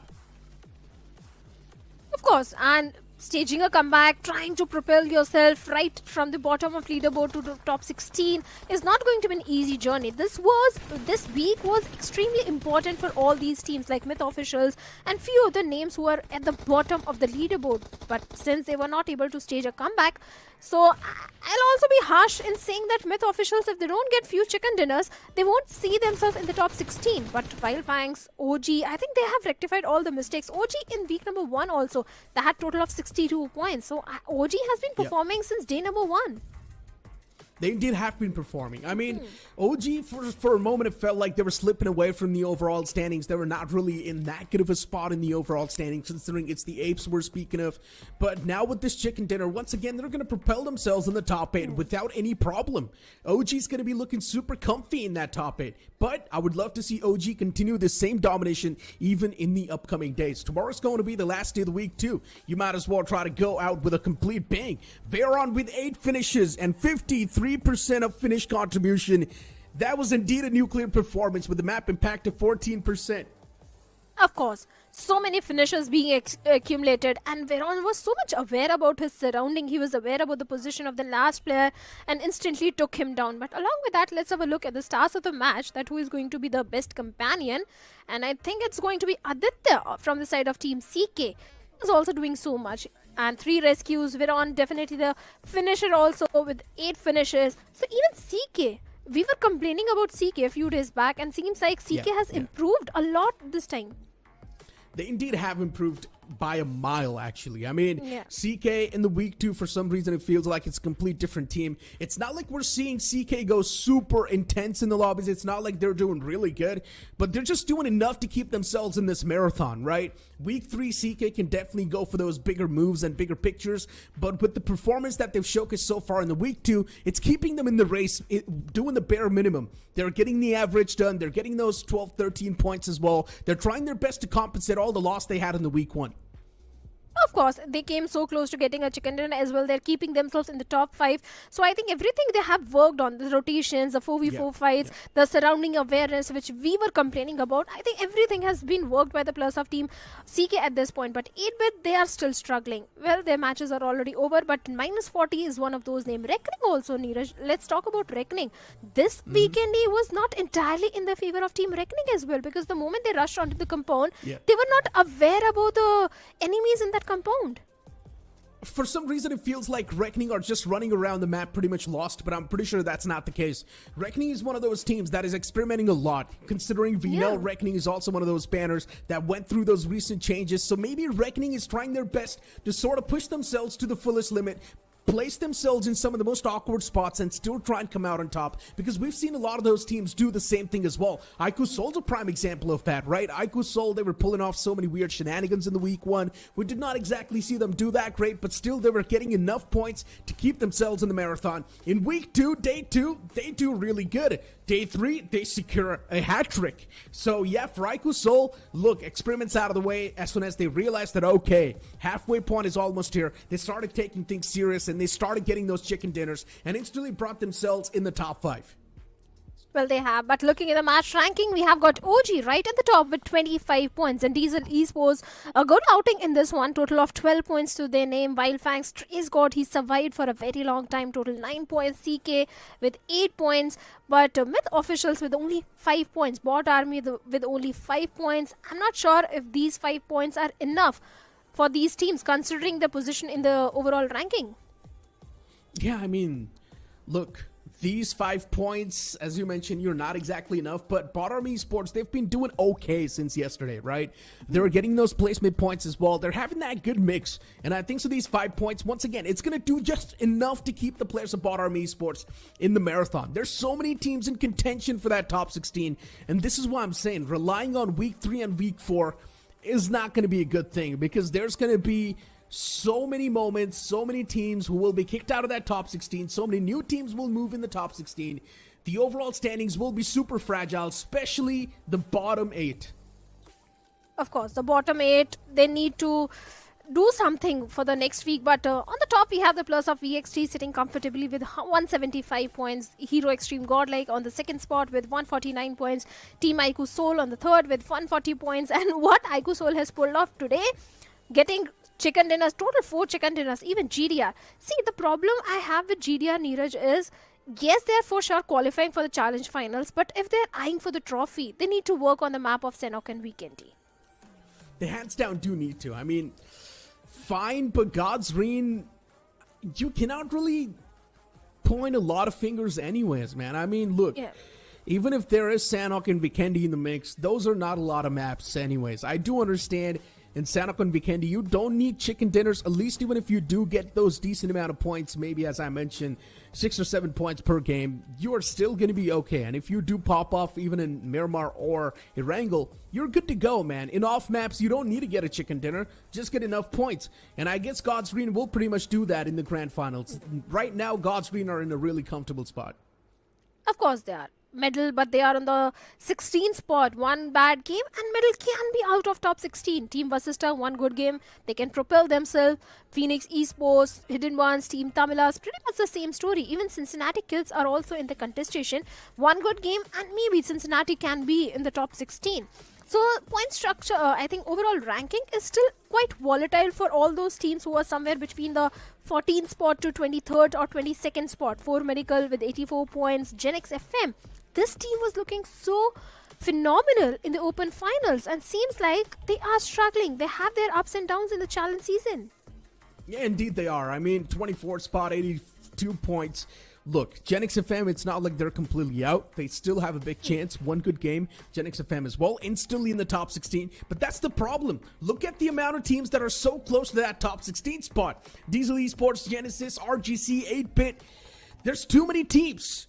Just one good game separating them from being in the top 16. Man, week 3 and week 4, they will be super intense, especially the spots from 12th till 16. They're always going to be on that grand shuffle. That is going to be there, but I just saw the total points of minus 40 with only 24 points. Do you think they can propel themselves in the top 16, even if they get chicken dinners? I already told you. I already told you. I already said it. I know it's a brutal statement, but somewhere down the line, I think so we all know that minus 40 can make it. Because with the way they've been playing, I don't really expect anything new even in the upcoming weeks. If that does happen, then yes, that's a great thing. Definitely there's a big chance, right? They still have 9 games to go in the week 3 and 9 games to go even in the week 4. So there's a big chance that you can make the comeback happen. But still getting back-to-back chicken dinners, you can't really expect from a team that has already been struggling way too much from the start. Of course, mathematically possible, but practically it's impossible for minus 40 to stage such a comeback. But now we are down to the last game of the day, which is going to be Erangel. And once again, Group A and C will go up against each other, where we have Reckoning, minus 40, Genx FM, Do or Die. So Reckoning, Genx FM and God's Reign, these are the teams which can definitely look forward to a good performance in the Erangel, because Vikendi didn't go entirely in their favor. So maybe they can try redeem themselves in the map of Erangel. Mainly, this map is going to be the map for all the teams that are struggling a lot. For all the teams that are there on the latter half of the board. It's mainly for Genx FM. If they want to make the comeback, they need a chicken dinner. It's mainly for all the other teams, Cincinnati Kids as well. If they want to make a comeback, if they get a chicken dinner, they instantly propel themselves in the top 16. And then in the upcoming weeks, they can try and solidify that spot. So this map is going to be focused on all the teams that are left out from the top 16. Of course, Gen X FM is also one of those names, even the plus of team, like you said, Cincinnati kids as well, because Cincinnati, I think they have been performing really well. We have already discussed about them. We have already appreciated the improvement in the performance, so definitely they can look forward to a chicken dinner in this one. Even the plus of Wild Fangs, because for Wild Fangs also, the entire day didn't go exactly in their favor, so maybe they'll be looking forward to a good performance in this one. Then Do or Die is also one of those names, because they are also on the struggling side. They are also not in the safe spot. They are in the danger area. So Do or Die, I think this game is important for them as well. Do or Die, hands down. I mean, Do or Die minus 40. All these teams are all the way at the bottom, and we all know for them these games are going to be really important, really crucial. But as I mentioned, Do or Die minus 40, considering with the way they've been playing, for them to make a comeback, it sounds a little bit too tough. But you never know. As I mentioned, I'm up for miracles. I'm up for surprises. If they do make the comeback happen, it will be a great thing. Of course, it's going to be a great thing. We casters love that sort of story, that a team who was right at the bottom stages such a good comeback. Now they come in the top 16. If that sort of thing happen, we always love to see that. But now we are down to the last Erangel, and Neeraj needs to take a little bit of the breather. And joining me on the desk is going to be Fixes. Fixes, what are your expectations for the last game of Erangel? Give me everything. I mean, at this point, I'm going to be really greedy because for all the Erangels we've seen so far tonight, and everything has been pure entertainment, absolute cinema. So expecting nothing less. Of course, we had a couple of those sparks tingling in the previous game. Revenant wiping out Hero Extreme Godlike in such fashion, and Spray God just letting the world know why he is the best assaulter in the country right now. Beautiful stuff, but would love to see that fight happen once again. But it's just not about Hero Extreme Godlike or Revenant X Spark, is it? It's also about the other teams into the mix. Finally, Orangutan find themselves some sort of success. But games have begun, and yes, minus 40, the world has changed, but their ways of suffering early casualties hasn't. Yeah, this time it's Team Tamilas. Diesel Esports already finding one of the player of Team Tamilas out in the open, and immediately takes him out of the lobby. Team Tamilas, even they are struggling at this point, because in Vikendi also they had a good spot, but they were not able to keep the numbers alive for a very long time. And Diesel Esports, even they had a good spot. The outing from the side of Diesel Esports was definitely good. They are working on their mistakes, and that's a good thing. And if this continues, if this improvement continues, maybe Diesel can comfortably find themselves in the top 16 in the upcoming week. I hope so. I mean, that's just with fingers crossed, right? Because I would want to see more out of Diesel Esports before, I could further make any comments. But Revenant X Spark now making work with pistols. Automatics at that, and DOD are left staggered. No response from their side as Revenant X Spark quickly scoop up. 2 finishes already to their names, and MJ and Avnish, 2 players surviving. And they are getting surrounded over here, Shadow. Really out of options, no meds to also work around with, and MJ is trembling with fear. He's got a lot of experience though. At this given moment, it's going to be oh so difficult. It's all about Revenant X Spark making any sorts of mistakes, and Avnish really capitalizing. It really comes down to how many resources do Revenant X Spark have, considering very limited to a certain few compounds over here. Avnish does have another grenade just lying behind him. He's got his eyes pinned on all that information being relayed. Sarang making that quick movement over there. Does go check though, as Revenant X Spark finally out of patience. Joker wants to make that movement. Does he have that grenade? Yes, he does. Does it connect though? That's the big question, as Joker being flung over with another grenade of his own, and Revenant X Spark trying to do something different. All these 3 players getting together in that vehicle. Maybe they want to go in for the slam. That could be a possibility, because Revenant X Spark is very much aware that Do or Die is surviving with only 2 players remaining. One of the grenade has already been wasted by Avnish with no connection towards Joker. But look at that, 2 players trying to slam onto the compound. But no, there's something really cooking up in the minds of Team Revenant X Spark, as Avnish tries his luck with one more grenade, but no connection at all. MJ just having a shotgun, Avnish with the Uzi in his hands. I agree that SMGs are powerful and potent in the close range, but powerful enough to deal with the outnumbered situation, I'm not sure. and especially against Revenant X-Park. This fight, we all know, might go in the favor of Revenant X-Park, but do or die, if they clutch it out, I'm going to be a fan. Of course, surprised me because right now Revenant X-Park, they're going to be bitten back from the players of Red Ross if they do not make quick work over here. They've already gauged the situation. Sarang already down on his knees. MJ finds some quick success and he gets another one as well. All that experience finally coming into play as Revenant X-Park slowly but surely, they are being torn apart as Avnish gets his hands on Spray God and things are starting to look quite disdaining for Revenant X-Park as there you have it. MJ pulls in all that acumen, clutches out against the champions, the recently held official ones, and left them absolutely in awe before bidding adieu. Red Ross, things were completely laid out for them as all they had to do was just get that final finish and they will be the ones walking out of this alive. But Revenant X-Park, a tight slap on their faces, and MJ letting the world know once again that he's still got it in him. Revenant X-Park, they are going to be up in the arms. They are going to be so angry at this point. Do or die, MJ, definitely. Kudos to him. Definitely a third party also came from the side of Team Red Ross.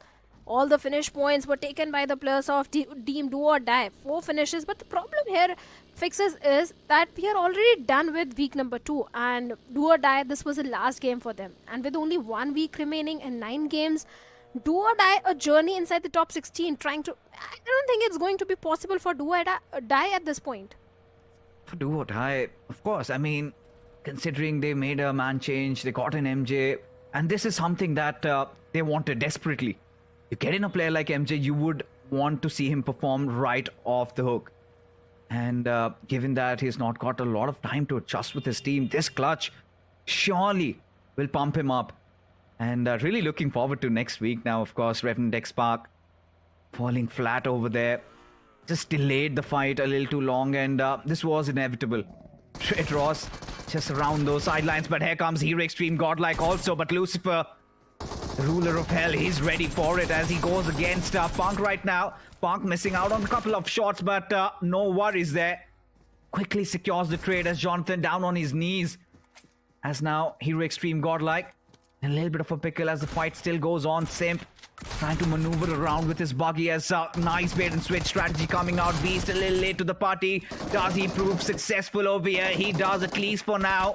In a 1v1 situation, Beast does not have a lot of HP. As Artho, he also does strike back. Now Simp, he's got to deal with 2 players at the same time. Simp brought down quite low as Artho will wipe him off. And Red Ross, boy oh boy, they're doing this. They're slaying down Titans one after the other. Beautiful stuff. And look at them, where they are sitting in terms of the overall rankings. At the 5th position, Red Ross clearly have cemented themselves to be the strongest dark horses in this tournament. Of course, the way they have pulled themselves in the top 6, that is fantastic. This time, dealing with one of the strongest team in the lobby with the plus of Team Hero Extreme Godlike and taking them down. Yes, few mistakes were obviously there from the side of Hero Extreme Godlike, but Red Ross definitely, they lost onto 2 of their own players, but good finish points to their name. But now they have to make a journey inside the circle, as this time maybe we'll have a southern circle, as we have the entire military base island in the very first circle, where God's Reign can definitely benefit heavily. Even the plus of Myth officials, as they are in the city of Novoripnoi, they ought to bring the A game, because Myth is also on the struggling side, and this game is very important for Myth officials, and Circle already favoring them. I don't think they have any sort of excuse for a bad performance if it comes in this one. For Myth official, there have been moments they've gotten ever so close, have indulged themselves in numerous third parties, and given the fact that they're still sitting at the 29th spot, they really have to bring in their A game next week. Final game, they have to make the most out of it. And given the fact that this is a circle out of which they could benefit, surely they will have to strike gold. No other ways around it. As God's Reign, really, I mean, there were moments where they got close, doing decent, but nothing compared to yesterday. And surely they've lost that groove a little bit. As Red Ross just breathing under their necks at this point. already having secured 5 points means that God's Reign, if they do not get anything out of this game, maybe their position might be taken over. But as things stand, God's Reign, really, this is one of those positions they love to play around in these certain circles, hold those compounds, and they have to hold on to it with their dear lives. But what I'm concerned about, Shadow, is Gen X FM. When are they going to make the breach? Or if God's Reign, are they going to be stubborn enough and just hold on, try to take a bridge fight? Because that leaves them exposed to threat from the backlines. You could see two teams.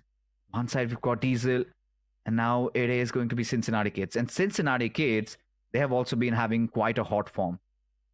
Oh, they are. They are certainly enjoying all the games. They are again back in their form. But I love the rotation of Diesel Esports. They have opted for the waterways and taking their sweet time from a complete southern rotation, still inside the water at this point. Maybe they are heading towards the side of Novo Rupnoi. But even the players of Wildfangs and Orangutan are also in the close proximity, as Wildfangs are towards the side of Milta, OG towards Milta Power, Red Ross going for the late rotation. But it's not only Gen X FM. It's also the players of -40 and Reckoning. And so many teams eyeing for that military base bridge. I don't know how that is going to turn out. Maybe Godstrand can accumulate a lot of finish points, or maybe they can back off and just prioritize the rotation and prioritize the position inside the circle. Anything can happen. Let's see what sort of call Destro is going to make at this point. But I'm just loving the position of Cincinnati Kids. They are on the shorelines, and if Team Tamilas opt for the waterways, I think Cincinnati can stop them in the tracks. At this point, even now, Cincinnati Kids have to be a little wary, to be honest, because timing is going to be of absolute essence over here, given the fact that God's Reign still haven't made a move, and Diesel, they've gone off their own base, especially this circle shift, throwing all these teams for a toss. It's so difficult to really figure out until the next circle shift as to where that circle is heading towards. And we've seen a lot of those cruel shifts where it goes towards the northern side. And it's going to be interesting even how the likes of Orangutan, Wildfangs shape up their rotations. It's -40, early loss for them, especially Spider going down, and -40 right at the 32nd spot. And this does not get worse than this. Clearly lacking confidence, and I really hope they bounce back, because being underdogs, they've been bullied inside of this lobby, and you can feel when you are one of the newer teams and suddenly nothing's working out. At this point, I think the best way for -40 is not to really play it safe. I feel like they should start forcing a couple of fights. I mean, what could go wrong? Of course, they need to take those fights. They need to feel that confidence, because like you said, what worse can go for them?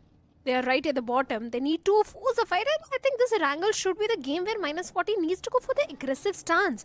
Because even if this doesn't work, they have few days to go back to the drawing board and figure out what's going to be the approach for the upcoming week. But for now, they're just holding on to the compounds, and seems like Cincinnati Kids are aware about the position of the players of Team Tamilas, as Team Tamilas once again coming under heavy fire. Seems like a deja vu moment. We saw this happening once before in one of the Erangel where we had a similar circle. It was Team Cincinnati, and one more team was also there, which was trying to gatekeep the players of Team Tamilas. All right, fishing season is on. Usually when you would expect them to go on a little bit of a hibernation, Team Tamilas and their awkward ways, putting them in deep waters, quite literally, in this situation. As Cincinnati Kids, they sense something. There's somebody around them and they know it. It's all about the fishes coming up, or maybe the reptiles coming up to catch breath.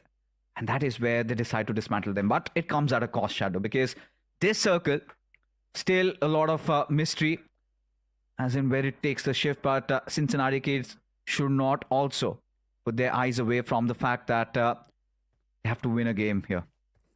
And for Cincinnati Kids, if they spend a lot of time trying to delay, and this was bound to happen, right, Rico? Oh, there was that narrow window.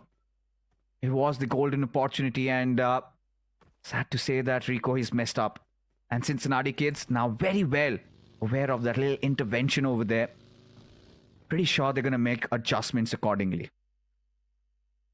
They have to. There is no other option for them. As Team Tamila's kind of a fish in barrel situation for them. They're pretty much stuck, handicapped in that water. Might just try finding a different way to make it to the main line. But then you also have few other teams opting for a similar rotation. Like we have the plus of Team Orangutan who are heading towards the side of Nova Pnoy from the waterways, and we have got the plus of Diesel Esports also who can try gatekeep them, but Flock finding a good angle onto Rico immediately knocks him down. But Flock is also trying to check his backlines. Aditya will be looking for the confirmation. One single grenade can take one more player down from the side of Team Tamilas. I don't know how Team Tamilas are going to come out of this situation at this point. Cincinnati, easily they can accumulate those free 4 finish points as the blue is also closing in. And this time Team Tamilas, either they'll go down by the blue or by the plus of Team Cincinnati at this point. But Red Ross, they're also going for a super late rotation as they're still towards the side of Yasnia. All right, I think OG have found the best solution. Great. Does not matter where the circle is. As long as you are flying, it's fine, right? It's just that do not get yourself caught in a duck hunt. That's the only thing they would be praying. But yes, this I mean, for Team Tamilas in their defense, they're doing their best. It's all about Cincinnati kids trying to just choke them to their graves, because at this point, Team Tamilas no way showing any interest of showing themselves up. But hold on, Mr. IGL is making some movements.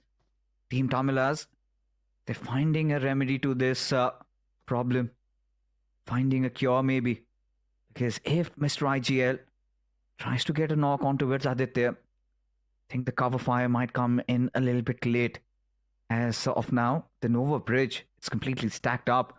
On one side, we've got Myth Officials. On the other, we've got Wildfangs. And even now, the circle has, of course, shifted a little down south. A little bit more inclined over there. But who knows? We've seen circle shifts ridiculously, just throwing us off. And Sensei has been spotted out in the open. Maxi also relaying all that information. Wildfangs, are they prepared? Are they up for it? A scout, he becomes the sacrificial lamb. As Maxioso, position compromised. As Wildfang scout completely caught off guard. What on earth was he thinking? Why?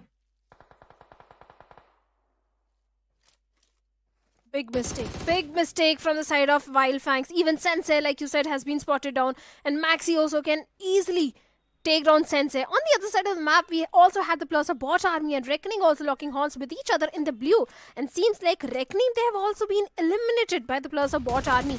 But Sensei, how is he going to make it? That's the main question.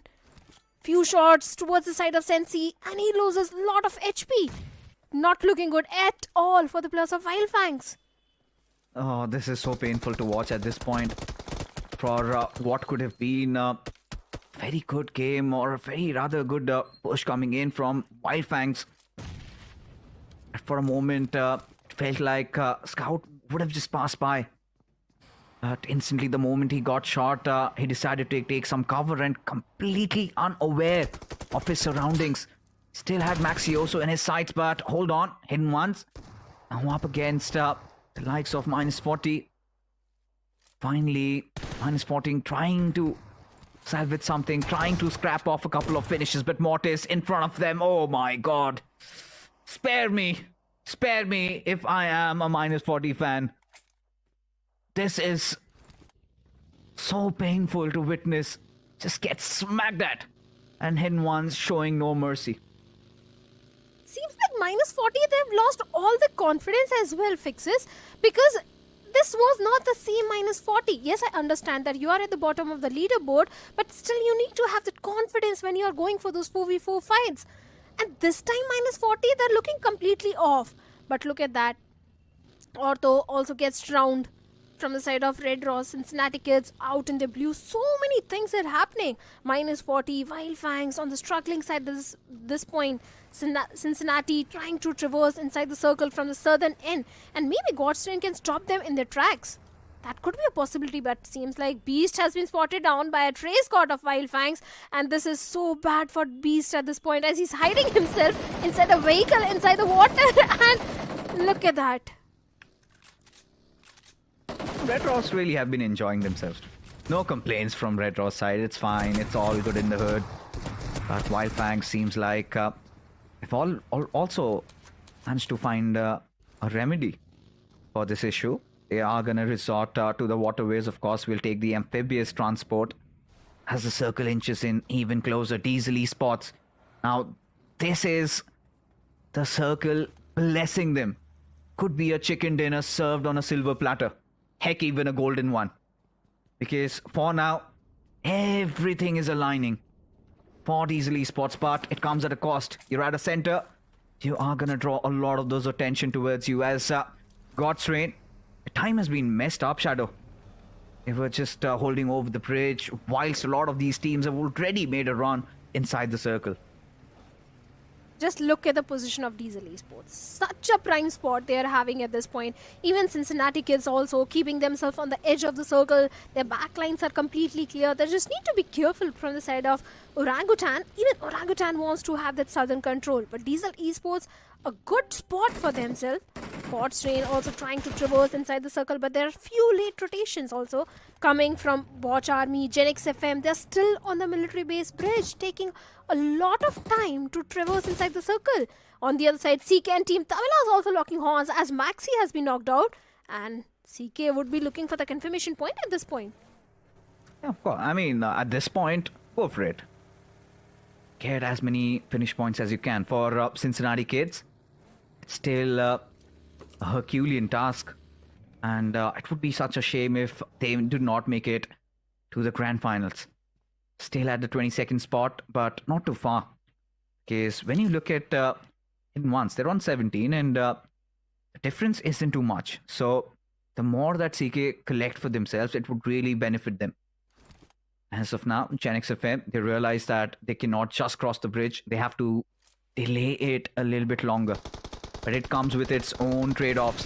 Of course, Bot Army Esports wanting to also take a mad dash inside the zone as they are getting clobbered down, hammered, one after the other.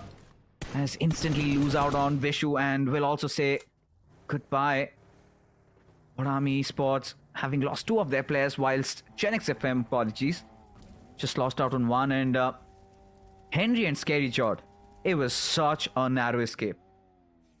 It certainly was, but still they are taking the brunt of the blue. They need to make it inside the circle. Bot Army, they were having such a good time. 7 finishes, but the journey inside the circle, that became a problem for the players of Bot Army Esports. Let's see if they will be able to find a good spot to hold on to. But Diesel Esports also coming under heavy fire from the side of Myth officials as Aiden was on the verge of taking one of the players down. Let's see if he can do so, because Myth, they are also trying to hold on to the eastern periphery of the circle. But they also need to be careful from the side of Wildfangs, as Wildfangs is right on their tails. But God's Reign and Bot Army, they're also locking horns with each other. So many fights are happening as Delta gets a confirmation point onto Scary Jord with a grenade. At this point, I'm starting to wonder what's wrong with Diesel Esports. Why are they scrambling so much? A little bit more of poise could really be helpful, but Cincinnati Kids, they've got fire coursing through their veins.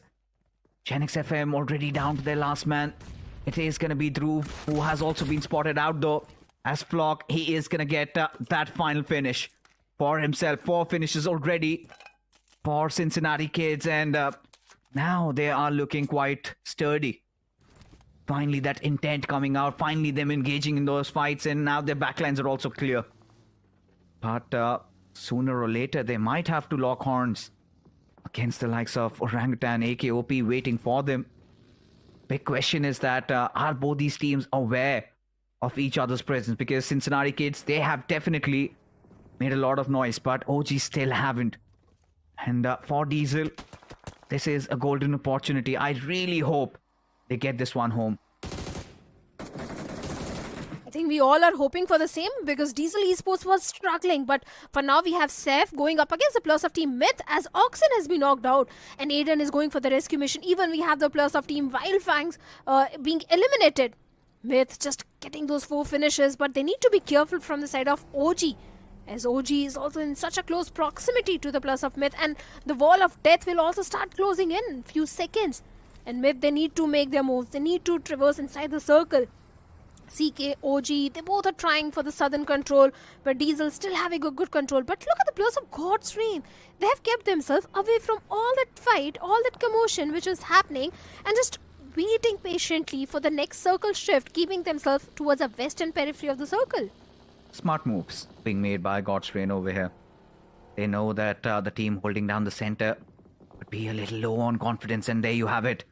Somebody has knocked on their doors, and it is going to be the players of Myth officials getting that knock on towards Albi, and even Orangutan want to be a part of this. Everybody knows that this is a compound that they want to contest. As Albi, he takes his final breaths, and now even Gokul, he's down on his knees, and just like that, Diesel get exterminated, and now Orangutan completely caught with their pants down. As we've got Cincinnati Kids getting that initial knock, but now they have to make a decision. Do they contest for the circle center, or do they fight it out against OG? OG having won that previous chicken dinner, Veron back on his feet. It's been a star lately for this team. Somehow getting so much done. But with this circle taking another shift, CK deciding that objective important. A good position secured with OG still on their tails, and now Cincinnati Kids in a very good position to take a fight. Of course, they do have a good compound to work around with, but they need to be careful from the side of OG as Maxi, the grenade, finds a knock onto Flock, and Mighty also goes down. They have to go for the rescue mission onto one of the players. CK in such a big trouble. Maxi is also knocked out. Even Myth have got their own worries at this point. But OG, they can definitely take advantage of the situation. They can rush onto the plus of Team Myth or Team CK. They can do so much at this point. But OG, they decides to poke against the plus of Team Destro. As Destro gets knocked out, OG will be looking for the confirmation. OG, they have got so much surrounding awareness fixes. They're aware about the position of Myth. They're aware about the position of the plus of Team CK and even God's Reign. But the only problem is, how will OG make it inside the circle? They need to pick the battle. They've got everything but the circle in its shadow. Yeah. And OG still have to figure a way out. Somehow managed to thread the needle, somehow managed to find the opening, and they have decided they're going to go after Myth officials.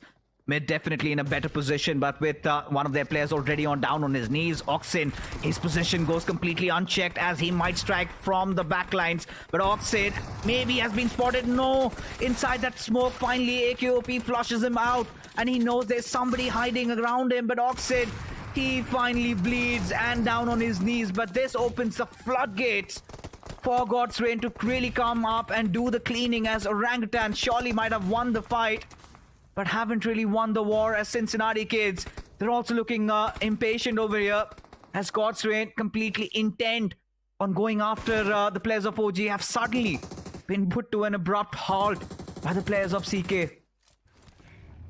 Of course, Justin down on his knees. They have to go for the revival. Smoke's being laid out for Destro to go for the revival. OG, they do have a good compound. Cincinnati Kids, they want to do a third party in this situation. Patience is the key at this point. Justin still begging for the help, as Delta PG is keeping a close eye onto the players of Cincinnati, just in case if they decide to step out of the compound. But God's Reign, they do have the circle. There should be a game for the players of God's Reign. All they need to do is just wait patiently for the players of OG and Cincinnati.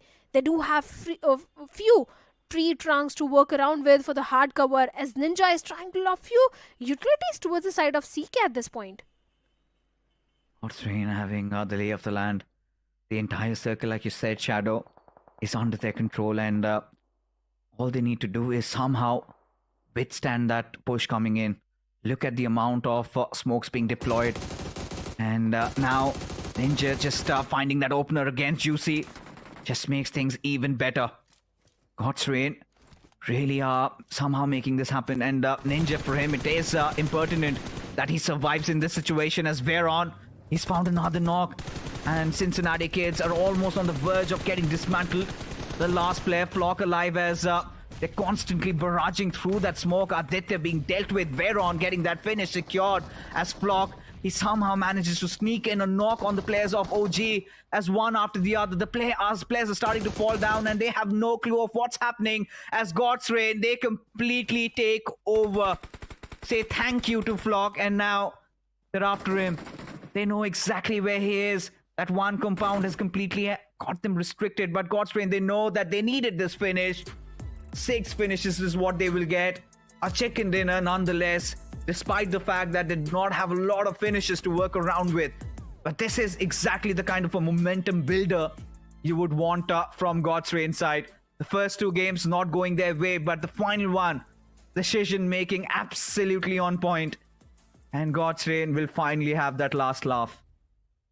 Of course, God's Train played it perfectly. The mature decisions were always there from the side of Destro. Instead of engaging in the bad fights, they decided to prioritize the circle, prioritize the rotation, and have a good control inside the circle. Every single time, God's Train prioritized the rotation instead of the fights, and that worked in their favor because even in the end, even in the final circle, they were the one having the entire control of the zone.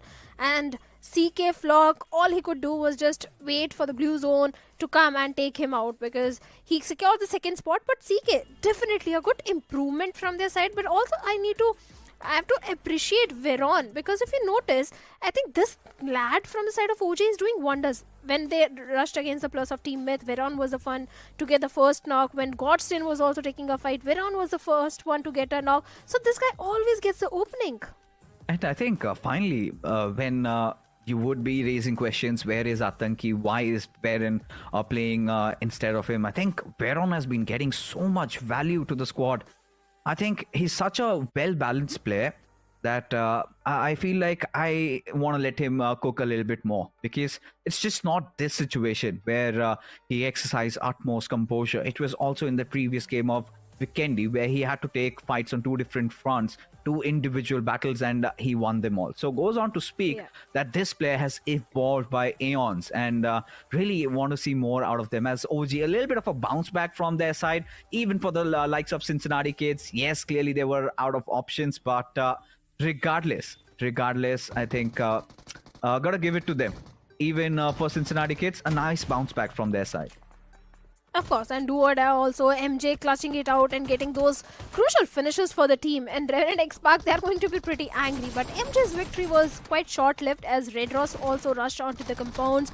After that, this was such a scrappy fight between Red Ross and Hero Extreme Godlike, where definitely Hero Extreme Godlike were the one on the receiving end, and they were eliminated quite early in the game. And Red Ross, they're looking, and like you said, they are the dark horses. But this was a mistake which was made by Scout and the entire team of Wild Fangs, and Maxi easily got that finish point.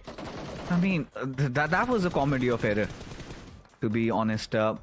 Couldn't really get my minds around it, because such mistakes aren't supposed to be expected at this crucial junction of this tournament. But yeah, OG nonetheless. And for Wild Fangs, I think clearly devoid of any options. They made do with whatever they had to play around with. But God's Train, I think very calm, composed, chicken dinner. Nothing really going wrong for them at this point, whatever the mistakes were. And I think they're slowly starting to build up. Now, a lot of people might also wonder, where are those finishes? I'm thinking it's going to eventually happen. I think maybe next week is the cue where they go big. This time they were still searching for a little bit of stability. And I feel like they have gotten that finally. And moving on, week number 3 is going to be so exciting, because now Shadow, week 2 already has been done and dusted. We have seen all those teams that were struggling, barring a couple few, they've all made their comeback. So week number 3 is going to be one hell of a show. And maybe we can see few bullseye target behind the backs of few of the teams. Oh, That yes. is something I always love to see, because all the teams who are sitting comfortably on the overall ranking, they can do whatever they want, because it's just for the qualification. No one will be fighting for the top spot. So maybe they'll go and try taking a head-on fight with some other team in the drop clash. But looking at the MVP, it is going to be Maxi also from the side of Myth with 4 finishes. Although the team is not doing that good, but Maxi in this particular one was definitely doing wonders. I think for Myth Official, especially that bridge block that they had set up really worked out for them. And for Myth Official, I think the 3 of us, we have been expecting bigger things from them. And of course, we had an opportunity to also interview them. They were also a little nervy, but it's all right. I mean, one of the new teams in the block, and they are taking their sweet time, and it's a good thing that going up against the big dogs, they're still coming through.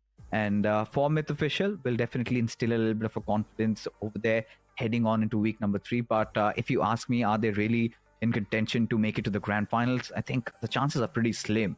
But I'm not going to say it's impossible. If Myth Officials just wake up from their slumber, who knows? They might make it here. Possibility is always going to be there. Mathematically, it is possible even for -40 to be in the top 16. But looking at the stars of match, Aiden is the best companion from the side of Myth with 2 rescues and 1 assist.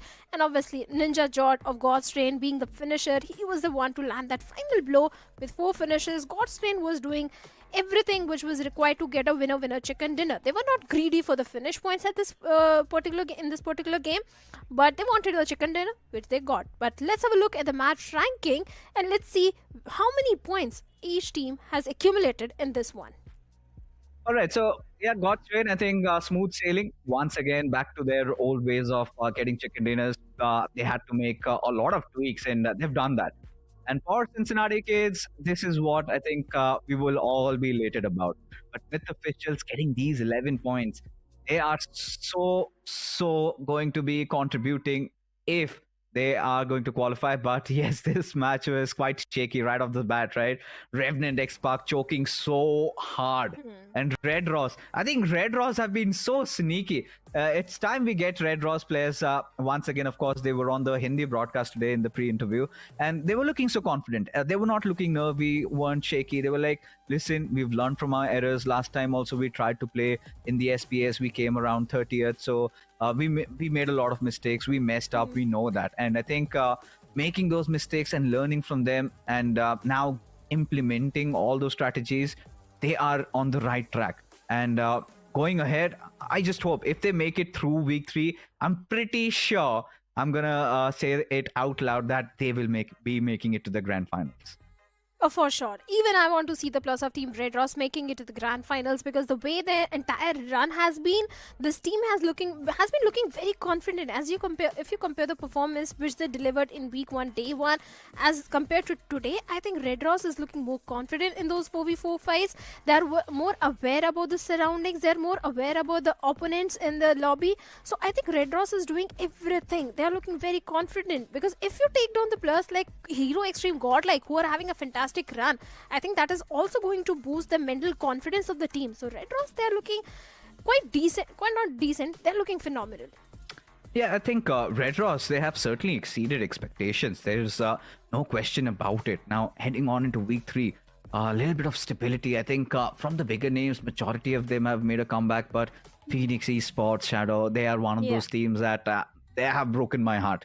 And there is no other way I can put it, because such a big team, such good players. We've seen them perform time and again, from being one of the major contenders in lifting trophies to languishing somewhere deep down the standings. I think we need to talk to them, and I think that's due tonight, and we might have somebody pop in. But a quick look at the overall standings just to see how things stand right now. Versatile still at the tippity top, untouched over there, 175 points, but God's Reign, look at that bounce back. Same goes from Iku Soul as well as Hero Extreme Godlike. Despite not having the best of days, still hold on to the 3rd position. Just look at the placement points of God's Reign. Courtesy to those 5 winner chicken dinners, 73 placement points, highest among lobbies. So God's Reign are on the right track. Iku Soul also, they had 3 chicken dinners, total 4, and with total 40 points, they're looking quite decent. Vingod Esports, yes, they had their ups and downs, but I think Vingod will also recover. Just Jelly also doing everything perfect. Yes, they also faced few bad games, but look at Red Ross in the top 5 now with 133 points. Just Jelly with 121 points. But I'm not concerned about these teams, because week number 3 is going to look super comfortable for all these 8 teams.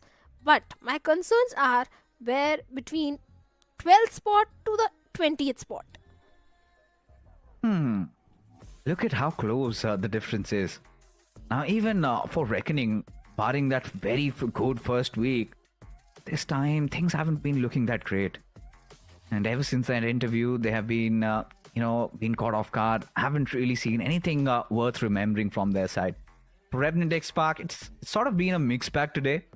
Even for CG, I think the glorious moment, of course, will be the fact that they denied IQSOL.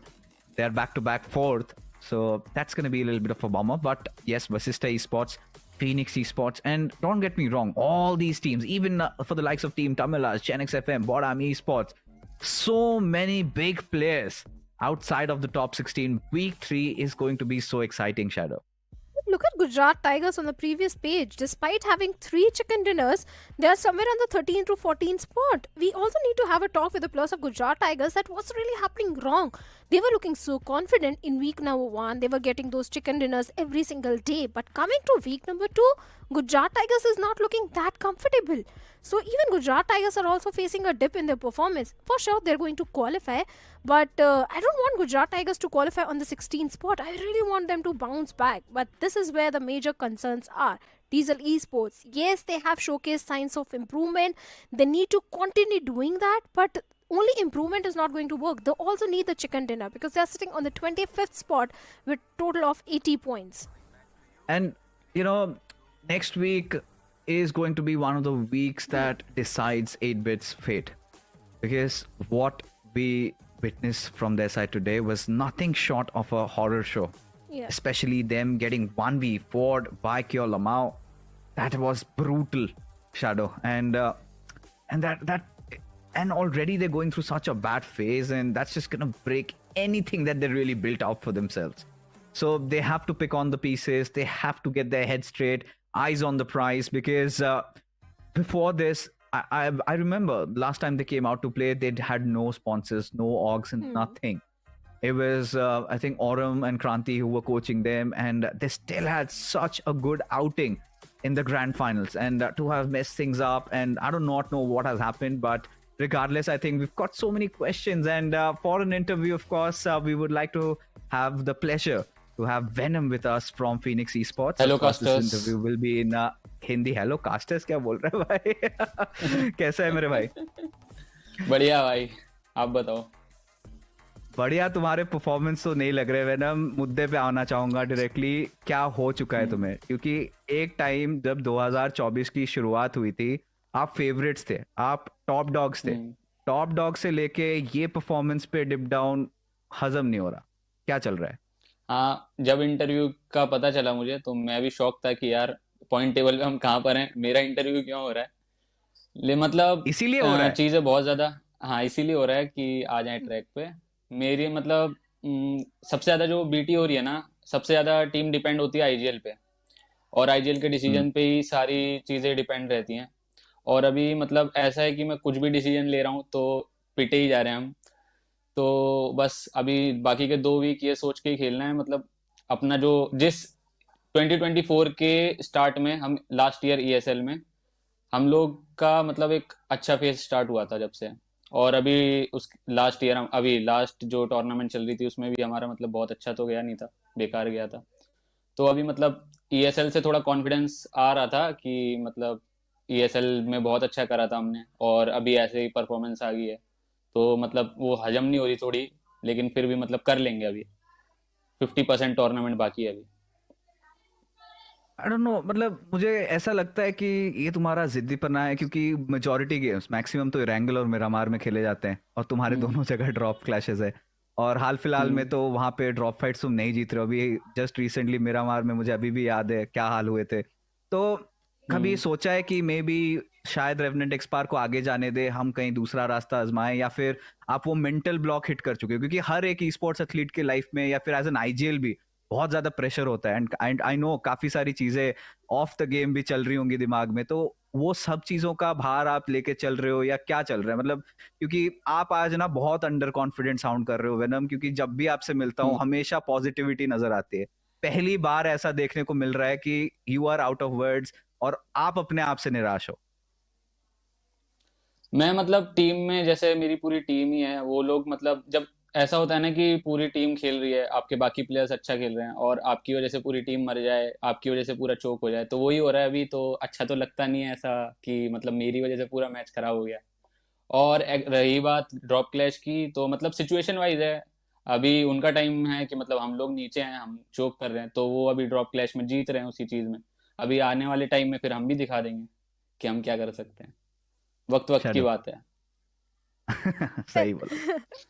But venom अगर देखे ना, week number 1 आपका फिर भी अच्छा जा रहा था, जो आप फाइट ले रहे थे उसमें फिनिक्स की पूरी आपकी जो टीम थी वो जीत रही थी। सडनली वीक नंबर 2 में क्या गलत जा रहा है? क्योंकि वीक 1 काफी कंफर्टेबल लग रहा था आपका।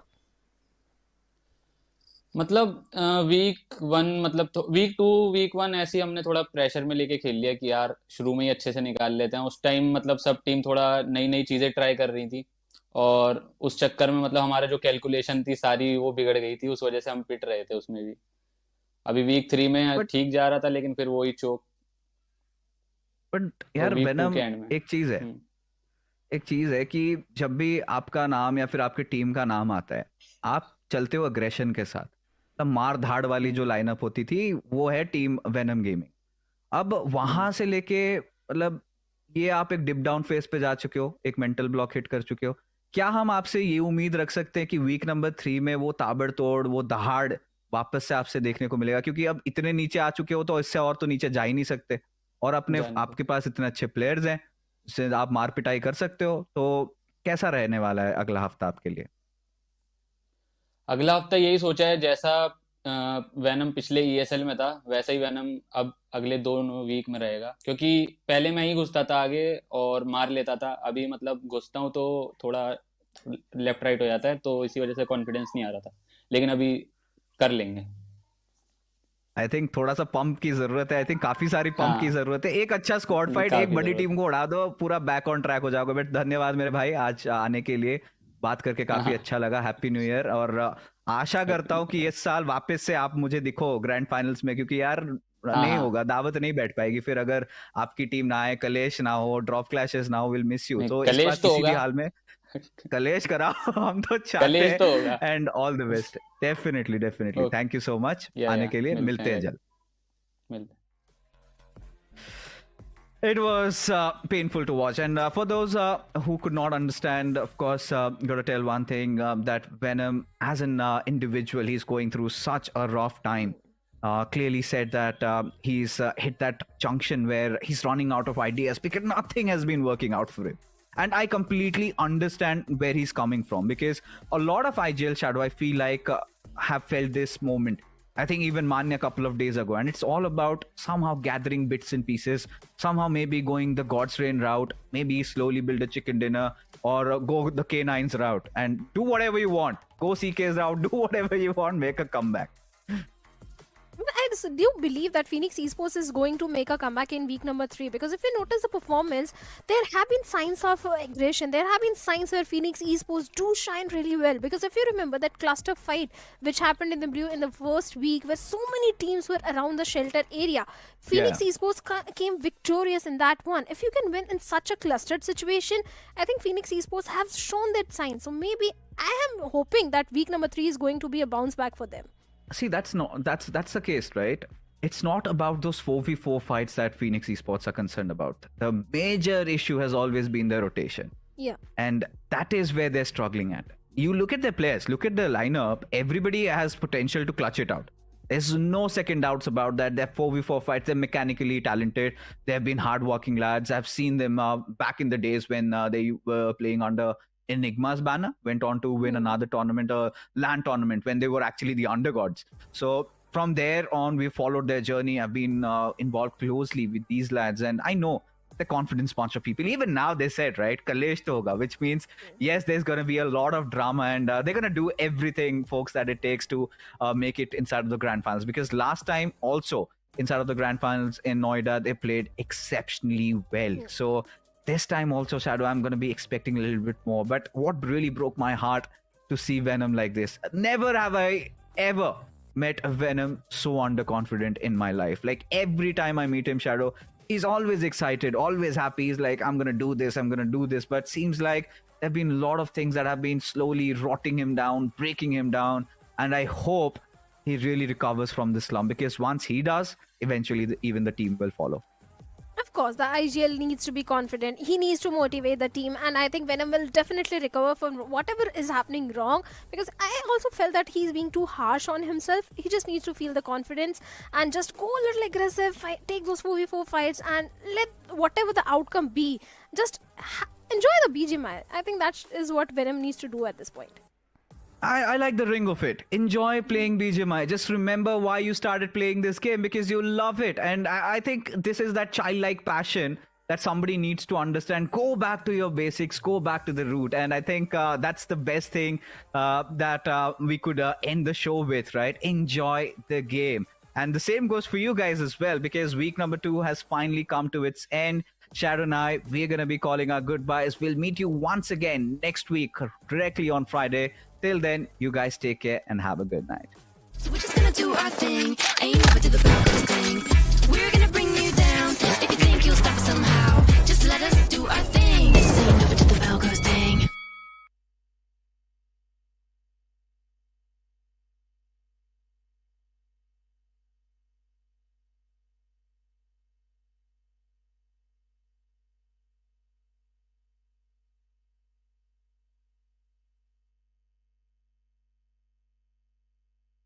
I hear you like to gamble. Let's take the road, let's travel. No, I'm a lot to handle, but I wanna go fast with you. Think we could go the distance, although I know we're different. Together we both fit it, so I wanna go fast with you. Put it in motion, baby, we're going faster, faster, faster, faster. Seizing the moment, baby, keep going faster, faster, faster, faster. It's like they never even seen us, and nothing will ever get in between us. I'ma ride by your side every season, and if anyone try to stop us, we just speed up. Yeah, always keep it at 100. Top down, pretty face, so sun-kissed. Know it's scary, but I swear I really love this. Big shades on, summertime in London. I hear you like to gamble. Let's take the road, let's travel. No, I'm a lot to handle, but I wanna go fast with you. Think we could go the distance, although I know we're different. Together we both fit it, so I wanna go fast with you. Put it in motion, baby, we're going faster, faster, faster, faster. Seizing the moment, baby, keep going faster, faster, faster, faster. Put it in motion, baby, we're going faster, faster, faster, faster. Seizing the moment, baby, keep going faster, faster, faster, faster.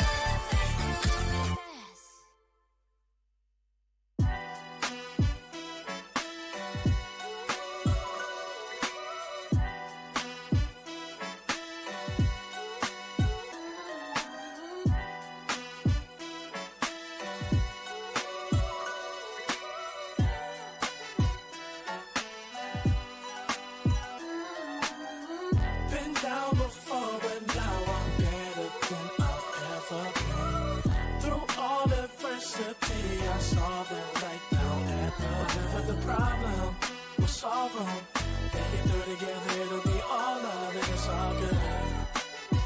And it's all good. Feel like I'm the big dog, been killing it since tip off. Come with it or stay home, the people gon' feel ripped off. It's only major leaguers in the office. If you giving half of an effort around the rest of us, you'll make it awkward. I'm about that action, not the one you talk with. You better hope I'm not the one your coach gon' have you out here really guarding. It took a lot for me to get here, but I have arrived. I really made it, and the haters be looking surprised. Been down